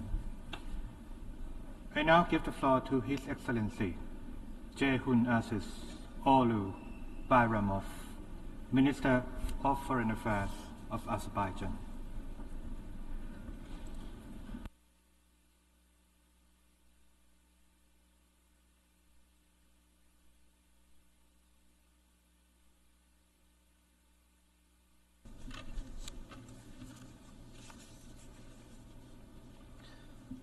Mr. President, Mr. Secretary General, Excellencies, ladies and gentlemen, I congratulate His Excellency Mr. Philemon Yang on assuming the presidency of the 79th session of the General Assembly and thank the outgoing President, His Excellency Mr. Denis Francis, for his outstanding efforts in leading the previous session. I also thank His Excellency Mr. Antonio Guterres, the Secretary General of the United Nations, for his continuous efforts to achieve the noble objectives of the UN. Ladies and gentlemen, the world continues to grapple with a wide range of challenges that no single country can overcome alone. The worsening global climate crisis, rising inequalities, emerging divides, and heightened tensions affect us all, irrespective of background or location. It is high time to demonstrate that multilateralism works and can deliver with a unified voice, leaving no one behind. The current state of international politics is divisive, with universally accepted fundamental norms and principles of international law being disregarded and misinterpreted. In the face of continued erosion of multilateralism, it is paramount that the United Nations continues to foster international solidarity and cooperation. The UN Charter principles and purposes constitute the foundational normative framework in international relations and must be applied consistently, not selectively. The UN is mandated to ensure that every nation has an equal voice and is treated on the same footing. In this regard, Azerbaijan advocates for a reinvigorated and reformed multilateral system, with the UN at its core, underpinned by strict adherence to and non-selective application of the universally accepted norms and principles of international law. Urgent progress is needed on the UN Security Council reforms, based on the work done and the gains achieved in good faith and a spirit of flexibility, constructiveness, and cooperation. We view the pivotal summit of the future held a week ago as a renewal of our common commitment to international law, the UN Charter, multilateralism, and international cooperation. The Pact for the Future, its negotiated outcome, is a blueprint for building a better, more sustainable and prosperous world for everyone. It is time for our collective commitments to turn into real and decisive action. Ladies and gentlemen, the global climate crisis threatens decades of progress, imperils humanity's future, and disproportionately affects vulnerable countries. Growing divisions in international relations should not distract us from the imperative to address climate change, the greatest transnational challenge of the century. What has been done so far remains insufficient to limit global temperature rise to 1.5 Celsius. For the sake of the future, the time has come for urgent, concerted and sustained efforts to give effect to our commitments to a global vision for sustainable development. In November 2024, Azerbaijan will host the 29th Conference of the Parties to the United Nations Framework Convention on Climate Change. Guided by the call in solidarity for a green world, Azerbaijan will spare no effort to bridge developed and developing countries and foster a collaborative spirit to tackle climate challenges as a common commitment and moral duty. The confidence placed in us by the international community to host and preside over COP29 this year is a testament and recognition to Azerbaijan's readiness to lead the climate agenda and contribute to global climate action. As the incoming presidency, Azerbaijan reaffirms its commitment to delivering COP29 in a transparent, impartial, inclusive, and party-driven manner. We have presented our vision based on two parallel pillars to enhance ambition and enable action, with climate finance as our top priority this year. These pillars are mutually reinforcing. Progress on each sends a strong signal supporting the other. The primary expectation for the COP29 presidency is an agreement on a fair and ambitious new collective quantified goal on climate finance. This will be the first major climate finance goal after adopting the Paris Agreement, and we have been working tirelessly to support the parties in landing a deal. The COP29 presidency made it clear that agreeing on a fair and ambitious NCQG that is adequate to the urgency and scale of the problem and takes into account the needs and priorities of developing countries is the ultimate test of the parties' commitment to the Paris Agreement and climate action in the years ahead. We need to continue to work constructively on the NCQG and steer the process to a successful outcome at COP29. COP29 presidency also works with the parties to deliver an outcome on carbon market this year. Fully functioning carbon markets will be a significant step in implementing nationally determined contributions cost-effectively and bolstering ambition in mitigation. Moreover, we have put forward 14 initiatives covering topics such as the link between climate action and sustainable development goals, green energy zones and corridors, energy storage, harmony for climate resilience, agriculture, green hydrogen, methane reduction from organic waste, green digital action, and more.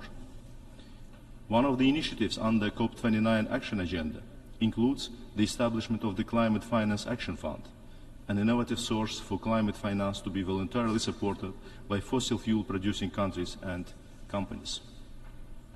COP29 will also be an opportunity to set differences aside and contribute to global peace and the climate agenda. Given the intersection of conflicts and the increasingly challenging climate crisis, Azerbaijan introduced a flagship COP29 Truth Initiative embedded in the joint solemn appeal announced a few days ago.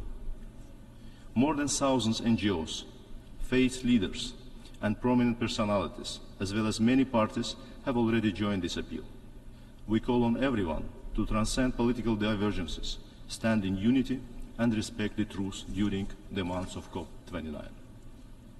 Excellencies, Azerbaijan has always been at the forefront of promoting international peace and security, interreligious and intercultural dialogue, contributing to the 2030 Sustainable Development Agenda, and fostering global solidarity and multilateralism.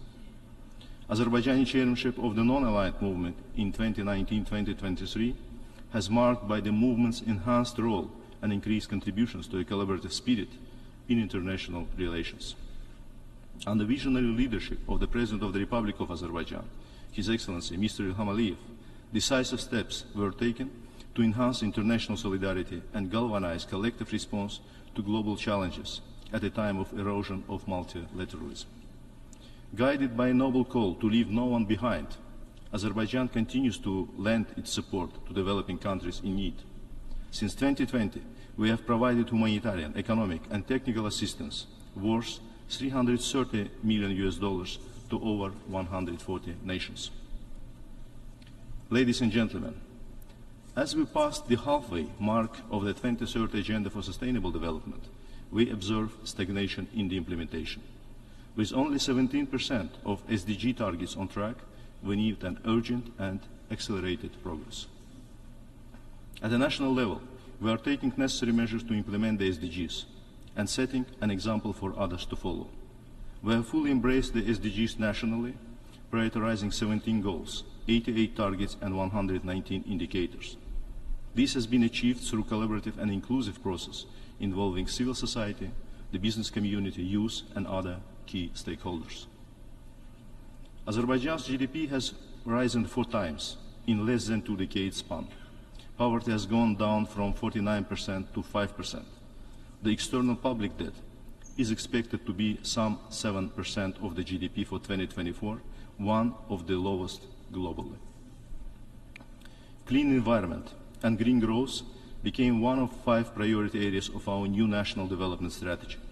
In line with this, Azerbaijan is looking into ways of further greenhouse gas emission reduction and working on its 1.5 Celsius aligned NDC.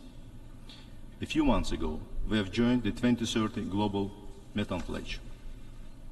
We will also establish green energy zones and achieve carbon neutrality by 2050 in the Karabakh and Eastern Zangezur regions. Azerbaijan will continue to play an essential role in global energy security, contributing to sustainable development, eradication of poverty and helping millions to transitions to clean energy in the region and beyond. Share of renewables of the total installed electrical capacity in Azerbaijan will reach 30% by 2030. This high target is established primarily to improve energy efficiency and introduce innovative solutions in urban environment, transport system and industry. The projected increase in renewable electricity production in the coming years will allow Azerbaijan to become an exporter of green electricity to European countries through the landmark Trans-Regional Black Sea Submarine Cable project. Mr. President, in the face of increasing challenges, coming together in unity and solidarity and fostering dialogue and mutual understanding is an absolute necessity. With a centuries-long tradition of diversity and multiculturalism, Azerbaijan firmly believes in a dialogue and collaborative spirit, mutual understanding and respect among different cultures and religions. Azerbaijan put particular focus to the promotion of a culture of peace and encouraging intercultural and inter-religious dialogue worldwide, including through the Baku process and Peace for Culture initiatives. Excellencies, ladies and gentlemen, the end of the armed conflict with Armenia and restoration of Azerbaijan's sovereignty and territorial integrity created substantially new environment in the South Caucasus. For the first time since decades, stability has been achieved on the ground, de facto peace is established. By putting an end to military occupation, it is Azerbaijan that created conditions for both parties to eventually turn the page of enmity and embark on good neighborly relations. This process was launched by Azerbaijan in the immediate aftermath of its victory in the 44-day patriotic war. This offer was made despite unhealed wounds of the conflict, still persist today in the form of razing to the ground of dozens of cities and hundreds of towns and villages, destruction and desecration of each and every piece of historical and cultural heritage, and barbaric pillage of natural resources. Azerbaijan demonstrated political wisdom and will by offering Armenia peace on equal terms, fully in line with norms and principles of international law, on the basis of mutual recognition of and respect for each other's sovereignty and territorial integrity. Over the past year, Azerbaijan and Armenia have registered significant progress in the normalization process through direct bilateral negotiations, in particular with respect to drafting a bilateral agreement, the limitation and demarcation of state border, as well as elaboration of a set of confidence-building measures. Azerbaijan will continue to take this process forward, acting with strong sense of responsibility for not only its national security and well-being, but also for ensuring a better future for the entire region. Our commitment and determination remain intact to bring this process to its logical conclusion. For the finalization of the normalization process, Armenia has yet to legally abandon territorial claims against Azerbaijan once and for all through implementing constitutional amendments. Armenia's negligence with respect to implementation of constitutional amendments, combined with dramatic increase in military budget, acquisition of large amount of offensive weaponry from both traditional and new suppliers, and attempts to maintain obsolete conflict-driven narratives and structures, derails the normalization process. Establishment of peace and good neighborly relations cannot be sustainable and irreversible if recognition of sovereignty and territorial integrity of Azerbaijan remains in legal limbo, is contingent on domestic legal or political scenarios. Partial peace is not an option after so much pain and sufferings inflicted by irredentism and territorial claims against neighbors. At this critical moment, Azerbaijan calls for expeditious steps to address remaining impediments for finalization of the normalization process with full sense of responsibility. Along with Armenia's responsibility to honor its international obligations and previously undertaken commitments, it is also incumbent on the entire international community to encourage the sides for the establishment of genuine, sustainable and irreversible peace. Such a peace should outweigh any dividend that might be expected by manipulating one side against other or building dividing lines between them. Practices that brought devastations in other parts of the globe must be ceased to be projected to the South Caucasus by feeding revanchism. Excellencies, ensuring justice with respect to serious war crimes and crimes against humanity is of vital importance in terms of healing the wounds of the past conflict. While accountability and redress serve to ensure the rights and interests of the victims, they are also key prerequisites on the path to genuine post-conflict normalization and reconciliations. In this regard, it is of paramount importance to shed light to the fate of about 4,000 Azerbaijanis who went missing due to the conflict. Resolving this issue is essential not only in terms of accountability and the rights of the victims and their families, but also for post-conflict reconciliation and normalization. Around 300,000 Azerbaijanis expelled from Armenia continue to be deprived of their ancestral homeland in blatant violation of international law. Despite repeated calls by the Western Azerbaijani community to launch a dialogue and ensure a safe and dignified return to the homeland, the government of Armenia denies them exercising the fundamental right of return enshrined in the Universal Declaration of Human Rights, the International Covenant on Civil and Political Rights, the Convention relating to the status of refugees, and other important international acts. Excellencies, ladies and gentlemen, along with the interstate process of normalization, Azerbaijan has internally embarked on large-scale post-conflict reconciliation, rehabilitation, and reconstruction efforts. This aims at ensuring the right of hundreds of thousands of Azerbaijanis to eventually exercise their violated right to safe and dignified return to their homes. Thanks to the tireless efforts taken by the government, life now returns to the territories that have witnessed unprecedented destruction during military occupation. Regretfully, the massive contamination of territories of Azerbaijan with landmines and other explosive devices remains a significant obstacle to the smooth progress of rehabilitation and reconstruction efforts.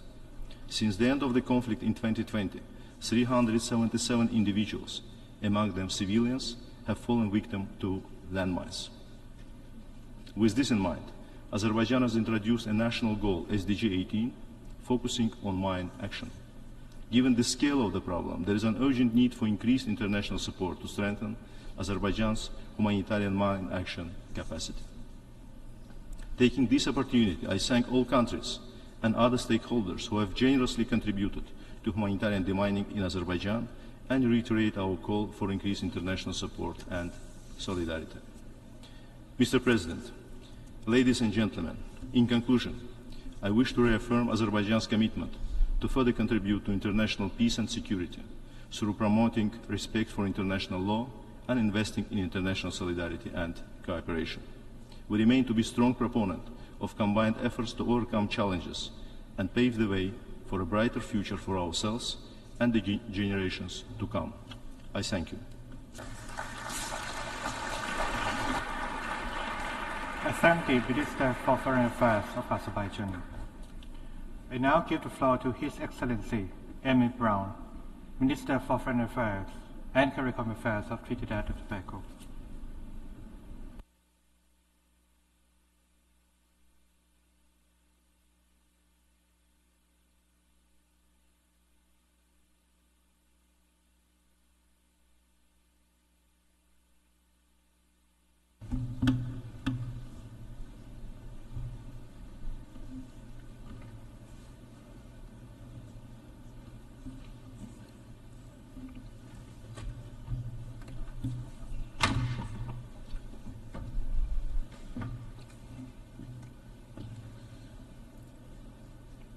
Mr. President, permit me to first extend to you congratulations on behalf of the government and people of the Republic of Trinidad and Tobago on your election as President of this session of the United Nations General Assembly.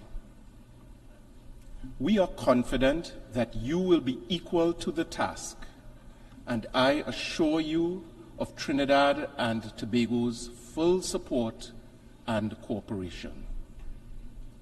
Allow me to also extend, on behalf of the proud people and government of Trinidad and Tobago, our sincerest appreciation to your predecessor and our fellow countryman, His Excellency Dennis Francis, for his astute and exemplary leadership as President of the 78th session, which was underpinned by the principles of peace, prosperity, progress, and sustainability.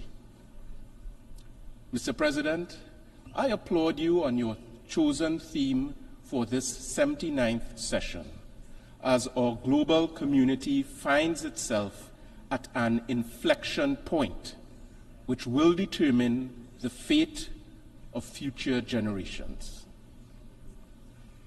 Our planet really should have been in better shape in the year 2024.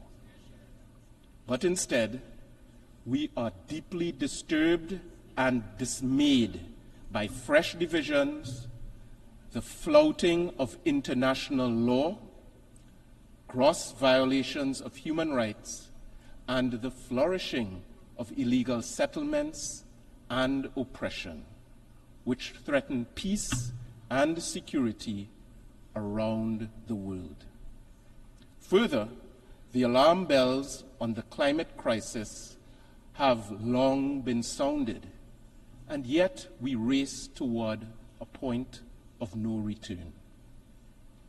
The dream of ending persistent inequality remains a challenge to the global community, and hard-earned progress on gender equality appears to have stagnated in some parts of the world.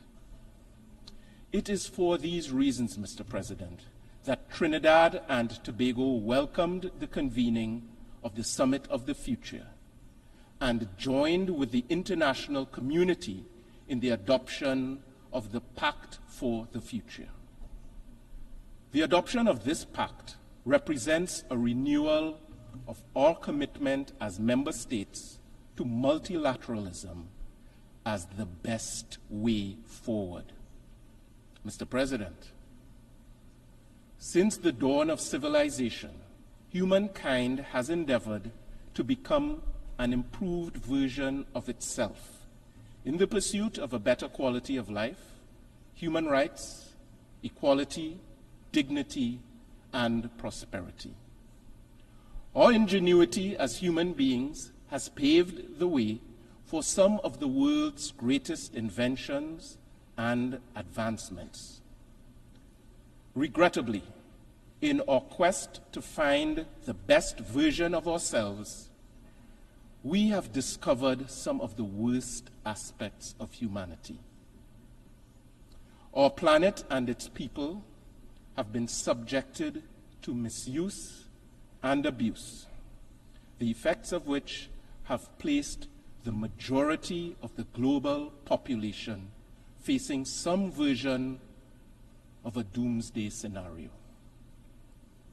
Now more than ever, we must summon a spirit of cooperation and collectively put our shoulders to the wheel for the benefit of all humanity.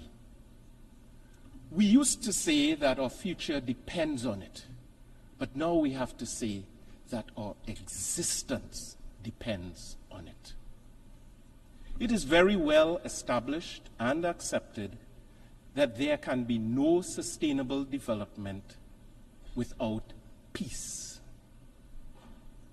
If we fail to find credible solutions to the global challenges, humanitarian crises, and conflicts around the world, the international community would have squandered its responsibility and would have perpetuated a vicious downward cycle of repression.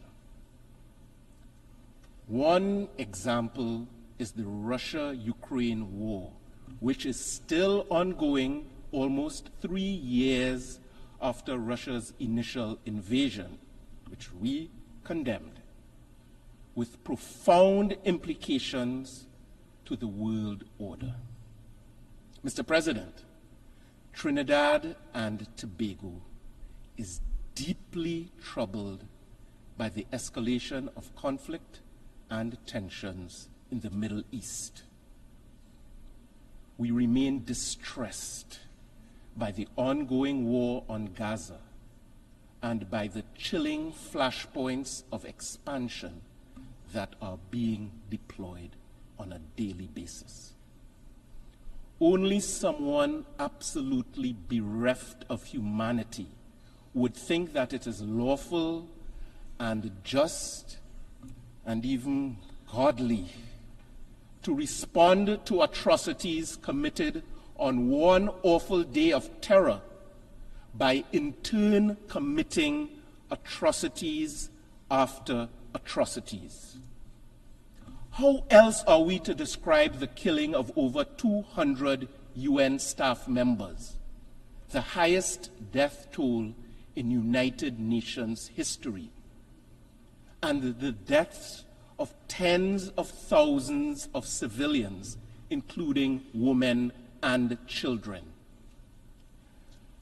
And this is not being done in secret.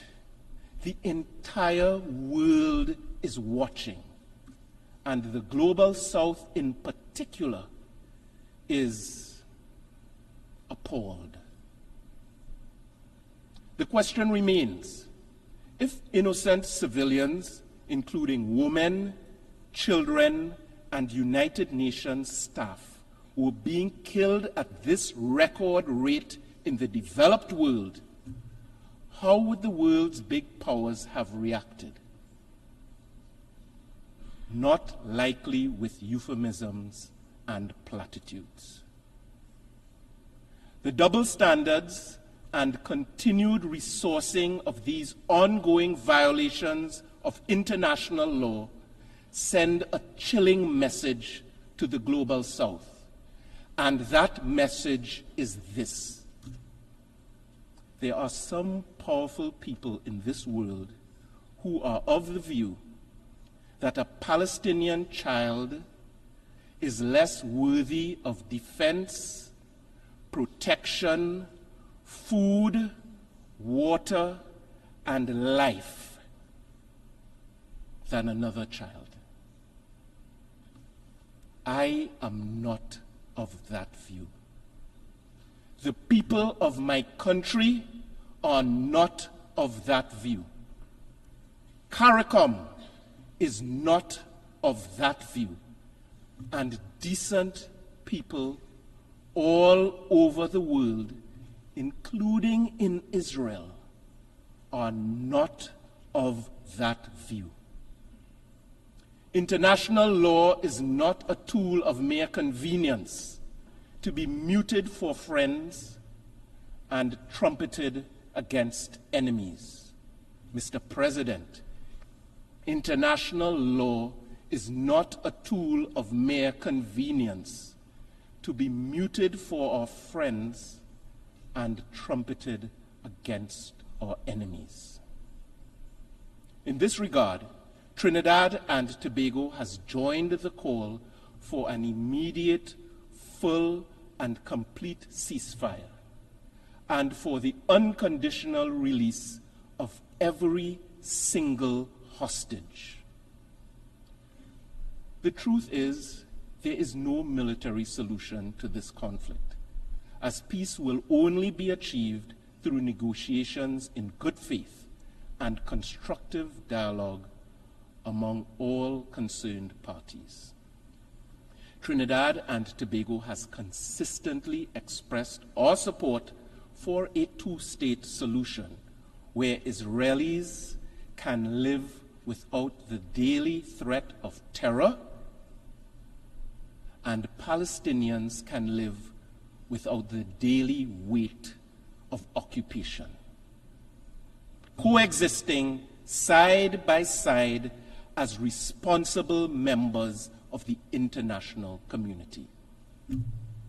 We firmly believe that this is the only credible pathway to end this cycle of violence, culminating in the establishment of a sovereign and peaceful state of Palestine alongside a sovereign and peaceful state of Israel within secure borders. Rooted in this belief, Trinidad and Tobago took the decision to recognize the state of Palestine in our contribution to the two-state solution and in support of the legitimate aspirations of the Palestinian people for self-determination. I can report that just 6 days ago, Trinidad and Tobago and the State of Palestine officially established diplomatic relations.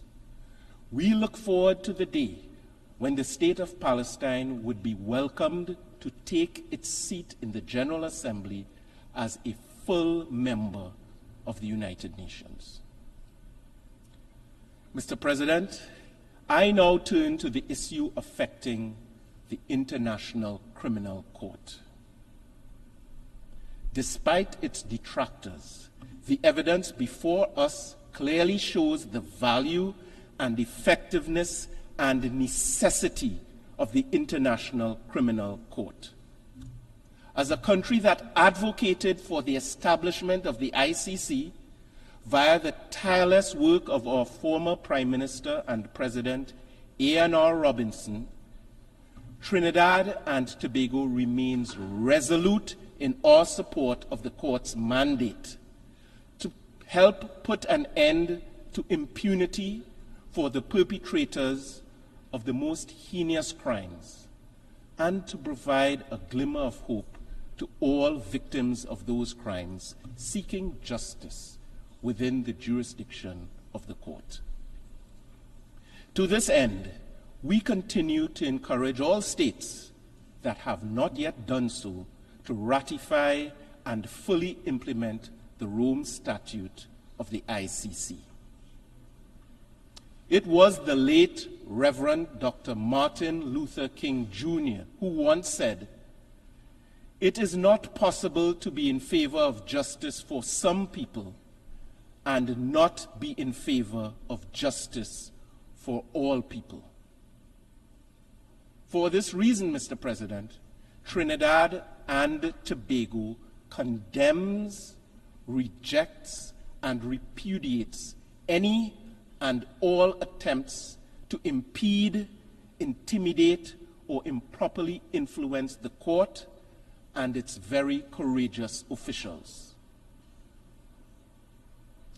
Mr. President, we are mindful that the illicit trafficking in small arms and light weapons in our own region poses an intolerable threat to national security and to the lives of our citizens.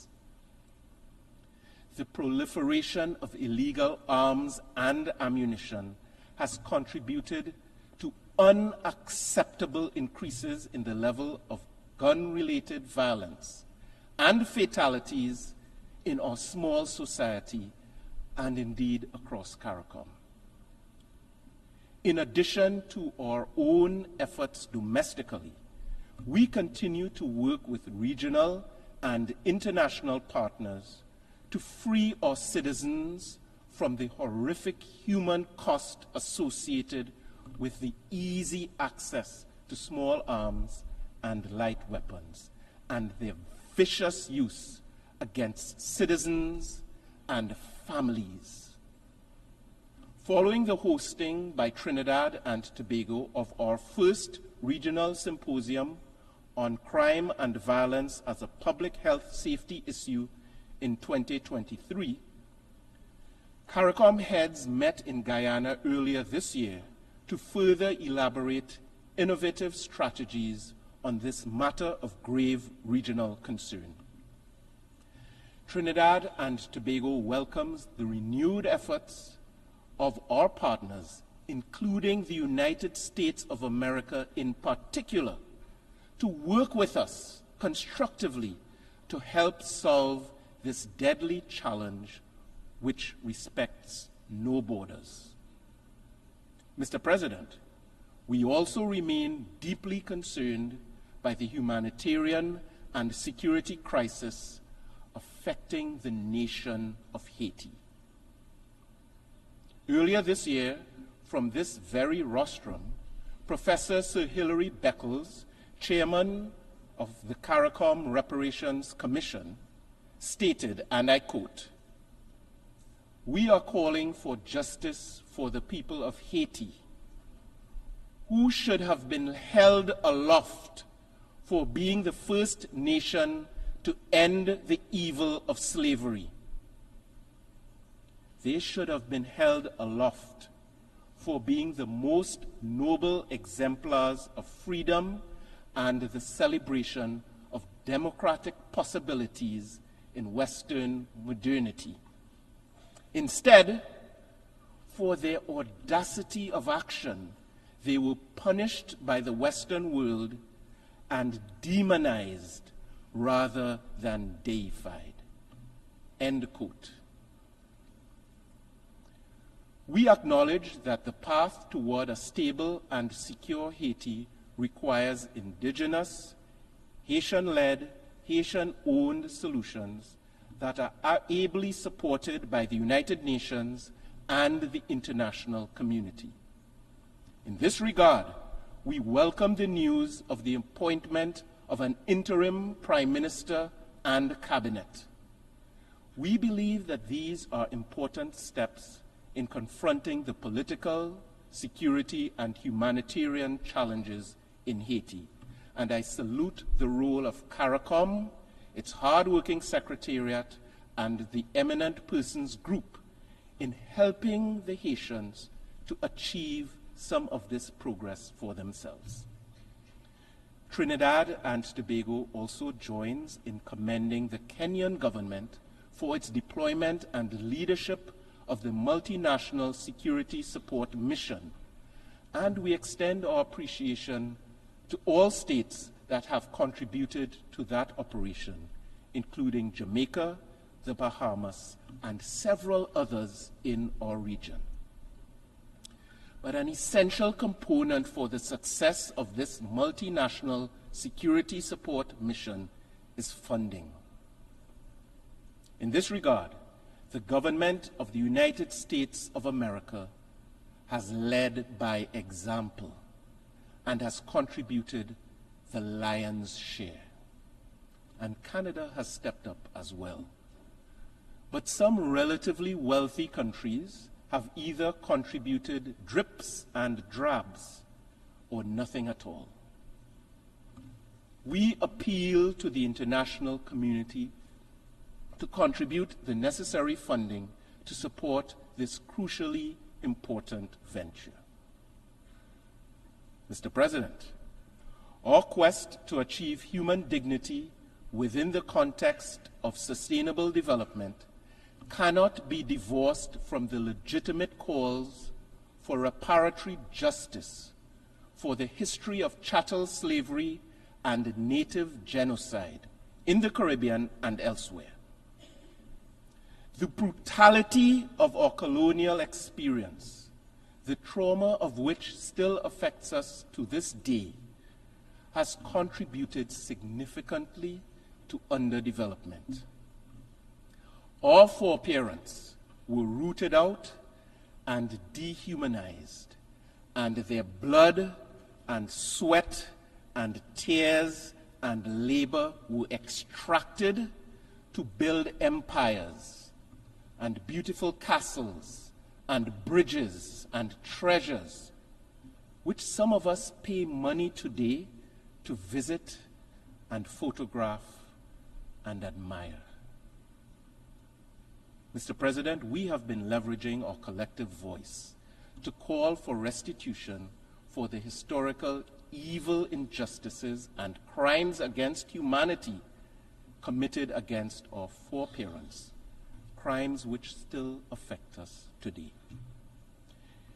In reaffirming our commitment to this regional campaign, the government of Trinidad and Tobago appointed last year a reconstituted National Committee on Reparations to provide additional energy and support to the CARICOM Reparations Commission and its work with the African Union and other like-minded bodies.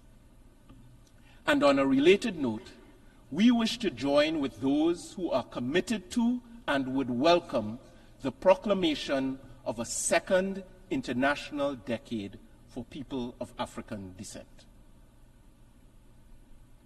Mr. President, it is indeed troubling that as we approach the 30th anniversary of the Beijing Platform of Action,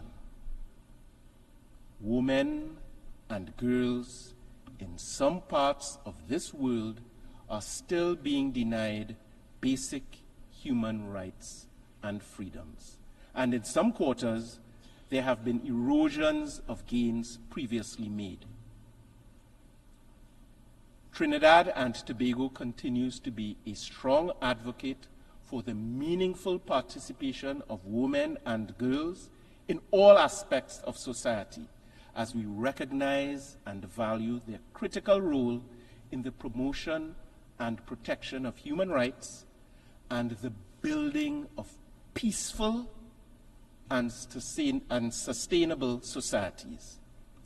This is important to us, and as we have done biennially since the year 2010, Trinidad and Tobago will table in the first committee this year our resolution on women, disarmament, non-proliferation, and arms control, and we encourage member states to support this forward-looking resolution.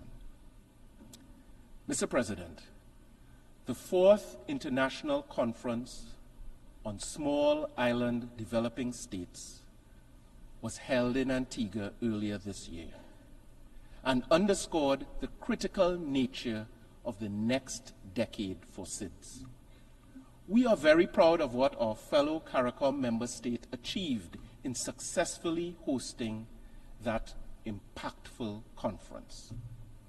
Trinidad and Tobago anticipates that the robust implementation of the Antigua and Barbuda agenda for SIDS will bring us closer to sustainable development with the necessary means of support from the international community. Mr. President, we all acknowledge the adverse effects of climate change. We anticipate decisive outcomes regarding the new collective quantified goal at the upcoming COP29 in Baku, Azerbaijan, which should catalyze much-needed reform of the international financial architecture. Effective climate finance mechanisms are essential for the provision of accessible, adequate, and predictable funding, and this requires the operationalization and capitalization of the Loss and Damage Fund. Climate finance goes well beyond project funding. It is an investment in the resilience and sustainability of the most vulnerable nations. The future beckons, a future in which SIDS have the capacity and resources to build infrastructure that can withstand severe climate events. That future would enable a just transition to renewable energy sources and the full protection of our natural ecosystems. Mr. President, like many others, Trinidad and Tobago has long called for the application of new multidimensional parameters for decision-making on access to financing. In this regard, we welcome the recent adoption by the General Assembly of the resolution on the Multidimensional Vulnerability Index. We encourage the international community and the relevant financial and development institutions to utilize the MVI as it takes into account the realities that undermine sustainable development. Mr. President, Trinidad and Tobago stands in full solidarity with the people of Cuba who have been subjected to an unjust embargo for more than 6 decades. This embargo severely undermines Cuba's prospects for attaining economic stability, growth, and sustainable development. Whatever the objectives may have been 60 years ago, these measures have clearly not achieved any desirable results. Only the pain and suffering of ordinary Cuban people. The collective punishment of an entire citizenry through unilateral coercive measures is not only unconscionable, but also inconsistent with international law and the Charter of the United Nations. Trinidad and Tobago therefore renews its call for the unconditional lifting of the economic, commercial, and financial embargo against Cuba. Additionally, we have seen no justification for the designation of Cuba as a state sponsor of terrorism. We call for the removal of that unjust categorization as well. So, Mr. President, I conclude as I started. This world, our world, is at a point of inflection. With tension and division rising to a crescendo, small states have to be clear-eyed about their future. Trinidad and Tobago is small, but we are proud of that which makes us unique and special. We may not be a superpower, but we have superpowers. And these are our creativity and our diversity.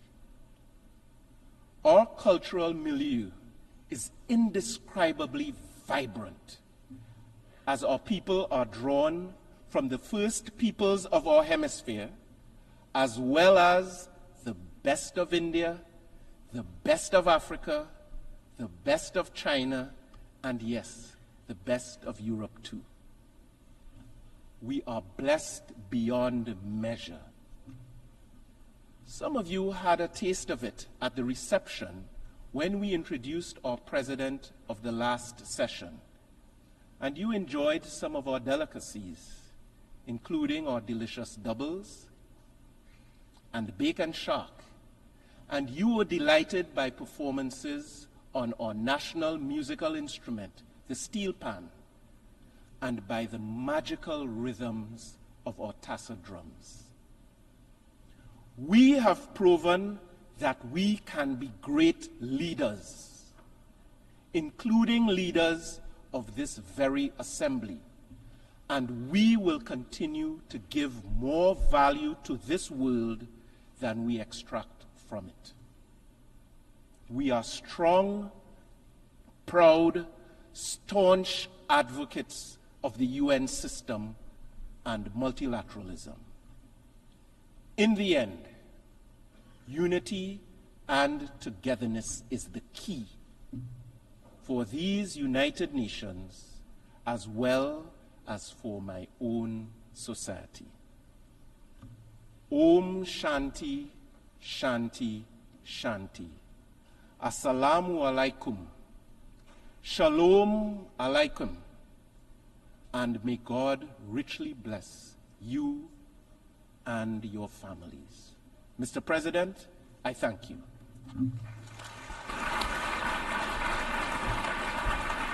I thank the Minister for Foreign and CARICOM Affairs of Trinidad and Tobago.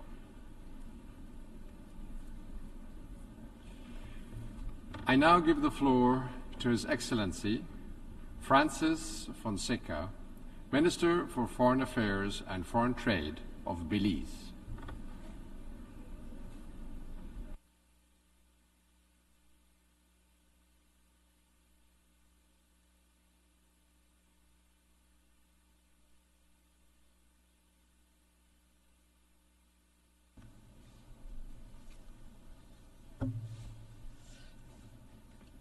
Mr. President, the self-determination of a people is sacrosanct. It is because of the exercise of that right to self-determination that each nation enjoys the privilege of sitting in this hall.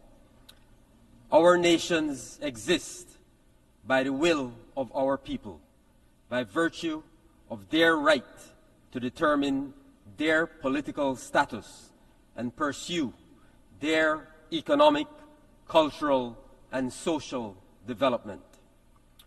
To borrow words from Nelson Mandela, our people are the real makers of history. Their participation in every decision about the future is the only guarantee of true democracy and freedom. If we look at the challenges that our people confront today, we must ask whether that sacrosanct principle of self-determination is in fact secure. Belize is a member of the Alliance of Small Island States, AOSIS, one of 39 countries that have been on the front lines of the climate crisis. The genesis of this crisis lies with the industrialized nations. Its perpetuation and acceleration rest with the wider membership of the Group of 20. Currently, the G20 accounts for some 80% of global emissions. AOSIS members contribute less than 1% of global emissions. This is a tale of two worlds, but we only have one planet to share. The extent to which G20 economies are advancing and contributing to global economic output and world trade is impressive and promising for their people. It is important that their growth should be calibrated to a world where SIDS also have a secure future. This is still possible, but it is urgent. As SIDS, our people's livelihoods have long depended on traditional sectors such as agriculture, fisheries, and tourism, which are climate sensitive.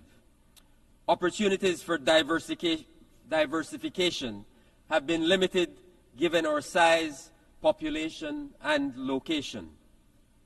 Climate change is forcing us to break with tradition and to transition despite the limited options to do so. Each step forward is met with yet another hurdle to overcome, and with increasing probability, we face the likelihood of setbacks as climate change impacts worsen. The costs are multiplying, fiscal space is shrinking, and the opportunities to equitably share in global prosperity are diminishing.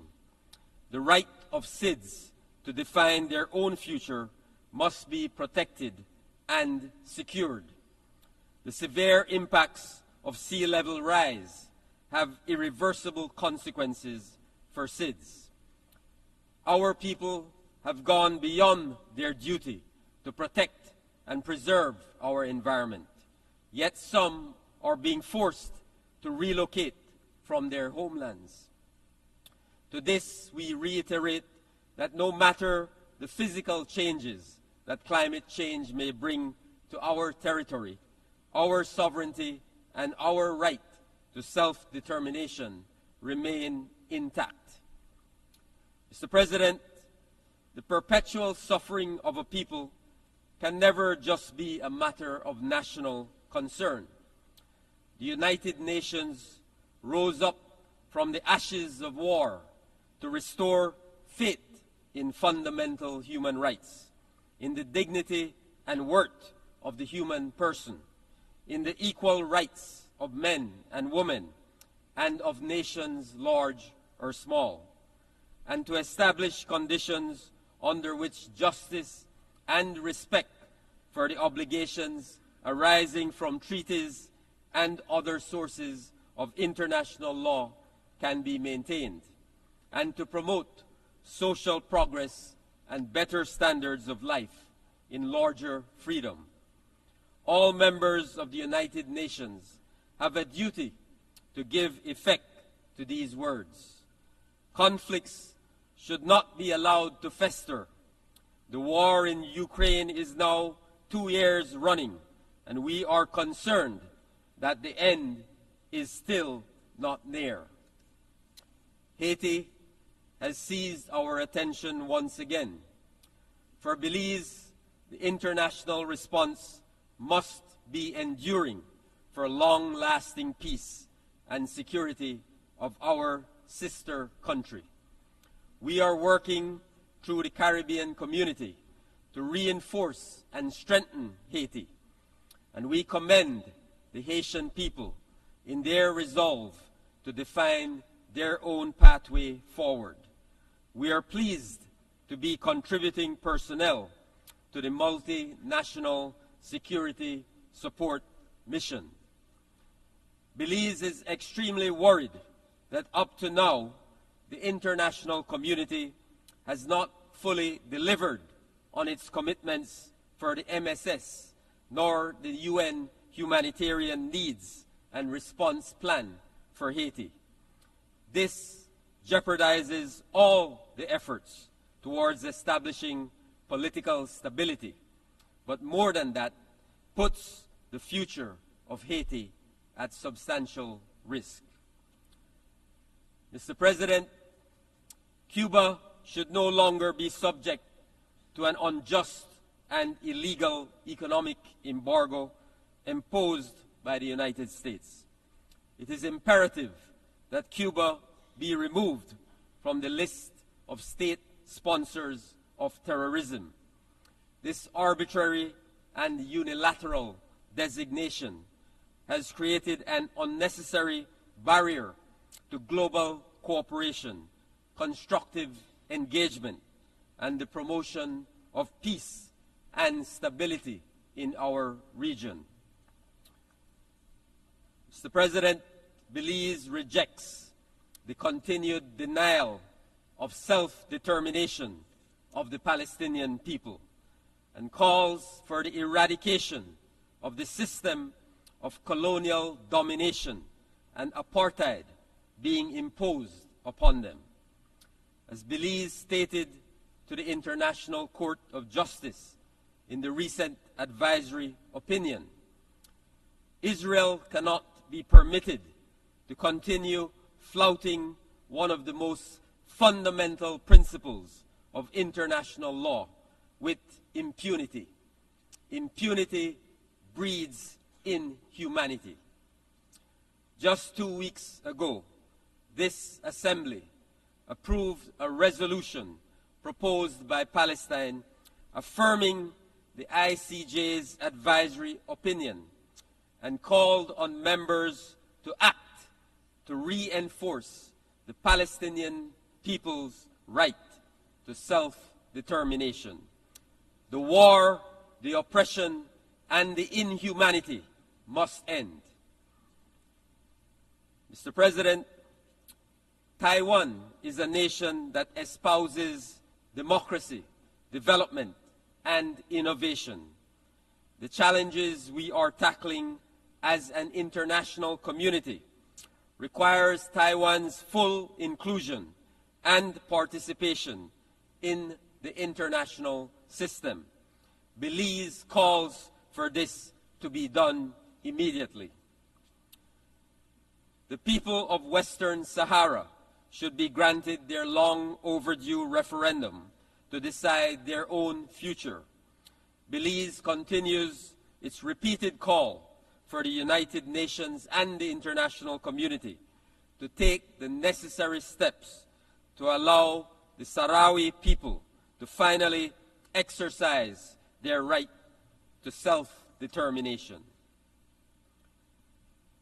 Mr. President, I submit to you and this Assembly that the foundation of leaving no one behind requires that we actively promote and protect the right of self-determination in its most basic form in the context of peace and security.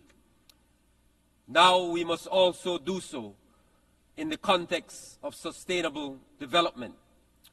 We have adopted a rescue plan to steer the SDGs back on course. We have a pact for the future.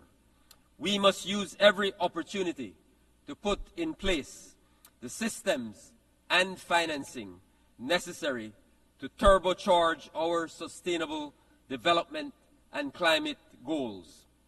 In this effort, we must ensure equal opportunity for all to share in global prosperity. We must raise collective ambition and invest in all our people to empower them to rise.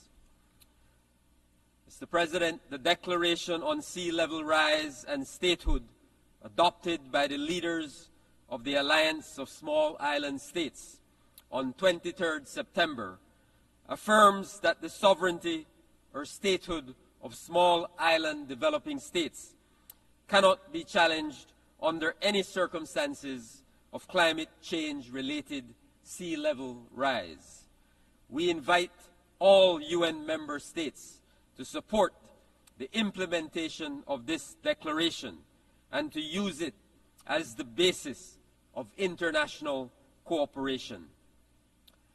To further guarantee that SIDS will be spared the gravest climate threats, global warming must be limited to well below 1.5 degrees Celsius.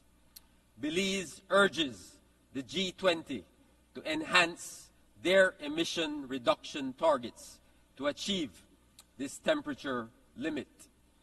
For SIDS, adaptation is imperative, and loss and damage associated with climate change is inevitable. The new climate finance goal to be decided in Baku must contain specific recommendations for minimum allocation to SIDS in relation to grant-based and concessional finance for adaptation and grants for loss and damage. It must also give effect to the provisions of the Paris Agreement, which require enhanced access for SIDS and LDCs to climate finance. Finally, it must support the urgent capitalization of the Fund for responding to loss and damage. Mr. President, with the adoption of the Antigua and Barbuda Agenda for SIDS, the UN must now ensure its implementation. SIDS must be at the table in global economic and international financial institutions. The Multidimensional Vulnerability Index should be incorporated into existing practices and policies for debt sustainability and development support to expand SIDS' access to effective development finance. Mr. President, Belize is moving ahead. We are on a transformative development trajectory. We have dramatically improved our credit profile through the Belize Blue Bond Project, a debt for marine conservation swap. We are reforming and modernizing our legislative and policy frameworks for investments and activating our orange and blue economies, including beyond our national jurisdiction. In partnership with the United States of America, we have signed a 5-year US $125 million grant agreement with the Millennium Challenge Corporation, intended to help reduce poverty in Belize by addressing the country's energy and education sectors. We are making targeted investments to ensure that every child has access to quality education and opportunities. One key example is the Belize Education Upliftment Project, Together We Rise, which provides half of Belizean secondary school students with the resources they need to succeed, including free tuition, uniforms, school supplies, and healthy meals. Belize has extended the compulsory school age to 16 years to improve school retention rates and increase the likelihood of transitioning to higher education. We are working tirelessly to expand vocational training, digital access, and life skills development, ensuring that young people are prepared for the evolving job market and capable of driving innovation in sectors such as agriculture, climate change, and technology. We are aggressively closing the digital divide as technology holds the promise of progress. But we depend on multilateral efforts to ensure that all nations, regardless of size or wealth, have the infrastructure and capacity to participate in the digital economy. Education and capacity building alone are not enough. Addressing inequalities and fostering inclusion are equally critical to achieving lasting change. The achievement of gender equality and the empowerment of women and girls is central to this effort.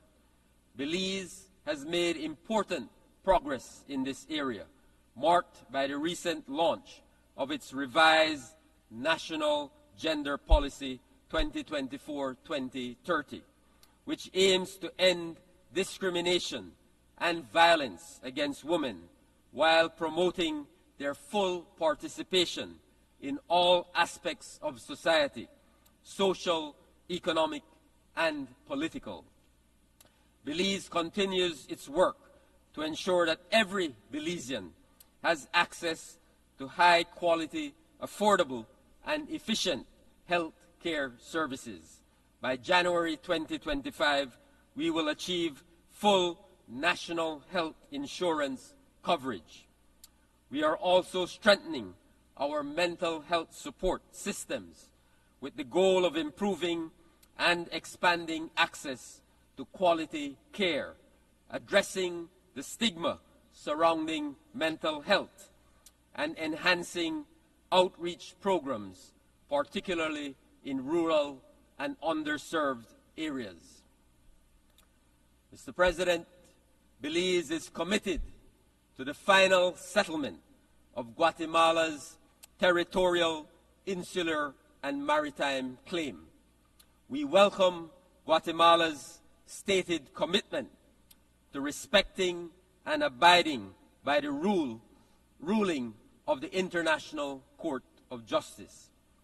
At the political level, we are actively engaged with Guatemala to strengthen our bilateral relationship. A definitive solution will bring greater opportunities for both of our nations in the areas of trade, investment, and cooperation. Mr. President, Belize reaffirms its commitment to the United Nations as the central platform for coordinated global action. But its decision-making processes need to be more inclusive, more responsive, and representative. Its institutions cannot be held back by the world as it was 80 years ago. Reform is urgent and necessary to reflect the world as it is. Mr. President, the youth of today have given us a clear, undeniable mandate. They demand action, accountability, and a future where they are heard, seen, and respected. We ignore them at our own peril. We must not fail them. It is our responsibility to heed their calls for change. We must deliver on our commitments and build a world that present and future generations deserve. I thank you.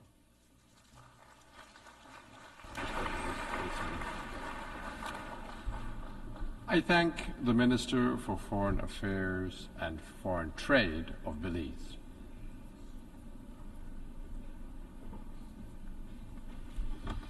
I now give the floor to His Excellency Olusegun Ajadi Bakari, Minister for Foreign Affairs of Benin.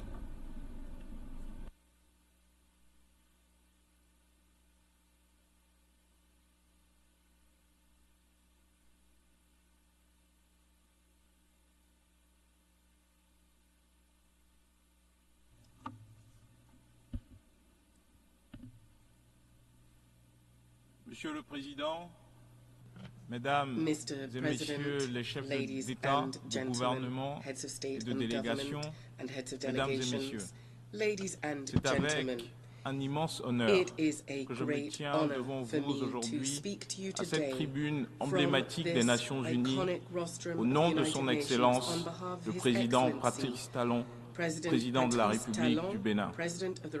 Permettez-moi, à l'entame de ce propos, de réaffirmer l'attachement indéfectible du peuple béninois à la démocratie, à la stabilité politique et au principe de conquête pacifique du pouvoir.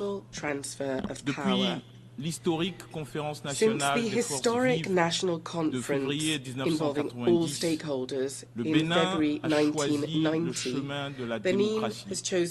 Et sous le leadership successif de nos anciens présidents et du président Patrice Talon, nous avons su préserver et renforcer nos institutions. Nos forces de défense et de sécurité, avec courage et sens républicain,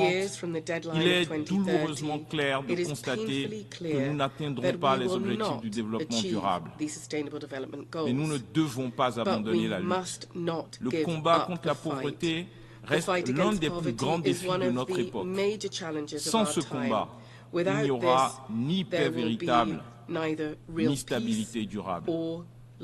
L'Afrique, mesdames et messieurs, est l'avenir du monde. Dans quelques décennies, notre continent sera le foyer d'un quart de l'humanité. Nos jeunes, porteurs d'une créativité immense, et nos ressources naturelles constitue un atout indispensable pour l'avenir de la planète. Et pour que ce potentiel devienne réalité, nous devons éradiquer la pauvreté sur notre continent. Il est urgent d'agir, car chaque année de retard compromet cet avenir. Dans 25 ans, lorsque nos États auront pour la plupart un siècle d'existence, serons-nous encore à débattre de l'accès à l'eau potable, à l'électricité, à la santé ou à l'éducation? Ou aurons-nous enfin franchi le cap qui permettra à chaque Africain de vivre dans la dignité? Voilà les questions essentielles auxquelles nous devons répondre. Le temps de l'action est venu. Depuis 2016, le Bénin a emprunté la voie du progrès sous le leadership du président Patrice Talon. Nous avons pris notre destin en main et initié des réformes majeures, que ce soit dans l'éducation, la santé ou les infrastructures sociales. Aujourd'hui, nous sommes engagés sur une trajectoire de transformation et de développement. Il est important que le monde reconnaisse les efforts des nations, comme la mienne, comme celle du Bénin, qui œuvrent pour leur avenir et prennent leur destin en main. Monsieur le Président, Mesdames et Messieurs, pour que l'Afrique prenne son envol, elle doit aussi se réconcilier avec son histoire et son identité profonde. Comme il est impossible de comprendre l'Europe sans prendre en compte l'influence de l'Église chrétienne, ou qu'il est impossible de comprendre le Moyen-Orient sans comprendre et chercher à comprendre l'islam, il est tout ainsi impossible de saisir l'essence de l'Afrique sans embrasser pleinement ses croyances, ses traditions, sa civilisation. C'est dans cet esprit que le Bénin, terre-mère de la culture vaudou, a pris l'initiative de corriger les perceptions négatives sur cette culture, notre culture. Nous voulons révéler au monde la richesse de notre civilisation. En connaissant et en respectant notre histoire, nos croyances et notre culture, le monde pourra comprendre qui nous sommes et pourquoi l'Afrique est essentielle à l'équilibre et au développement global. Mais le respect de l'Afrique ne s'arrête pas à la reconnaissance de son passé. Il passe également par un panafricanisme moderne, tourné vers l'action.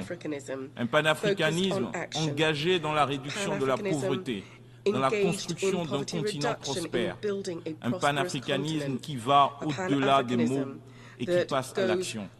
Ce panafricanisme doit se traduire par des actions concrètes. Comment pouvons-nous prôner l'unité africaine quand il est aujourd'hui plus facile pour un Européen de voyager à travers le continent africain que pour un Africain lui-même? Le Bénin a fait un choix audacieux, courageux, panafricain, en supprimant dès 2017 les visas pour tous les ressortissants africains.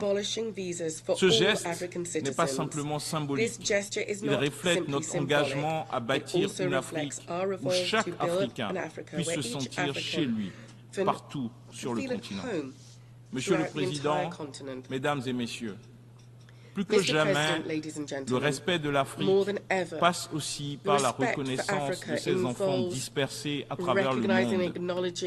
Nos frères et sœurs de la diaspora, déracinés de force lors des heures sombres de la traite transatlantique, doivent retrouver leur place au sein de la communauté africaine. Il est temps de guérir ces blessures, de recréer ce lien sacré avec ceux qui, bien que physiquement éloignés, portent l'Afrique dans leur cœur. Les afro-descendants ne sont pas de simples membres éloignés de notre famille. Ils sont nos enfants, ils sont nos frères, elles sont nos sœurs. Ils incarnent une part essentielle de notre identité collective.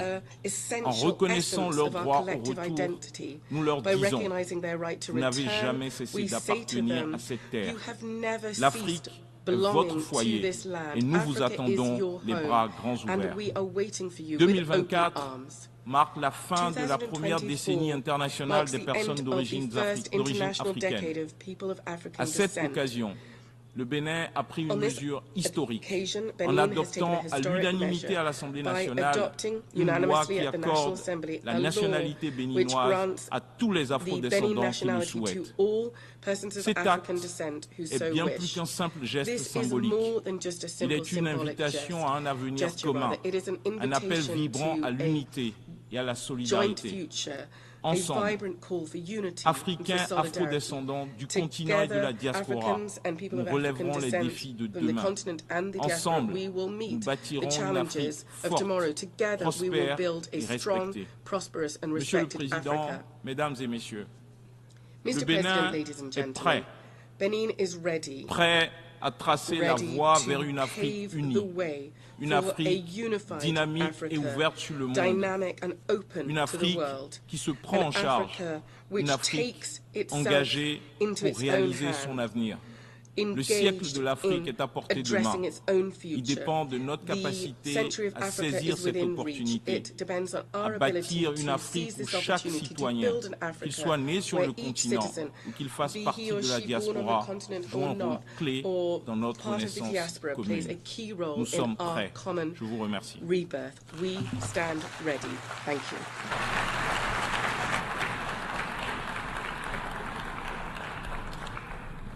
I thank the Minister for Foreign Affairs of Benin. I now give the floor to His Excellency Yamazaki Katsuyuki, Chair of the Delegation of Japan.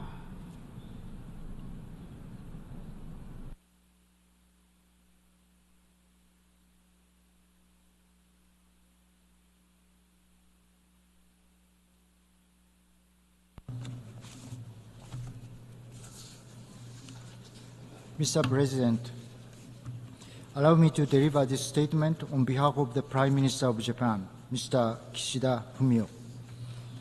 Mr. President, Excellencies, the world stands at the historical inflection point. These extremely shifts in history have become distinctive features of the past 3 years and will continue to define the years to come. I have stressed that at times like these, we must overcome divisions and confrontations and promote international cooperation by going back to the basic foundations. In 2022, I have called for defending the principles of the UN Charter and the rule of law, and 2023, multilateralism with the United Nations at its core by shedding a light on human dignity. Russia's aggression against Ukraine still rages on, and we are witnessing the dire situation in Palestine and Gaza. Unfortunately, divisions and confrontations are deepening. In these difficult times, Japan's position remains unwavering. We should go back to the basic foundations to unite the international community and deepen solidarity. The rule of law and human dignity remain the key to international cooperation. Today, I would like to highlight the importance of strengthening governance at both national and international levels as another foundation for uniting the international community to strengthen the rule of law and protect human dignity. At the Summit of the Future, we made a commitment to take action for the benefit of present and future generations, building inclusive societies across the international community where youth, future generations, and women can thrive, and achieving the SDGs, leaving no one behind, are overarching goals that resonate with us. We believe the international community would also agree the role of governance is critical in achieving these goals. Such empathy among us provides a common ground for all members of the international community to share and fulfill their responsibilities. My message for this year can be summarized in a simple phrase: inclusive governance with shared responsibility. Mr. President, to address unprecedented crises and challenges, and to protect and strengthen the rule of law and human dignity, Japan, as a member of the international community, is determined to play a role for stronger governance. First and foremost, We must strengthen the governance to work towards international peace and security, which is the foundation for a prosperous society. Next year marks the 80th anniversary of the United Nations. It is time to transform the United Nations to address the most pressing challenges in peace and security and meet the needs of a new era. Russia's aggression against Ukraine, which has continued for more than 2.5 years, poses a blatant challenge to the international order based on the rule of law and shakes its very foundations. There are a host of issues that need to be addressed, including North Korea's nuclear missile development, the situation in Gaza, and conflict and terrorism in Africa. The international community is in need of a United Nations, in particular the Security Council, that is credible and carries out its responsibility effectively. At the Summit of the Future, the world leaders issued a clear and strong message on the urgent need to reform the Security Council. In order to respond in good faith, it is essential to begin the development of a consolidated reform model and text-based negotiations as soon as possible. In this regard, it should be underscored that the majority of member states, including African Group, are calling for the expansion of both permanent and non-permanent membership of the Council. Japan will work with others to achieve a Security Council that is more representative with developing countries included and effective, reflecting the realities of the international community. Japan also attaches great importance to the role of the General Assembly in the area of international peace and security. For the sake of future generations, it is necessary to maintain and strengthen a free and open international order based on the rule of law and to ensure peace, stability, and prosperity in the world. It is with this conviction that I have promoted the free and open Indo-Pacific. The vision of free and open Indo-Pacific is in line with the goals of the United Nations.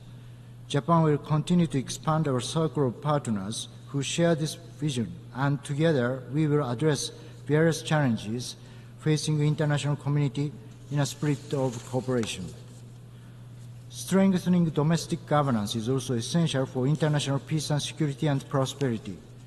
Japan has continued to spearhead human-centered international cooperation based on the concept of human security. We need to accelerate the efforts of the international community as a whole towards achieving the SDGs. It is also vital to address the root causes of conflict by interlinking humanitarian development and peace efforts in order to curb the deterioration of humanitarian situations due to protracted conflicts.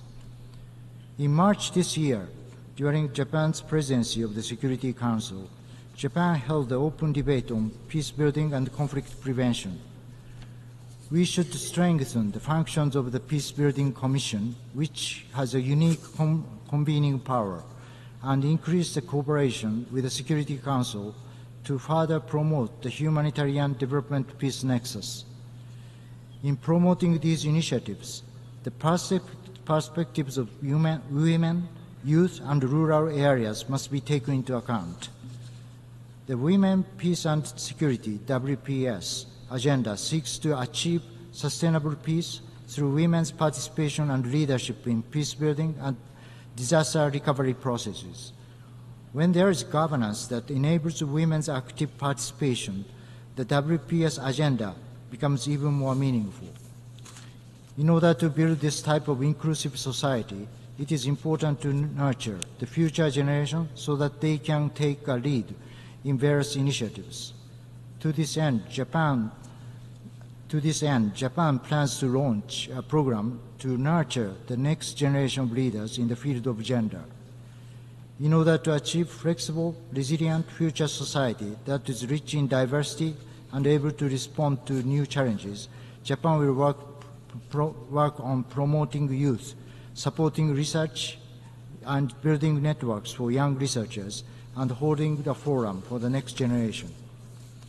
Rural perspective is also important.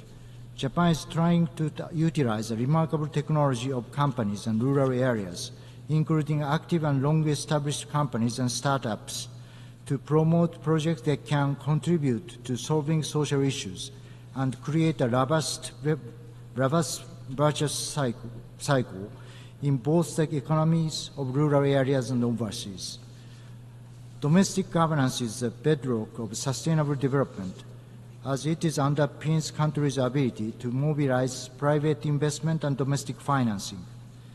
At the same time, each country achieving sustainable growth would amount to the sustainability of the international community as a whole, a process which would then be supported by international governance.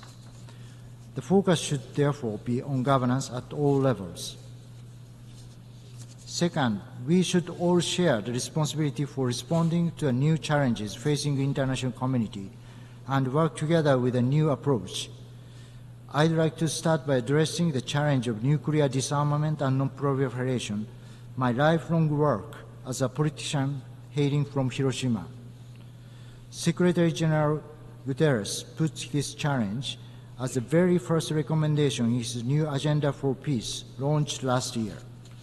Despite the extended efforts of the international community, the world is now on the cusp of a reversal in the decreasing trend of a global number of nuclear arsenals.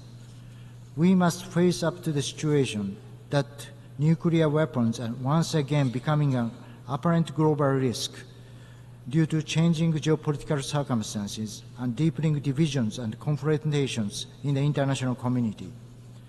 With these serious concerns in mind, I've been steadily taking nuclear disarmament initiatives under Hiroshima Action Plan to strengthen realistic and practical efforts to realize a world without nuclear weapons.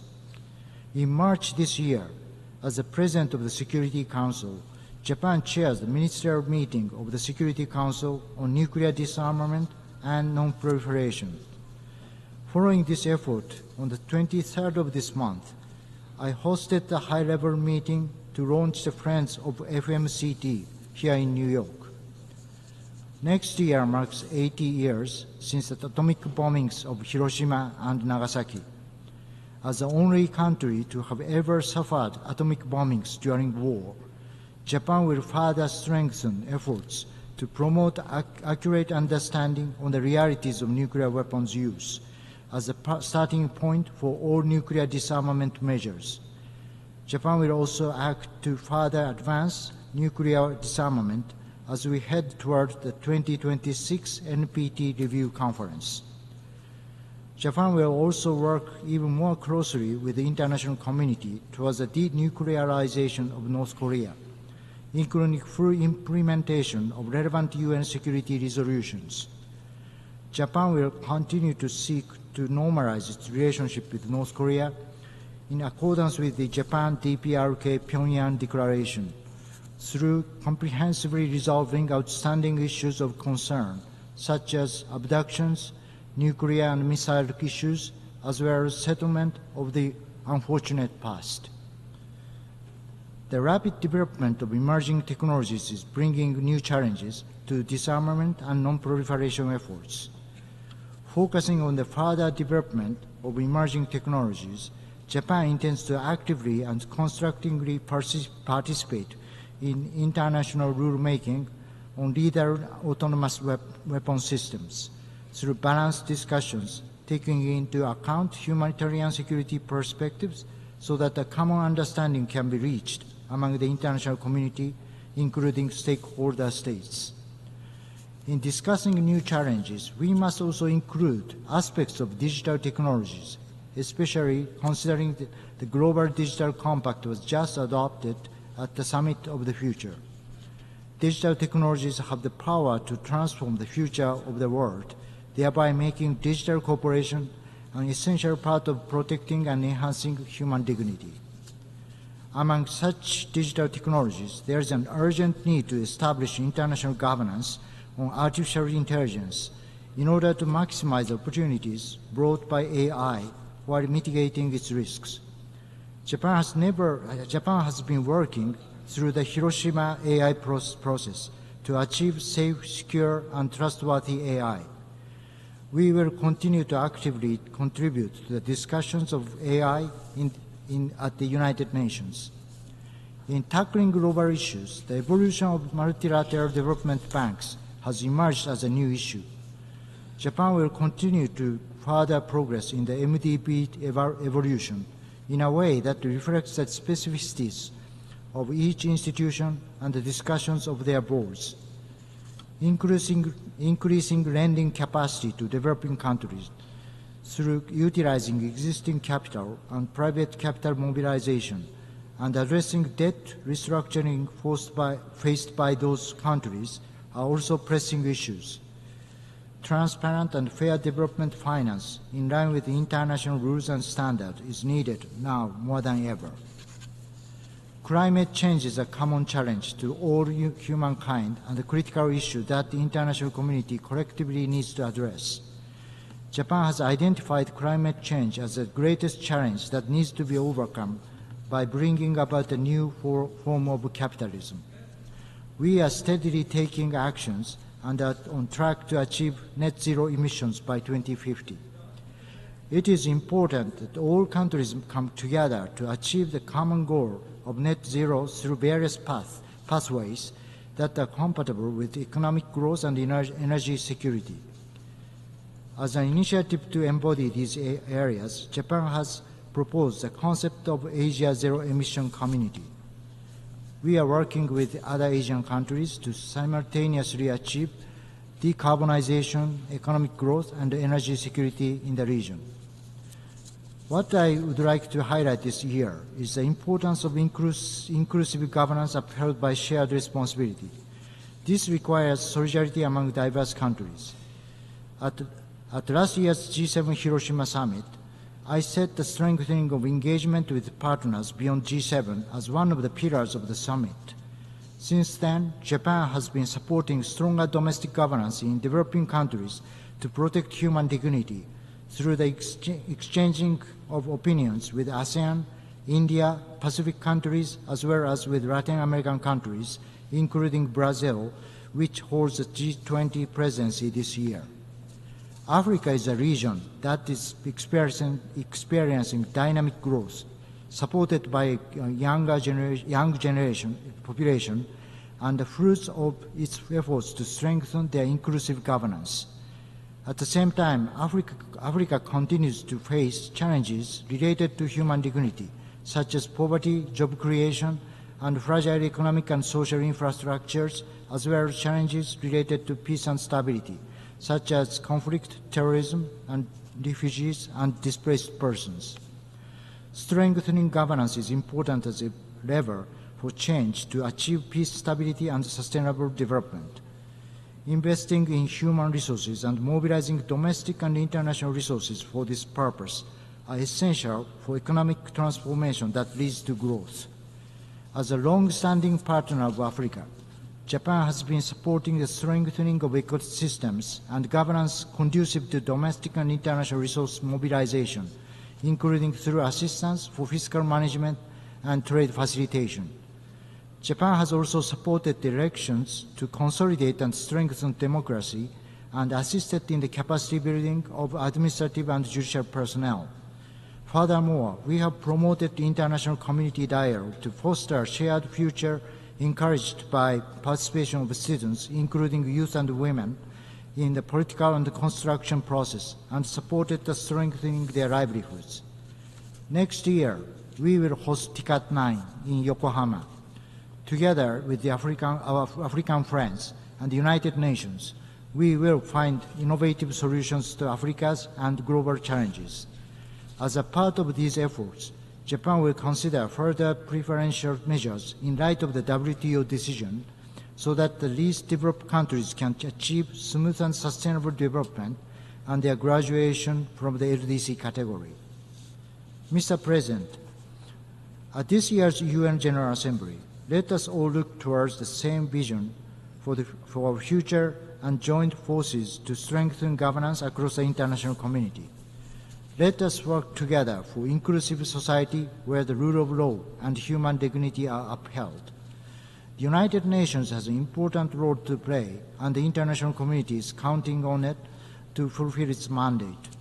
As a member state of the United Nations, Japan will also contribute to this progress. Thank you for your attention.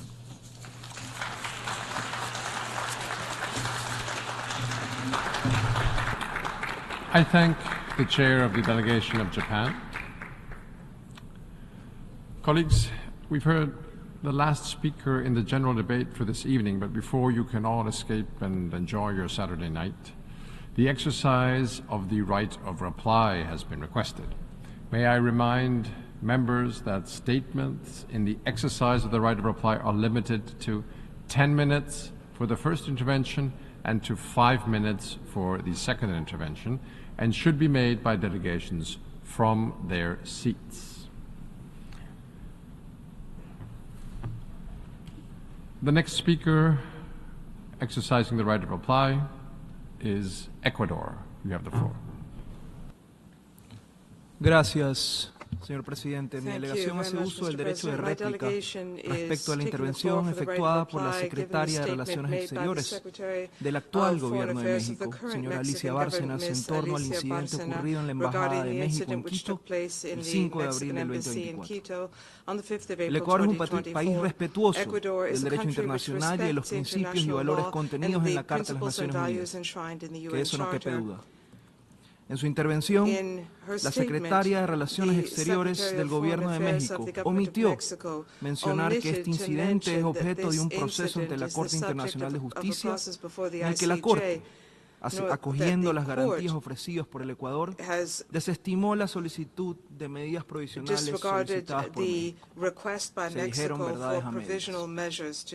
Los acontecimientos previos al incidente ocurridos el 5 de abril del 2024 arrojan luz sobre las circunstancias excepcionales en las que las autoridades ecuatorianas se vieron obligadas a ingresar a dicha misión diplomática para arrestar a un prófugo de la justicia, hecho aislado que tuvo por objetivo combatir la impunidad.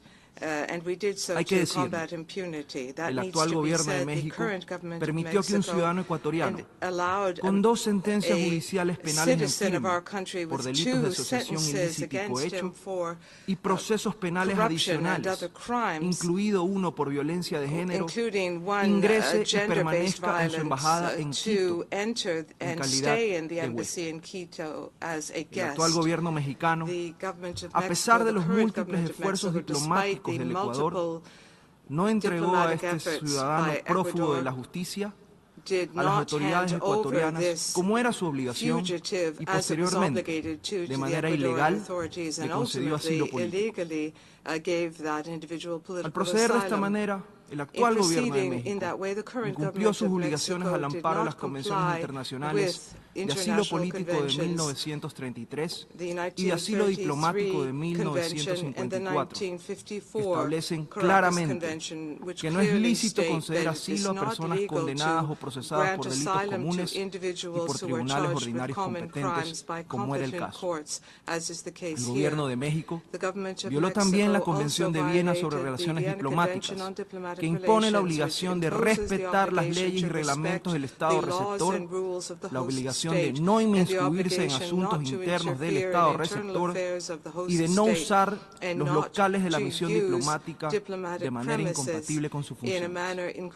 Asimismo, el gobierno de México quebrantó los principios de igualdad soberana, integridad territorial y no intervención en asuntos internos de otros Estados, consagrados en la Carta de las Naciones Unidas, la Carta de la Organización de Estados Americanos y el Derecho Internacional Consuetudinario.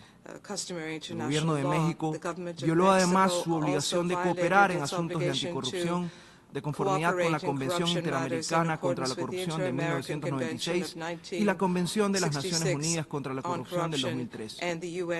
Estas violaciones al derecho internacional no pueden ser normalizadas ni olvidadas. Por ello, el Ecuador, el 29 de abril de este año, presentó una demanda en contra de México ante la Corte Internacional de Justicia. Muchas gracias. I thank the delegation of Ecuador. Next speaker on my list is China, followed by Pakistan, Ethiopia, and Armenia. I give the floor to China.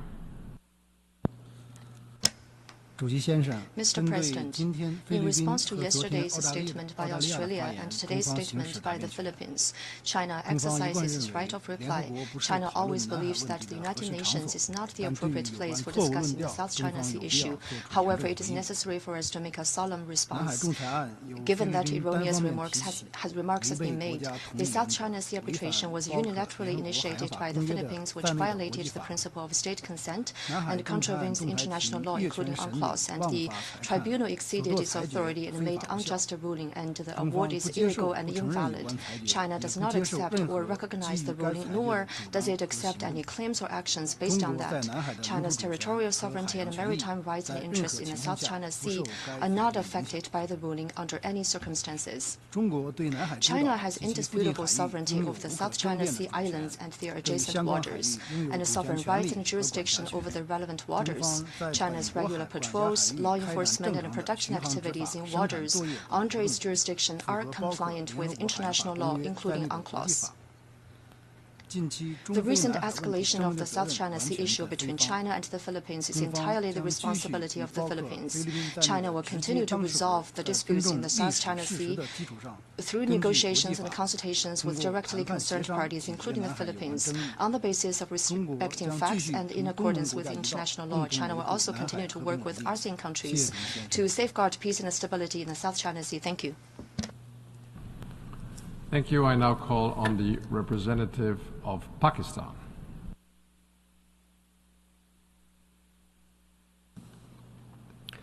Mr. President, I am taking the floor to respond to the remarks delivered by the Minister for External Affairs of India earlier today.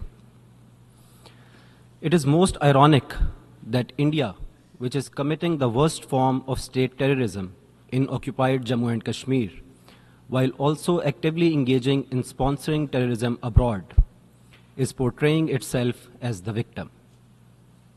It is a familiar ploy of all occupiers and colonizers to paint legitimate struggles for freedom and liberation as terrorism. India is failing to grasp the enormity of the indigenous Kashmiri resistance against its strange hold and wrongly blaming it on cross-border terrorism. It must introspect and reflect and immediately implement the Security Council resolutions which provide for the Kashmiris to exercise their right to self-determination. It is India which supports and finances terrorism against Pakistan using its proxies. Pakistan has provided irrefutable evidence to the UN Security Council of India's involvement in terrorist activities against my country. India's campaign to damage and destroy Pakistan's economy is no secret, including by impeding the China-Pakistan economic corridor. Through the sponsorship of terrorist groups such as the Baloch Liberation Army and the Majid Brigade. India is also supporting terrorism in the Balochistan province of Pakistan. Mr. President, India's assassination campaign against its dissidents residing overseas has been exposed in Canada and the United States, while its leaders publicly boast of murdering their citizens abroad. It is India which seeks expansion of territory through unilateral measures to consolidate its occupation of Jammu and Kashmir in gross violation of international law and crass threats to cross the line of control to take over the liberated territory of Azad Jammu and Kashmir. India's military buildup in nuclear, conventional, new and destabilizing weapons are mainly deployed against Pakistan. India is pursuing highly dangerous war-fighting doctrines to engage in a conventional military confrontation with Pakistan under the nuclear overhang. This, despite the humiliation suffered by India during its last ill-advised military adventurism against Pakistan in February 2019, with 2 fighter jets lost and a captured pilot, who was released by Pakistan after Indian pleas. Mr. President, India's quest for regional hegemony is not limited to posturing against Pakistan only, but is also evident by its meddling in the internal affairs of Bangladesh, Sri Lanka, and Maldives. The hubris and the grandiose perception being harbored by India, coupled with its fast-growing aggressive military capabilities, are a clear and present danger for international and regional peace and security. India needs to be reined in before it's too late. India must be held accountable for its violations of international law in occupied Jammu and Kashmir, for state terrorism in the occupied territory, and for sponsoring terrorism against Pakistan. I thank you. Thank you. I now call on the representative of Ethiopia.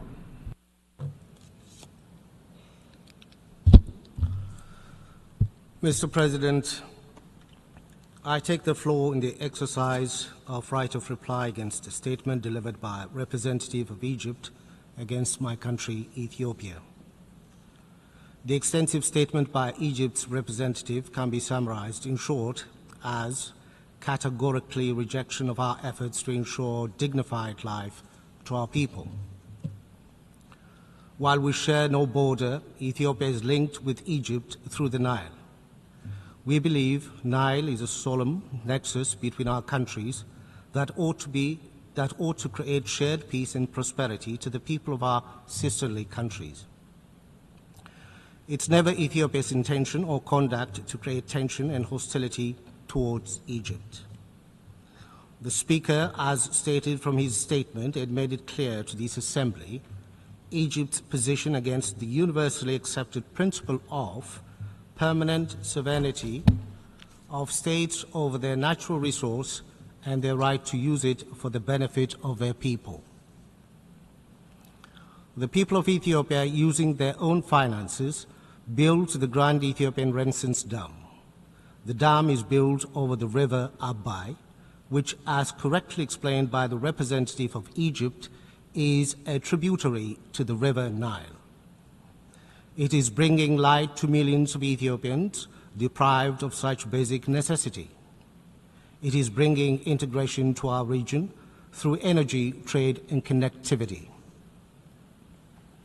The river Abai traverses 2/3 of Ethiopia's territory and makes up 70% of Ethiopia's water resource. While having the resource, the people of Ethiopia continue to live in food and energy insecurity. More than half of our 120 million population needs access to clean water and electricity. Ethiopia will not be told to hold its effort to alleviate this unacceptable circumstance. We will not be told our people do not deserve a dignified life. Ethiopia recognizes the River Nile is a transboundary water resource that must be used by all riparian countries based on the principle of equitable and reasonable utilization. Transboundary resources are also best managed based on basin-wide arrangements agreed to by riparian countries. When it comes to these principles of international law, we see paradox in the Nile Basin. Ethiopia, an upper riparian country that contributes 85% of the flow to the Nile, and the other 8 source countries seeks cooperation based on international law. Egypt, the lower riparian country that contributes no flow to the resource, relentlessly works against cooperation and undermines international principles.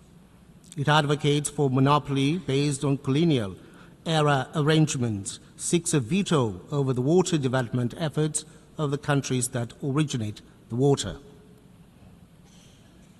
Ethiopia will continue pursuing its development on the river Abai on the basis of equitable and reasonable utilization of the resource. It is our hope, through time, Egypt will reorient its colonial-based policy on the Nile and work on integrated development on the basis of equity. Time will also come for Egypt to realize its best interest is intertwined with and best served by cooperation with riparian countries of the basin. More importantly, the old playbook that seeks to secure unfettered flow of the Nile by preoccupying the source countries with conflict and insurgencies will not work. On this basis, Ethiopia calls on Egypt to immediately stop its destabilization efforts in the Horn of Africa. Time to negotiate and find a win-win solution is now. We urge Egypt to choose the path of negotiation and the path of international law. The Cooperative Framework Agreement on the Nile River is entering into force on 13th October 2024. Egypt has the golden opportunity to return to peaceful conduct of its relations with the Nile River riparian states. Egypt is thus encouraged to ratify the CFA and play a constructive role in regional development. I thank you, Mr. President. Thank you. I now call on the representative of Armenia. Thank you, Mr. President. I requested the floor to exercise the right to reply to the delegation of Azerbaijan. We regret that despite the forward-looking call of the Prime Minister of Armenia to normalize relations, despite the recent round of ministerial negotiations that took place just 2 days ago, Azerbaijan used this august body not only to express reluctance on normalizing relations with Armenia, but opted to propagate its usual distortions and allegations. Dear colleagues, nevertheless, let me once again reaffirm that Armenia is committed to achieving a just and lasting peace in the region and has engaged in negotiations to normalize the relations with Azerbaijan based on the international law, including the principles of sovereignty and territorial integrity. However, we are yet to see the same level of commitment and good faith from the Azerbaijani side. In response to all efforts toward the settlement of the long-term conflict, Azerbaijan continues to present new unsubstantiated and illegitimate claims to Armenia. The allegation that the Constitution of Armenia contains territorial claims against Azerbaijan is entirely false and has been refuted on a number of occasions. It is strange to hear allegations on military buildup from a country that for decades has engaged in uncontrolled and unabated accumulation of offensive weaponry in violation of literally all its obligations under regional arms control treaties. The military buildup of Azerbaijan resulted in acts of aggression with heavy toll on the civilian population, atrocity crimes, mass displacement, and destruction of critical civilian infrastructure. Armenia is exercising its sovereign right to strengthen its defense capabilities in line with international law. We have stressed a number of times that we don't have territorial claims against any of our neighbors, and we do not plan any aggressive action against any of them. We regret that Azerbaijan continues to spread false allegations on mines as a sheer distortion and propaganda that was twice rejected by the International Court of Justice. Azerbaijan has consistently used the humanitarian demining activities to create a pretext to justify its aggressive actions against Armenia and numerous atrocity crimes. During the past 4 years, Armenia has unilaterally provided all available maps of mined areas in its possession as a humanitarian gesture. The Armenian side also has expressed readiness to support the decoding of the transferred maps in cooperation with international partners. By contrast, Azerbaijan continues to violate its obligations under the international humanitarian law and the orders of the International Court of Justice. The international community should be cognizant of the fact that the country hosting the COP29 is yet to release the Armenian hostages held for more than 1 year in captivity and address the remaining humanitarian issues. At the same time, the issue of missing persons and enforced disappearances remains high on our agenda as well. There are more than 1,000 Armenians missing as a result of the conflict. We do believe that the issue of all missing persons should be addressed. The Armenian Relevant Commission on Missing Persons has numerous numerously suggested to hold meetings to this end that were rejected by Azerbaijani side.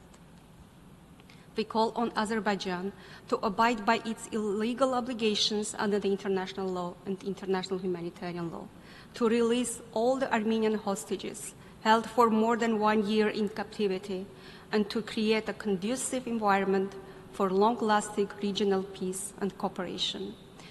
We call upon the United Nations and its member states to firmly respond to the non-compliance by Azerbaijan with its obligations and ensure that the attempt of this country to whitewash gross violations of human rights and humanitarian law through holding international events will not be tolerated. Mr. President, the concept of so-called Western Azerbaijan reveals the territorial claims of Azerbaijan towards the sovereign territory of Armenia, including its capital. Through such fake historical contrasts and weaponizing history, Azerbaijan intends to create a pretext to continue its policy of use of force in the region. Through these manipulations, Azerbaijan attempts to distract the attention of the international community from the ethnic cleansing and forced displacement of 115,000 people, the entire indigenous population of Nagorno-Karabakh, from its ancestral homeland 1 year ago.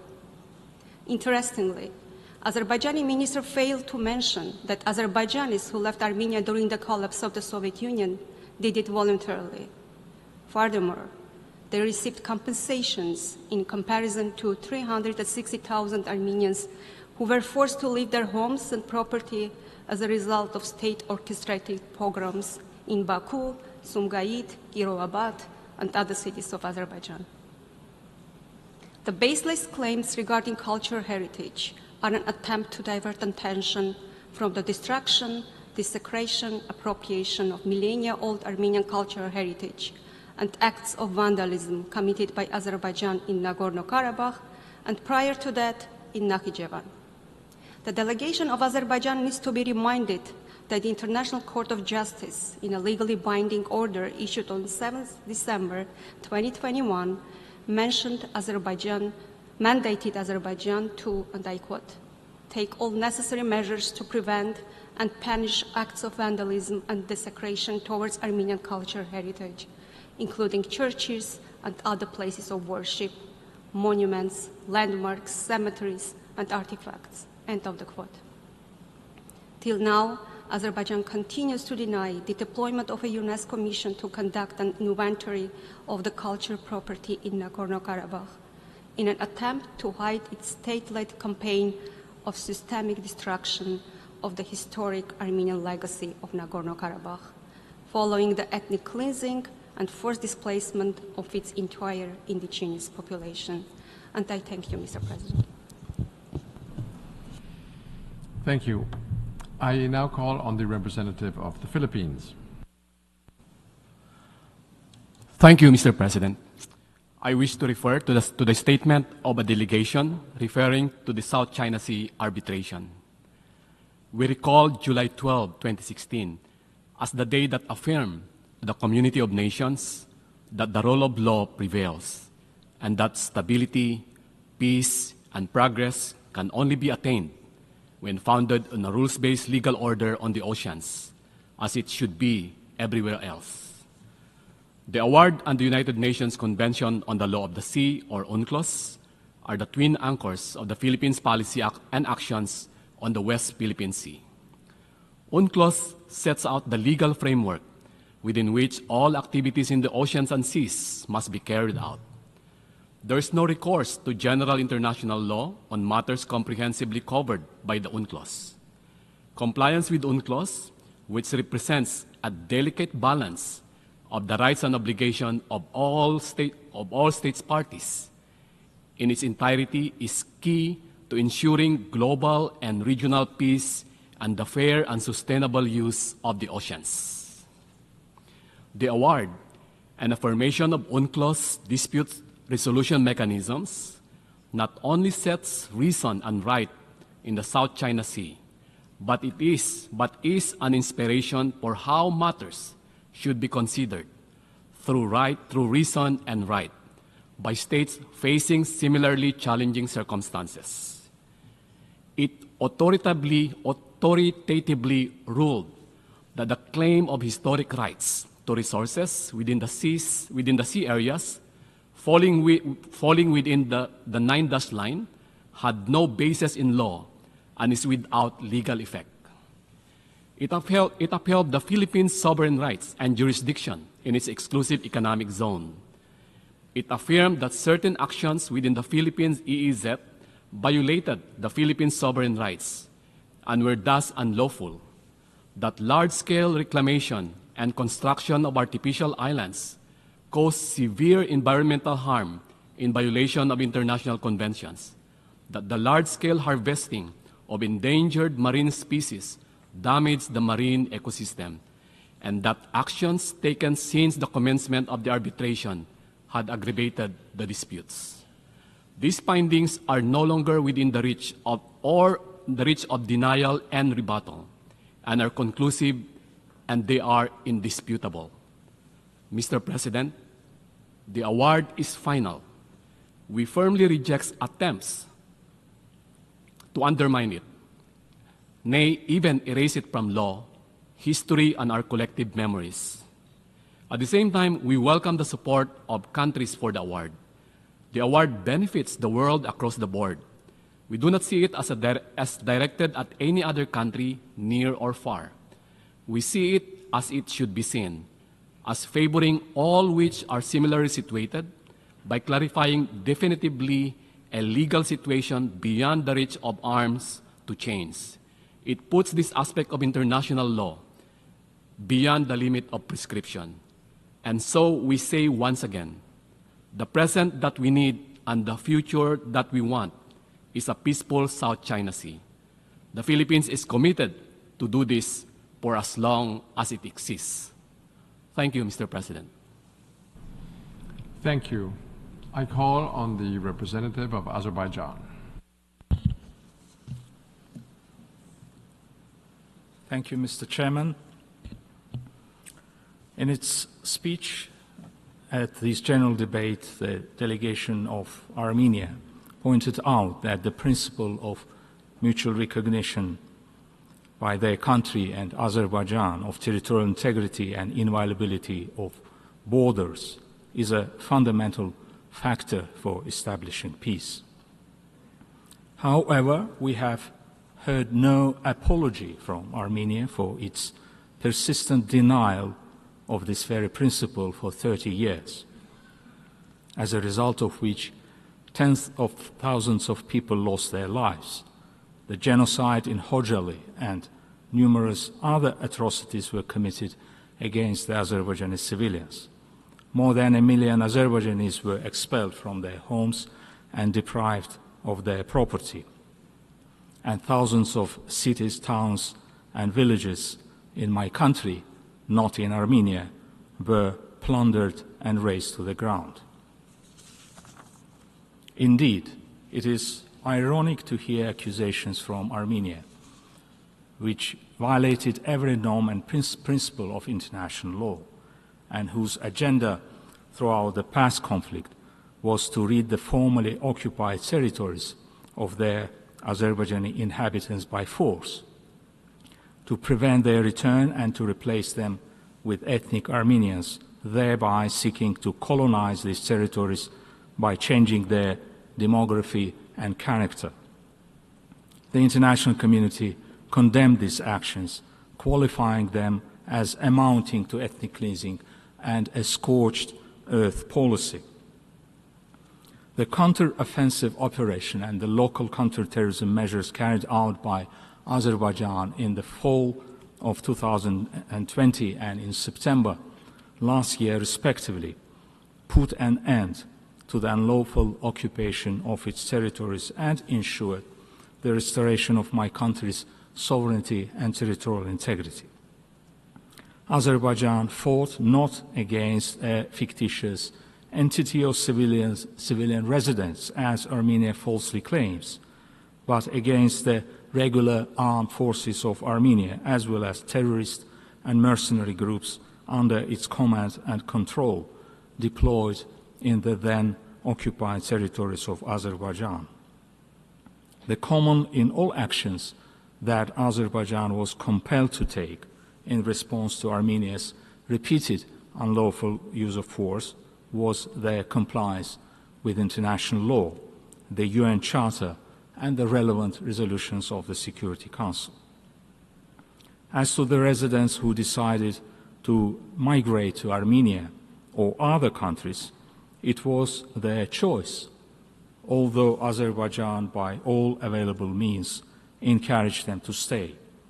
If Armenia is genuinely interested in finding out the reasons of this, then it should look for the roots in its notorious doctrine of ethnic incompatibility, which it sought to impose as a model for our peoples to live next to each other, but not together. Set against the claims made by the representative of Armenia, the United Nations interagency mission that visited the region refuted the allegations that the local residents and their property were targeted during the security measures or thereafter. Another false assertion is that Azerbaijan holds Armenian hostages. There are no Armenian hostages in Azerbaijan, while those held accountable for war crimes, terrorist activity, and other serious offenses committed during the conflict do not enjoy such status by definition. These measures are fully consistent with the legislation and international obligations of Azerbaijan. Armenia's feigned concern for cultural property is easily exposed by numerous facts of destruction, desecration, and appropriation of Azerbaijani cultural heritage, both in Armenia itself and in the territories of Azerbaijan when they were under occupation.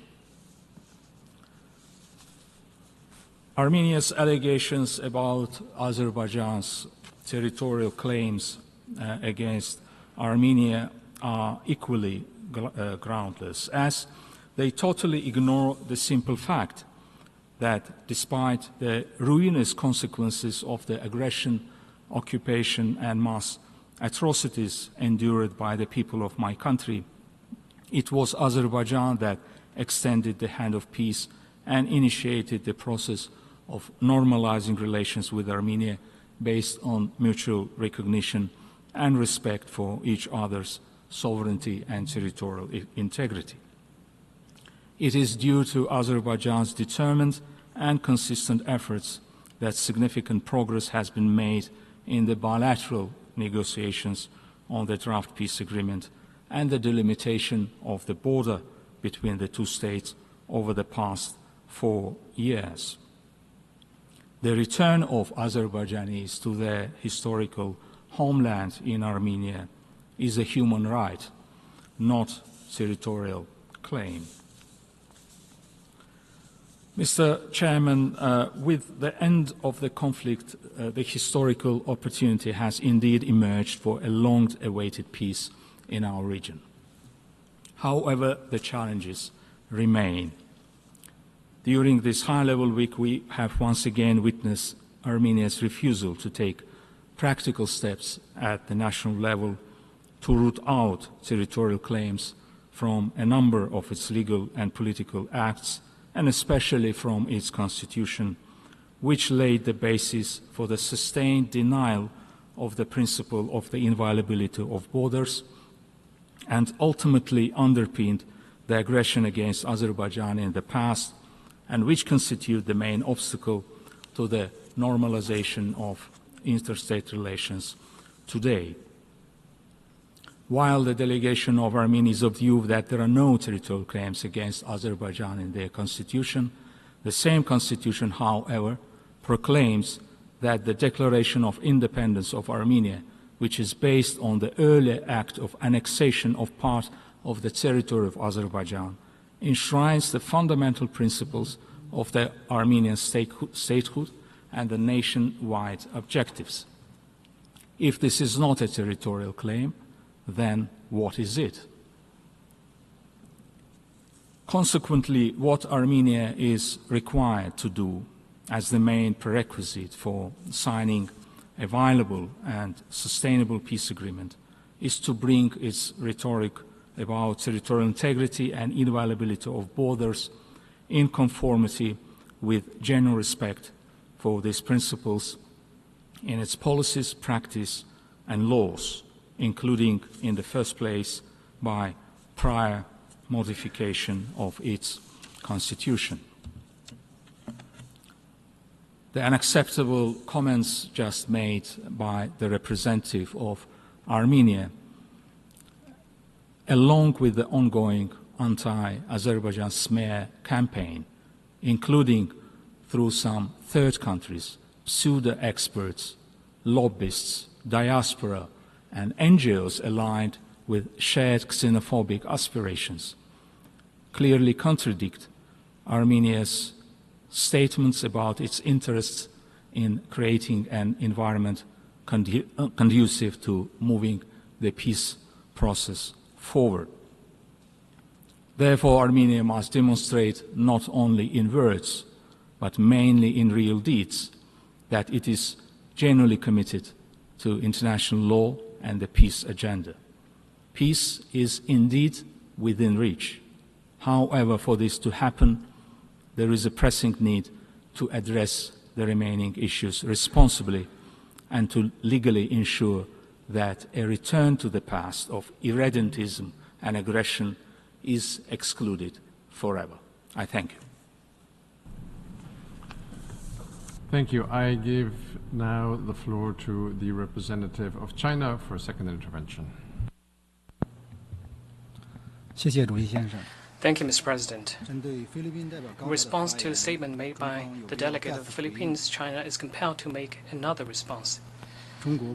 China does not accept or recognize the so-called South China Sea arbitration.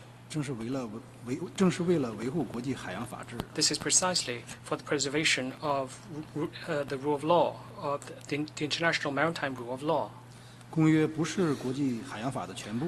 UNCLOS does not represent the entirety of international maritime law. The